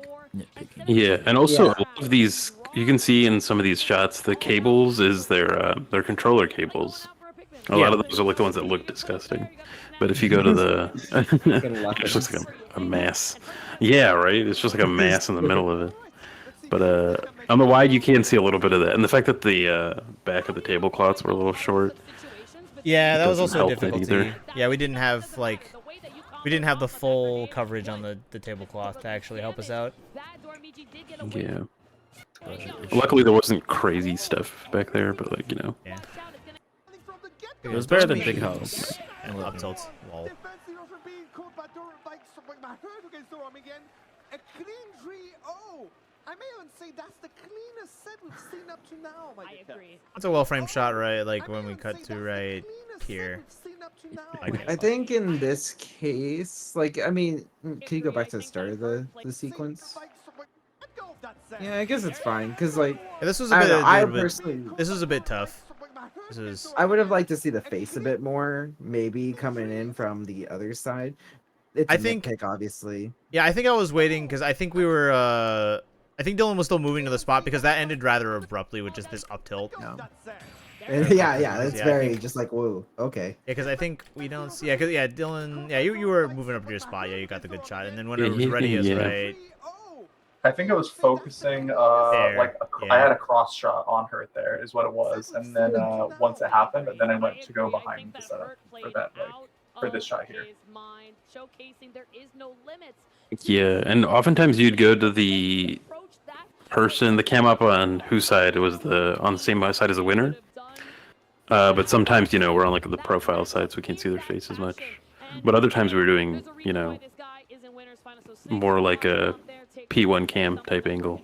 Yeah. Also, it always usually ends on Yubbs' camera just because they have to walk off on that side, which is is another reason why I try to I would try to advocate for like stairs on each side, so like people don't always have to walk off on the same side, especially if like all cables are there or something like that. And for the weekend before top 8, the commentators, they would have to walk like past the commentators too, which is a little awkward. So It does make for some nice consistency in the flow, because then it's a close shot of the players because they're walking right next to him. So it's like they kind of bring the light in where the light actually is. A good way to use it, It is repetitive though, which is what double stairs would solve, but They do a cartoon card game to play out. Now, as Actually, another fight, Japan versus Japan, and I know down to it. Japan fight. Comes down to Banjo versus There's just too many of them. What are you supposed to do? half the top 8. How do you guys feel about this scrolling bar? I like in it. the middle? It's a little dynamic. Okay, actually, whilst I like it, at least for Ultimate, I prefer the ones that also have a lower third and maybe like a spot for like the gameplay screen, because like I think if you just have a divider in the middle, it's a little bit barren in terms of this. Like I think it's just a little bit too basic. I like it when we are able to if I split them or if I load it in and then there's like another thing below it, because like I definitely like a lower third on here that has like A versus B. Yeah, like I wanted to actually use usually when I get full reign of like the graphics package, I like taking kind of like Frankenstein scenes together. I wanted to take the lower thirds from the head-to-head. Like I wanted to take this lower third and put it here, but it's attached to the headshots, and that would have been really annoying to crop out, so I wasn't able to do it. And also just for a lot of situations, I like to have the gameplay as well. It can be interesting. Gotcha. I'll definitely note for next year. It did happen before at the Pre-Battle obviously tournament. Yes. And Yoshidora won. I know. I pass out soon, so. Yeah. No worries. Moving through. I guess we have gotten a good bit through it. Yeah, we're. I can power through. You got this. You got Where's this. my Red Bull? Yo, lock in, bro. Lock in. Making me more tired than I was during the actual tournament. Dude, I get so sleepy in tournaments.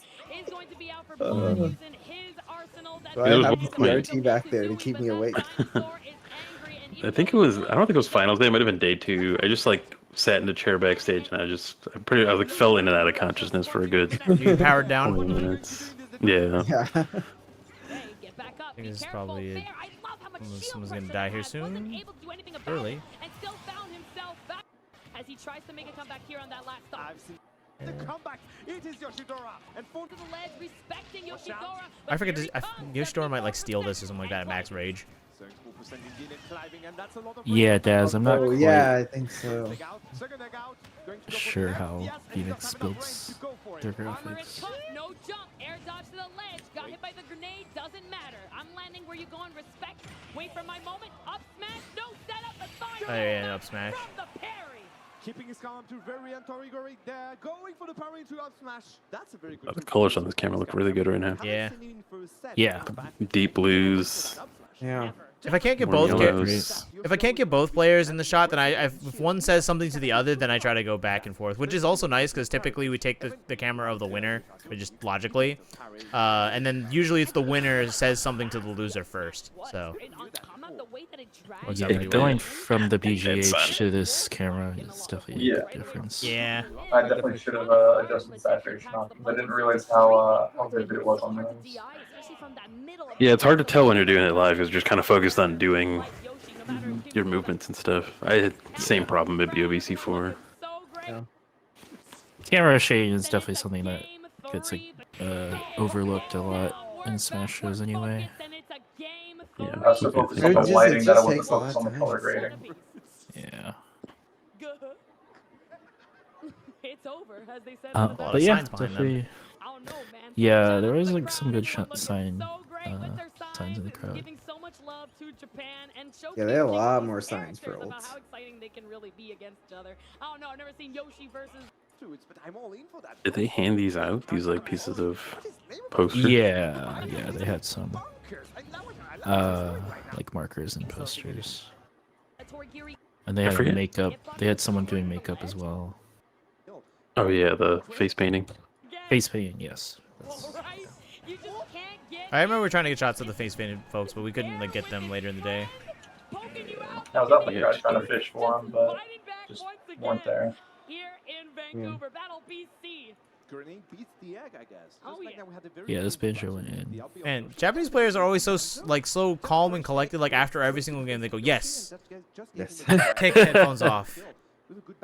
Yeah. Where do you go? whereas Mango headphones off. God, look at the light on the screen there. Yeah, I was really trying to avoid this, but it's like the sun is exploding on this monitor. Let's see if Yoshidora can make it back here, or is it going to be 2 losses in a row for the Japanese? Yeah, we can skip forward. What's the other tournament that has? I think it's Gommel. They have like a Yoshi head. Yeah, Gommel has Yoshi's story as the stage design. Yeah. Like the actual Yeah. physical stage. Oh yeah, It's so they're one of the. It's because only Randall is their big tournaments, thing. The stage Right. design. Yeah, and then they hand out like cutouts of. Yeah. Oh, the Fly Guys. Shy Guys. Yeah. It's I not think Fly Full Bloom Guys, did it's that just once. Shy Guys. I forget. Yeah, they're flying Shy Guys. There is a difference. They're the propeller Shy Guys, but it's a specific variant. It's not a named variant.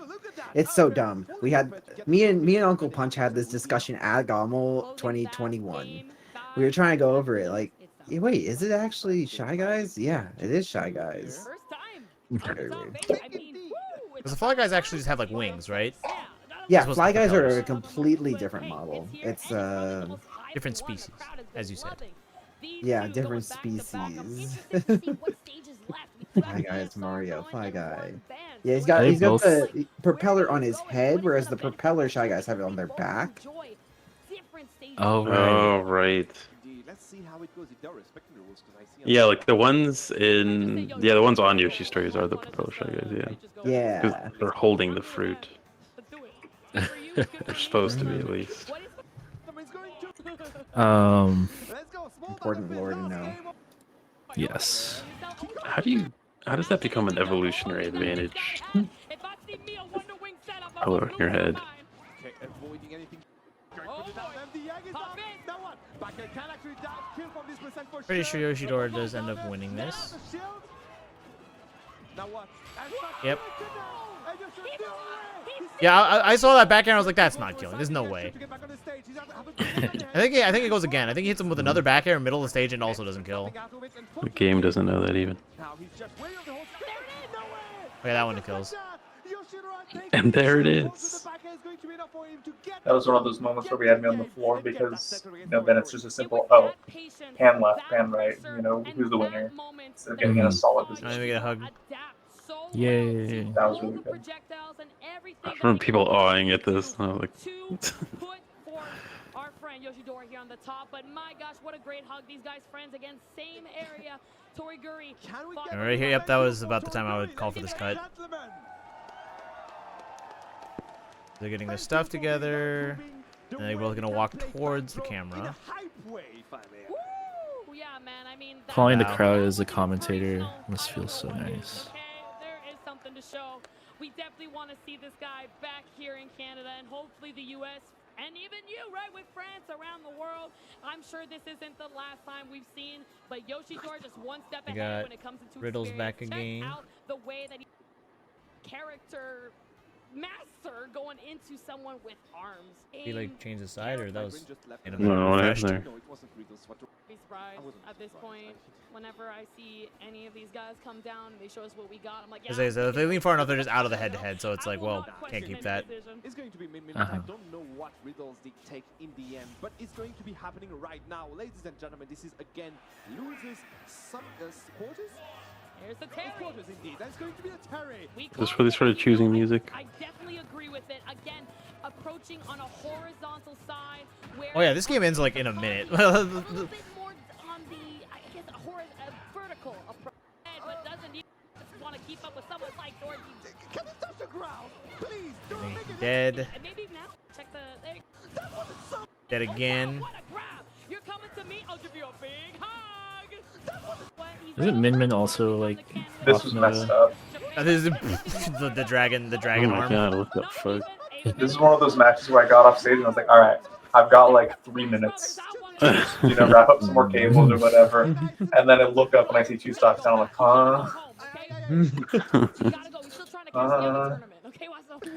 Yeah, this character's nuts.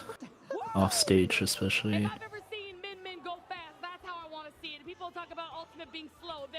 I didn't even notice that the door was open. Oh.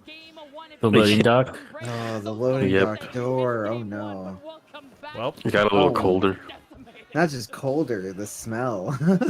Weirdly enough, I didn't smell anything during the actual top 8. Right when it ended, I was like, what is that?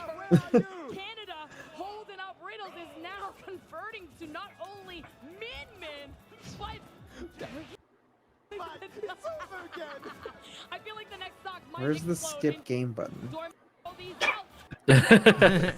Skip ad. Skip ad, skip game. Skip ad for arms. Same thing. I'm just here for the in between. I think I take a shot. Yeah, right. Or no, this is Ayub, and then I think I go to you next.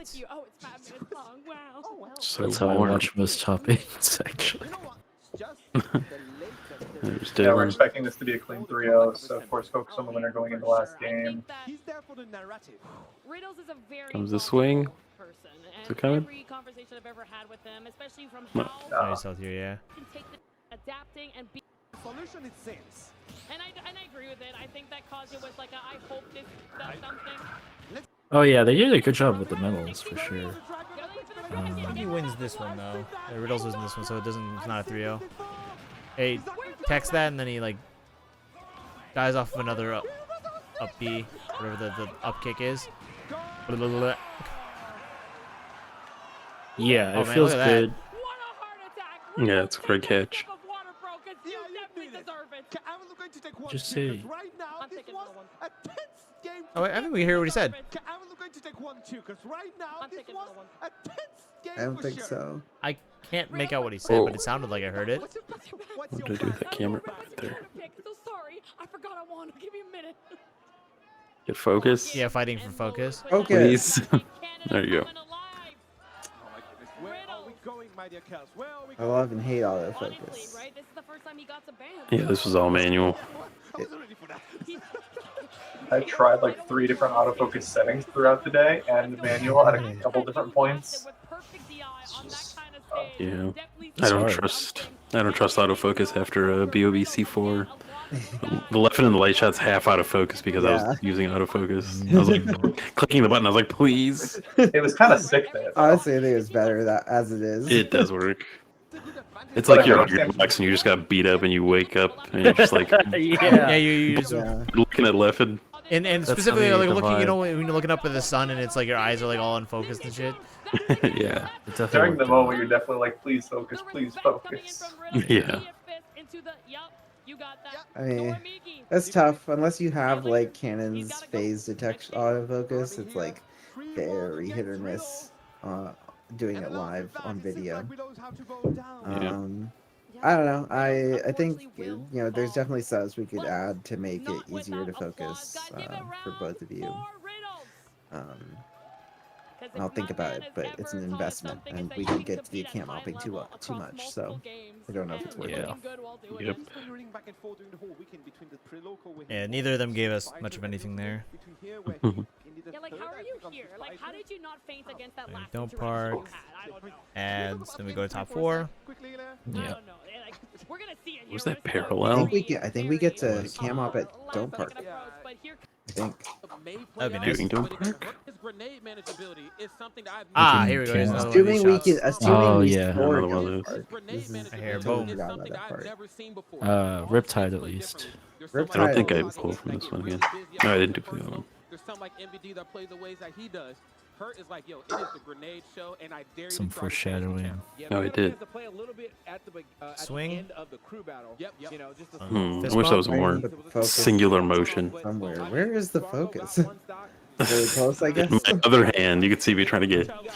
my man basically finished the crew battle like 2 stock 13% or something like that. So he was definitely moving The SDI in my other. to play a snake of this. Alex was super full wrangling that SDI though. Yeah, how do He's you? on it. America, but like he just Oh, Alex was. Yeah, he would just like. I wouldn't even ask for it. He'd just come over and like start doing it. And I was like, oh, thanks. Okay, that's awesome. I was gonna ask how much you needed it. You felt like you needed a cameo utility. It wasn't super necessary, especially for just this one SDI. I could usually handle it on my own, but the fact that Alex was there was helpful. And at least your comms is wireless. Yeah, like if I had a wired comms pack, I have an SDI, then it gets just a little bit more complicated. This reads this. Sorry, this is a just read that spot dodge. Nope. I'm pretty sure at this point. I'm pretty sure I think I said on the comms line is like, oh, he's at 96%. I bet he's just gonna up tilt him. Up tilt, yeah. He's, boop. The little walk right before. Oh, that's crazy. Buenos Dias, Mandy. Also, oh, no camera. This guy. Oh yeah, he got in the way a couple times, and he didn't understand what was happening. It's The like, photographer. Yeah. yeah. I remember he said like it wasn't on camera. I'm like, yeah, because I didn't cut to the shot because you were in it. Yeah, I told him as much too. I think you could see me there telling him to move. Oh, the gaff tape on the table. Back there. Whoops. Well, What? When did I leave that there? When did that get up? I actually don't. I don't recall that being up there before. I think because I was looming the cables, or I tried to fix one of the things. Yeah, this is the first match of the top 4, so this is after we had a break. I definitely fixed something back there, and then Oh, okay. I remember moving it though. Yeah, walk a bit until. Okay. Kind of caught in front again. And nares him. Just walk up to. 5-point kick, whatever. Over, and how could you not? Your clout. All my aerial options are not to be tried. I also want to move the ultimate thing, the ultimate trophy again. Yeah, that was actually a wonderful nair too. You know, probably just condition him. Did you just pick one or the other table to do the trophy on? The trophy, essentially. Before I had it on the Wii, Okay. So I just put it on that side, and you can't put anything on top of a switch. So This is all a good piece to camera. there's some good movement. Yeah. That was very Hard. shaky. Yeah. The shakiness wasn't too bad. I think your camera was still fighting a bit on the focus right there. Could have been a little more in focus for that last ending bit on Spargo. Yeah. But it's like you always want to be as smooth as possible, but it's like sometimes, as much as you can get is good because like a lot of movements. That shoulder mount thing that I got was only like $80 or something. Really 308? Doesn't sound Yeah, right. that one was very cheap. I gotta get a better one. I want to try to get something that has like, yeah. Especially after the stuff with like the CRTs, and you sent that message, and I was like, God damn it. Yeah. But I want to, especially because I really enjoy doing that type of stuff, and especially breaking it out at regionals just to have a little fun. It adds a lot, especially when like going on break or something.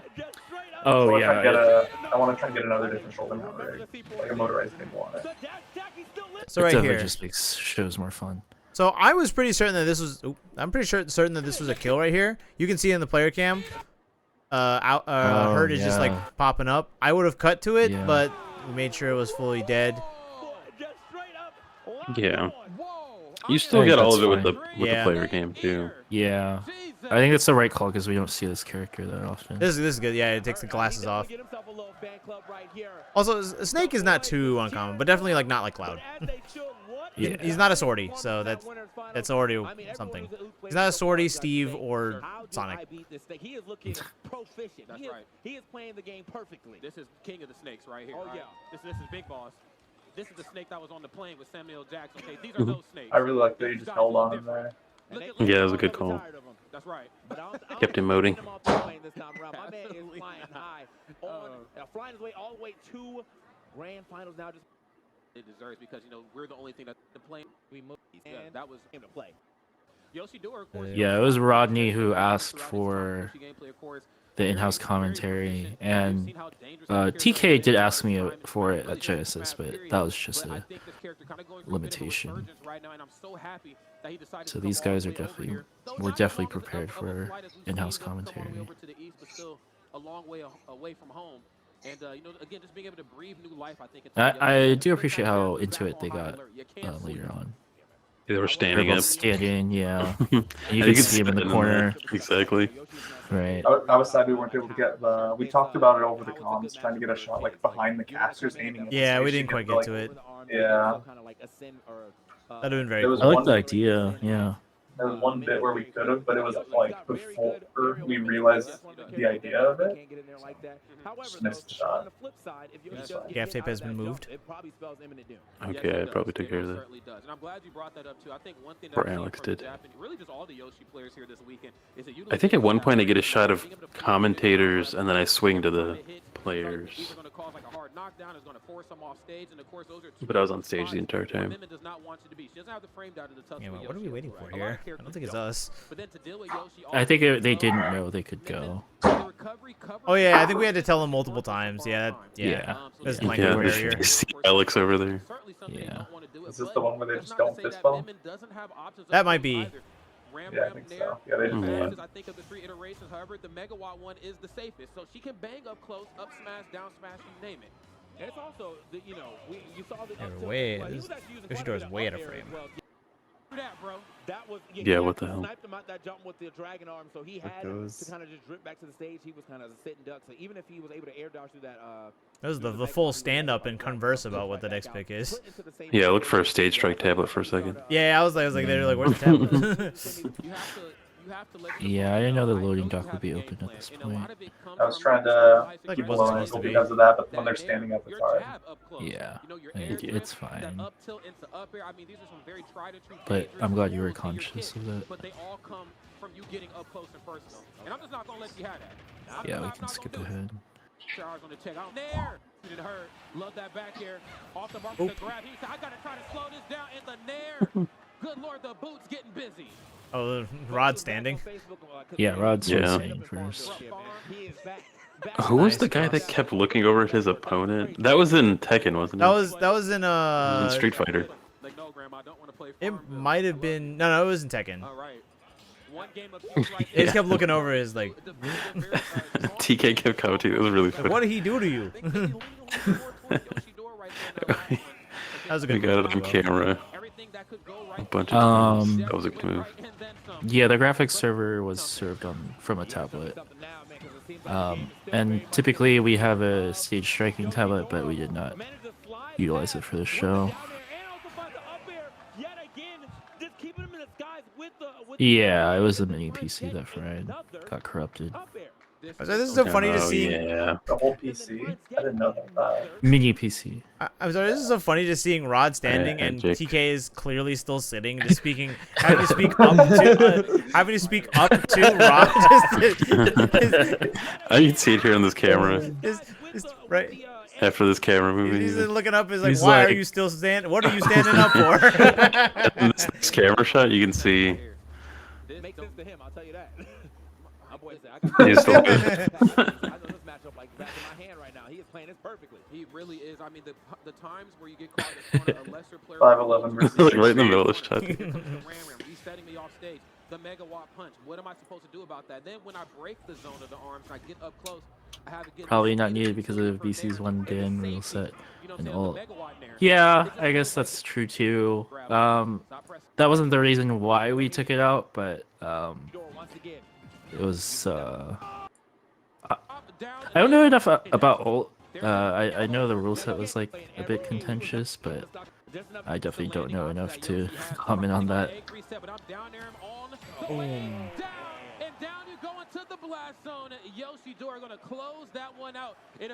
This is the one I think. Okay, they do. There was one where they didn't. That boy, he was a yes man on that game. Everything was yes. That's right. Will it hit? Yes. Can I combo? Yes. Yes. Keeping it low, not to go too hard into the projector, which is good. I mean, send his name, bro. You already know he's gonna be nice. Yeah. Knew he'd be going down with controller, so I just stayed back to get the loser as well. I think you guys navigated around the recursion just fine. I think I wanted it. If I'm recalling right here, I think I wanted to take your shot, Yubs, but I think like the focus was like fucking up or something like that. Very possible.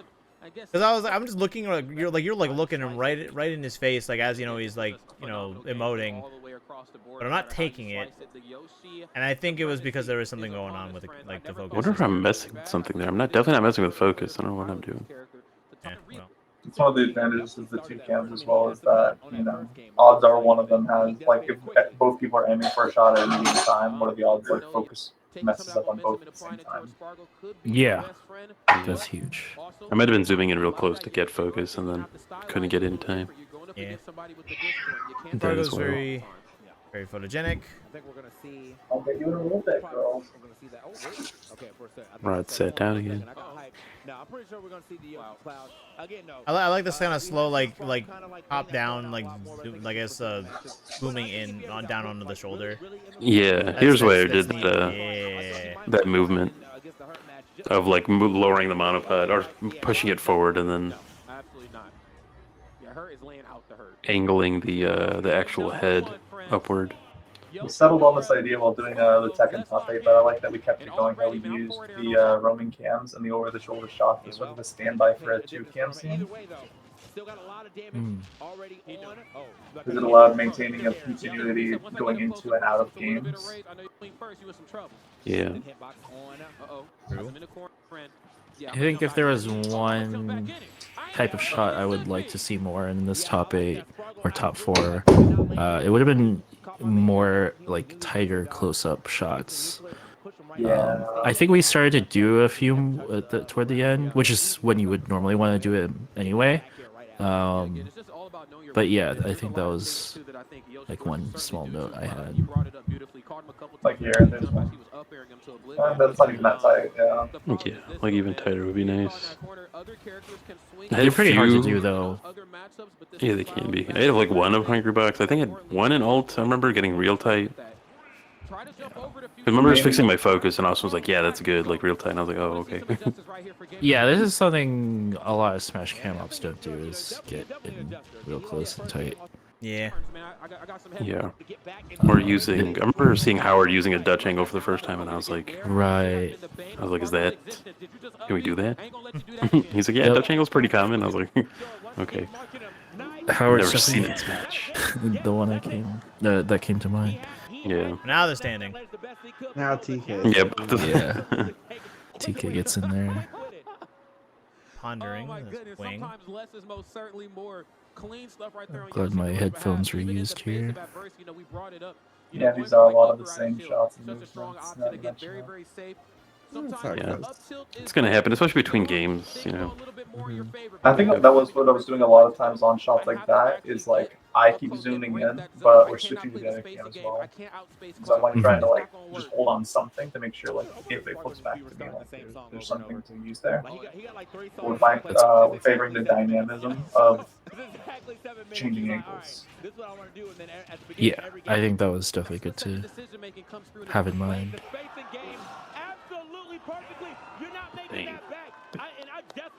Yeah, it just adds a little bit more energy when both casters are standing like this. The way TK's lid looks Yeah, really he's good too. yeah, he's going off. I meant like literally the lighting, but you know that too. Throw as many lights as possible at everything. That was the philosophy, and it worked. Oh yeah. Find me in the room. Every Yoshi C got holding them up right now. That was the shot. There we go. Yeah, that's the Where are the commentators? and Oh then- yeah, we didn't get it fast Oh, enough. yeah. And then I accidentally flickered the overlay. I like the idea though. Yeah, it was there. Okay, yeah, trying to scramble that egg early on. Okay, we're starting to get more of those. That's what I like to see. Able to actually get those two registered. That is usually a big part of. This is a Great TI right there. effectively Yoshi too big. long set for losers finals. Met the leg. Hold on. There's one. It starts with one. This got game 5. It does, because Spargo ends up in grands, so he has to win here. Oop. Send them packing. We go into another game right here. That's right. I love it. What is MoonPay? Is that another crypto? Probably. Yeah, sounds like it. For astronauts only. No. I was curious what the Japanese sponsors were. There are so many sponsors. Whose cam was that? That's mine, sorry. Nice. No need to apologize. Yeah. Love cat. Guessing I know who's there in might be a song. some of y'all already too. I know we on the West Coast. It's about 9 o'clock. So y'all on the East Coast hanging out with us. Thank you for hanging out on this beautiful Sunday. That's right. Catching some good Smash Brothers action. Yeah, I don't recognize any of those logos. Brothers and sisters in the chat, okay? To tell you something. Okay. Right. Into game 5. Right back on the PS2. Why not? Right. This is the lead into grand finals. Oh yeah, that was actually nuts because Yeah, what a parry. he parries the star. star of the butt Yeah. drop. Like what? Yeah, just the face that the Yoshidora gives just right, it's just Really? He was like, all right. I can't believe he parried that. Moving into grand finals. Whoa! Talk about nerves of steel. Top The play platinum punish is resiliency, pretty good friends. too. Look it up in a dictionary. You're gonna find a picture They were cooking. of that performance. Spargo. Back to grand finals. You're Waiting for a. Yeah, I was literally just waiting for Bro to get up. I probably should have like swung to the other side, but I was You expecting did him to get up. eventually. Yeah. Yeah, Yoshidora was just upset. Yeah. Hangs his head in defeat. Yeah. That's a wild boy. That's a wild boy. That's Donnie Thornberry. After I locked that position on Spargo, I didn't want to seem wishy-washy by moving too much, so I just hung on him, but it was for way too long. Yeah. It was a good call though to not, because we have another camera angle showing Yoshidora, so we could have gone to that if we needed. And now we got top 8 intro, or sorry, grand finals intro. Yeah. Yeah, I'm higher on this angle than I was with Blur, I think. It's nice that you can Sure, get this little pan up though. He's 4-2. Yeah. I did want to get the.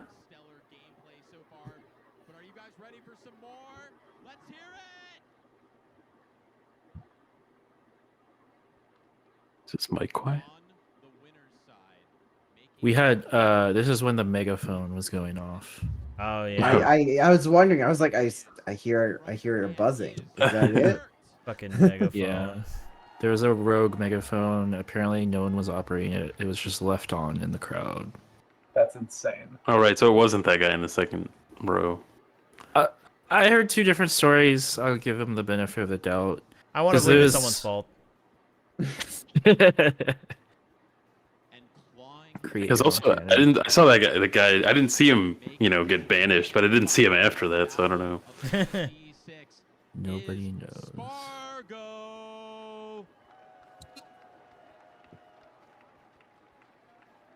But yeah, I do like this really follow. put lights. Put lights on cameras. Yeah, I think like Dylan said, a ring light on the camera or something on the camera. Yeah, like my sleep really just strength the exposure, but it was so washed out. Yeah. Well, almost would have been better if it was like just a silhouette. Little thing. Just needs a nice little glow, not too much. Playing up again. I know we saw that first set, and well, I'm gonna tell Because you. I mean, like a ring light or anything bigger, anything decently big would be too much. Be either too bright, too unwieldy, or just not diffused enough. A spotlight would be insane. Now that's a much bigger ask than what we're saying. We're talking all that play. Wait a minute there. I'm just thinking a basic light to get enough.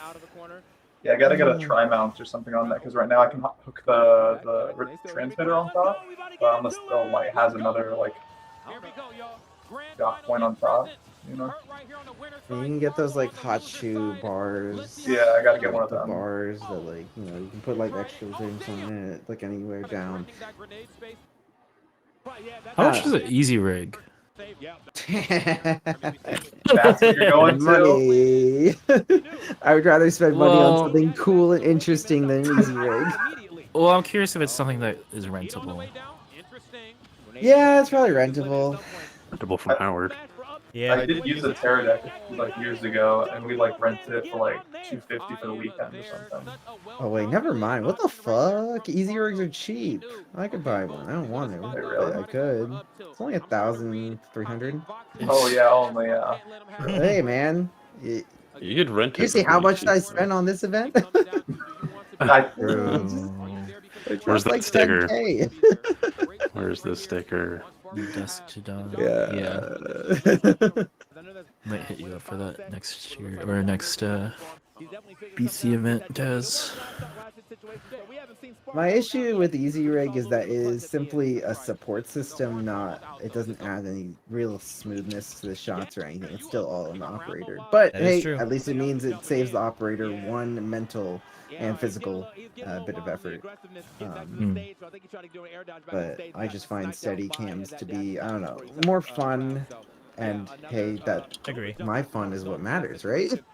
I mean, Steadicam would If be you're paying sick. for it, then yes. Yeah.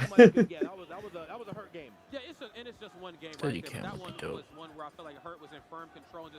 There's a show that can afford it. I would do it. Give me my rollerblades, a Steadicam, and we're fucking flying. Literally through the venue. These triple cold shoe mounts aren't even expensive. I'll get one of these in the light. I'll test it at something soon. Okay. Should check DSLR video shooter. Caleb's got like a video about like small lights, I think. Somewhere. Pop off just The reset. No, not even the reset. The placement of that C4, I feel like it caught like his back toe. His back is his heel, really. How? How did he know? Just when you thought we were tangling in the neutral, just when you thought it was going to be an exchange of fists, an exchange of normals. It is the C4 that gets it done, and Spargo is anything but happy about that. The job ain't done yet, though, Spargo. Think it's crazy in this game? Yeah, I really didn't know that. Look at him, just a robot, man. There's a whole meme about people saying like Snake's like bad in this game, but then like, how are you gonna know? Like they were saying that like very early on in the game, and now it's like the people who believed in Snake are kind of being proven right. I think this is the final game. Or the reset? Hurt's in Winterside, so. Yeah. Yeah, I guess Oh you lose, yeah, so. there wasn't a reset. No reset. Remember we were In expecting. either game. Wait, yeah, this- No, Melee had a reset. reset. It was Melee 6-0. did Oh, yeah, reset. you're It right. was You're right. I 6-0. forgot. Sorry. I forgot. Yeah, when it's a 6-0, it doesn't feel like a reset. It just feels like he won. Right. Exactly. You did just roll. Yeah. So this was kind of a iffy. Like Nikita at 94% on like low side FD seems a little iffy. But he stood up. He's like, I know. Like, I've labbed this shit. True. I've been in the lab. Yeah, so that's one of the moments where like you really need that face in the shot. Right here, right there. Yeah. That was a great step up there. Yeah, but that was a great, I guess, dolly up. Dylan. Yeah, I was ready for the handshake, and then once I recognized the hug, I was like, all right, no, keep going, keep going. See, you would have been able to walk over, but the commentator desk is preventing you from walking over. So. Yeah, I'm trying to get in position here. I think it was handled pretty well. Yeah. This is the best we could get. Yeah, this works. You get the commentators in there. Yeah, I actually like that. Yeah, we need some lights here. That's so dark. Okay, they moved. That's good. Yeah, there's no commitment in that hug. That was definitely a floating hug. You'll probably see the weakness of this kit, which is the latency. 'Cause if we hang on my cam during a Dhir speech, You can see the latency as it's switched even up here, in the yeah, even here. background. It's like a solid like half Whoa, second. this infinite's trippy. Hey, at least you Yeah, turned back. You this turned was- back for this point, so it looked nice. Yeah, this was good. I like this. This was cute. Yeah, I there love how he in my could not dark make up his vision. mind on how many fingers he wanted. He was like, yeah. Is he like Spider-Man or? 3, 2. That Yoshida was able to apply thoroughly. We've seen that same mentality kind of applied here to Hurt. He does it again. What is an acceptable number of fingers? Man, that's an inspiring snake, though. I feel like if you were a snake, And then That we goes were right in the bag. I didn't notice that. I did not notice that it was filming it. Yeah. That's funny. Wow. But yeah, we were trying to grab Rayo M and Goose for the quick winners interview. Oh yeah, then it was like, no, face me, and then it's like, no, we'll go to Dylan. Yeah. Yeah, the unfortunately the stage lights make it completely unseeable on the face. So Yeah. that's why Yeah, we you know. like look towards the correct camera, please. But you know, it is what it Yeah, I is. was like, goose. Yeah, I was trying to reposition the lights during this time, but I feel like I would have just done them facing the projectors. That's what we were going for. Yeah, that's what we were saying. You was trying to get they're attention, supposed to but- face Gibbs, but there was Oh, definitely some okay. coordination spaghetti in this last parts, but I think you guys recovered really well. I like how Hurt's face is the one that's most in darkness. yeah. I kind of dig the light cascading like off his silhouette, the shadow. Yeah. It was more A new purposefully challenger. done. A new challenger has appeared. Like when you haven't unlocked the character yet.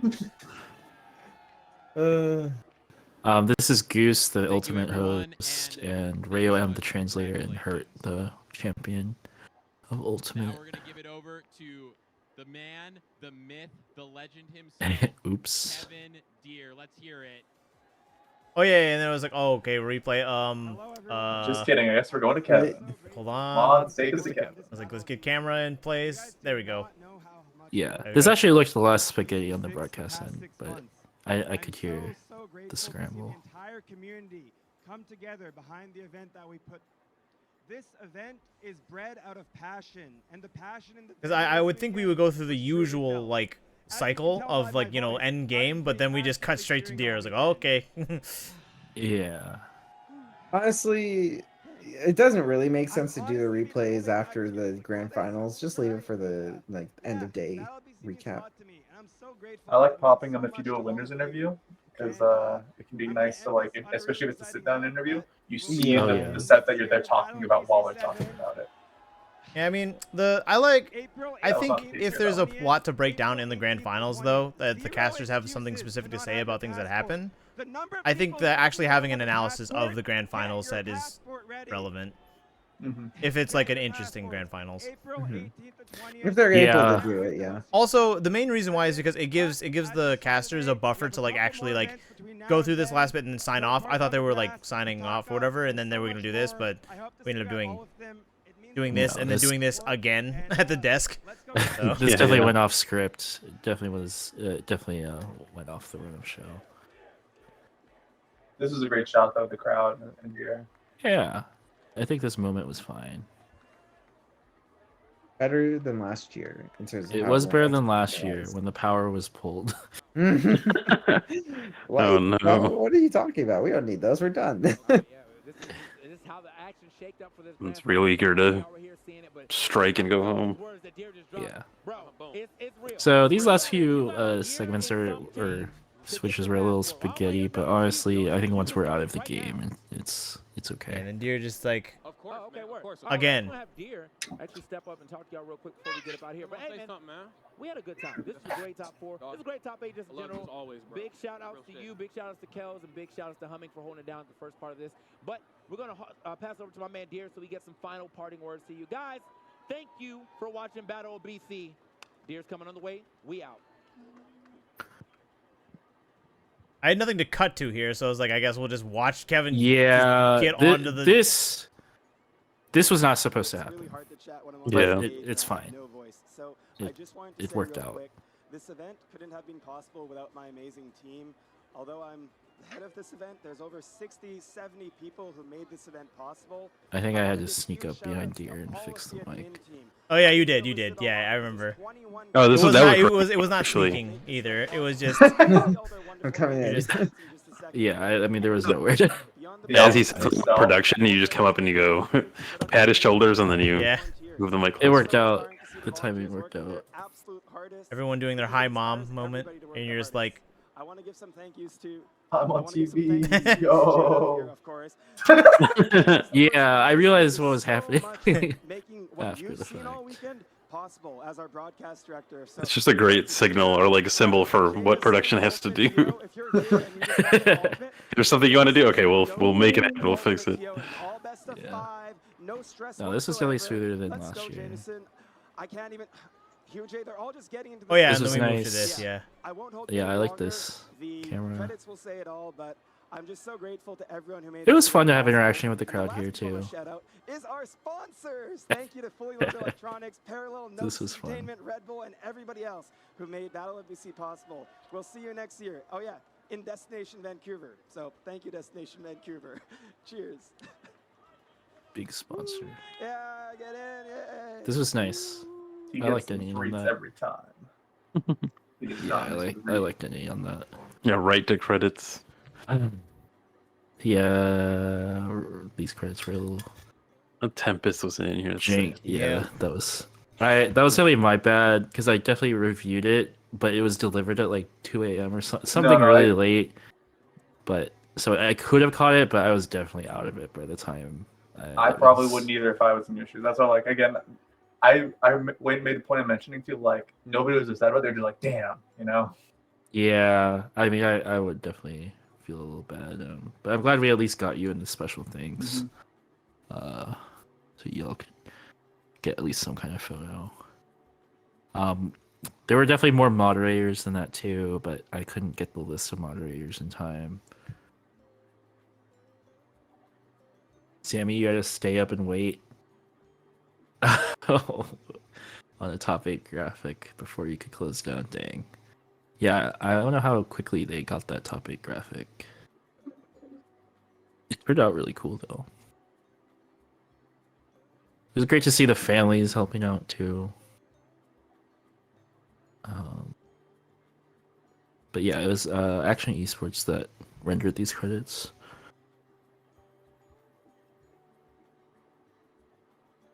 Yeah, Retro did a great job with the using the headshots for the top 8 graphics.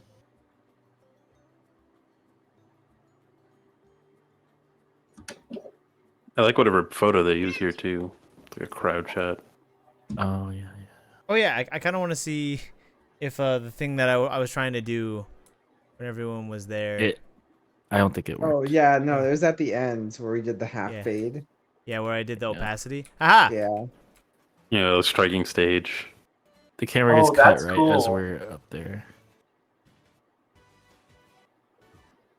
I mean, this is cool regardless, but yeah. All right, all the lights are on now. Damn. Wow, I did not realize it was going for this long. And then somebody unplugged the camera right there. Yeah, but I guess I could have showed Martin where his monitors went if he watched this. What I used to do at some of our old regionals is, you know how you guys mentioned you had that like that security cam that was really awful quality. I used to set up intentionally awful cameras in like the back of the room, and then just do this type of thing with them. So the background of the stream was a constant live cam that was just at really low opacity. Yeah, that was definitely the intended backdrop for the pre-match stuff, but somebody unplugged the cam. It depends, I guess, how ass the quality is. Yeah, next time. All right. We That was made a it through. long review, but thank you, Yeah. everybody, for Midnight. making the time. Yeah. Any closing thoughts, questions before we sign off? More cameras. Well, let's give us More 3 stage power. camera operators. What was that, Dylan? I said, Mods, give us 3 stage camera operators, a PTZ, a bar cam. A jib. Send the crane camera. 5 drones. Get Nikki on the blades. Yeah. And they have a point. Yeah, Oh, Savvy, you guys this is aren't a ready good, for that. good event to make an exception. Cyberpunk looking ass cam ops. Dude, Yeah, oh thank man, you you for really hanging out. don't know. It's gonna look crazy if I actually Entire do it. video matrix just for the stage cameras. Yeah. Desrin, yeah, I'm glad you enjoyed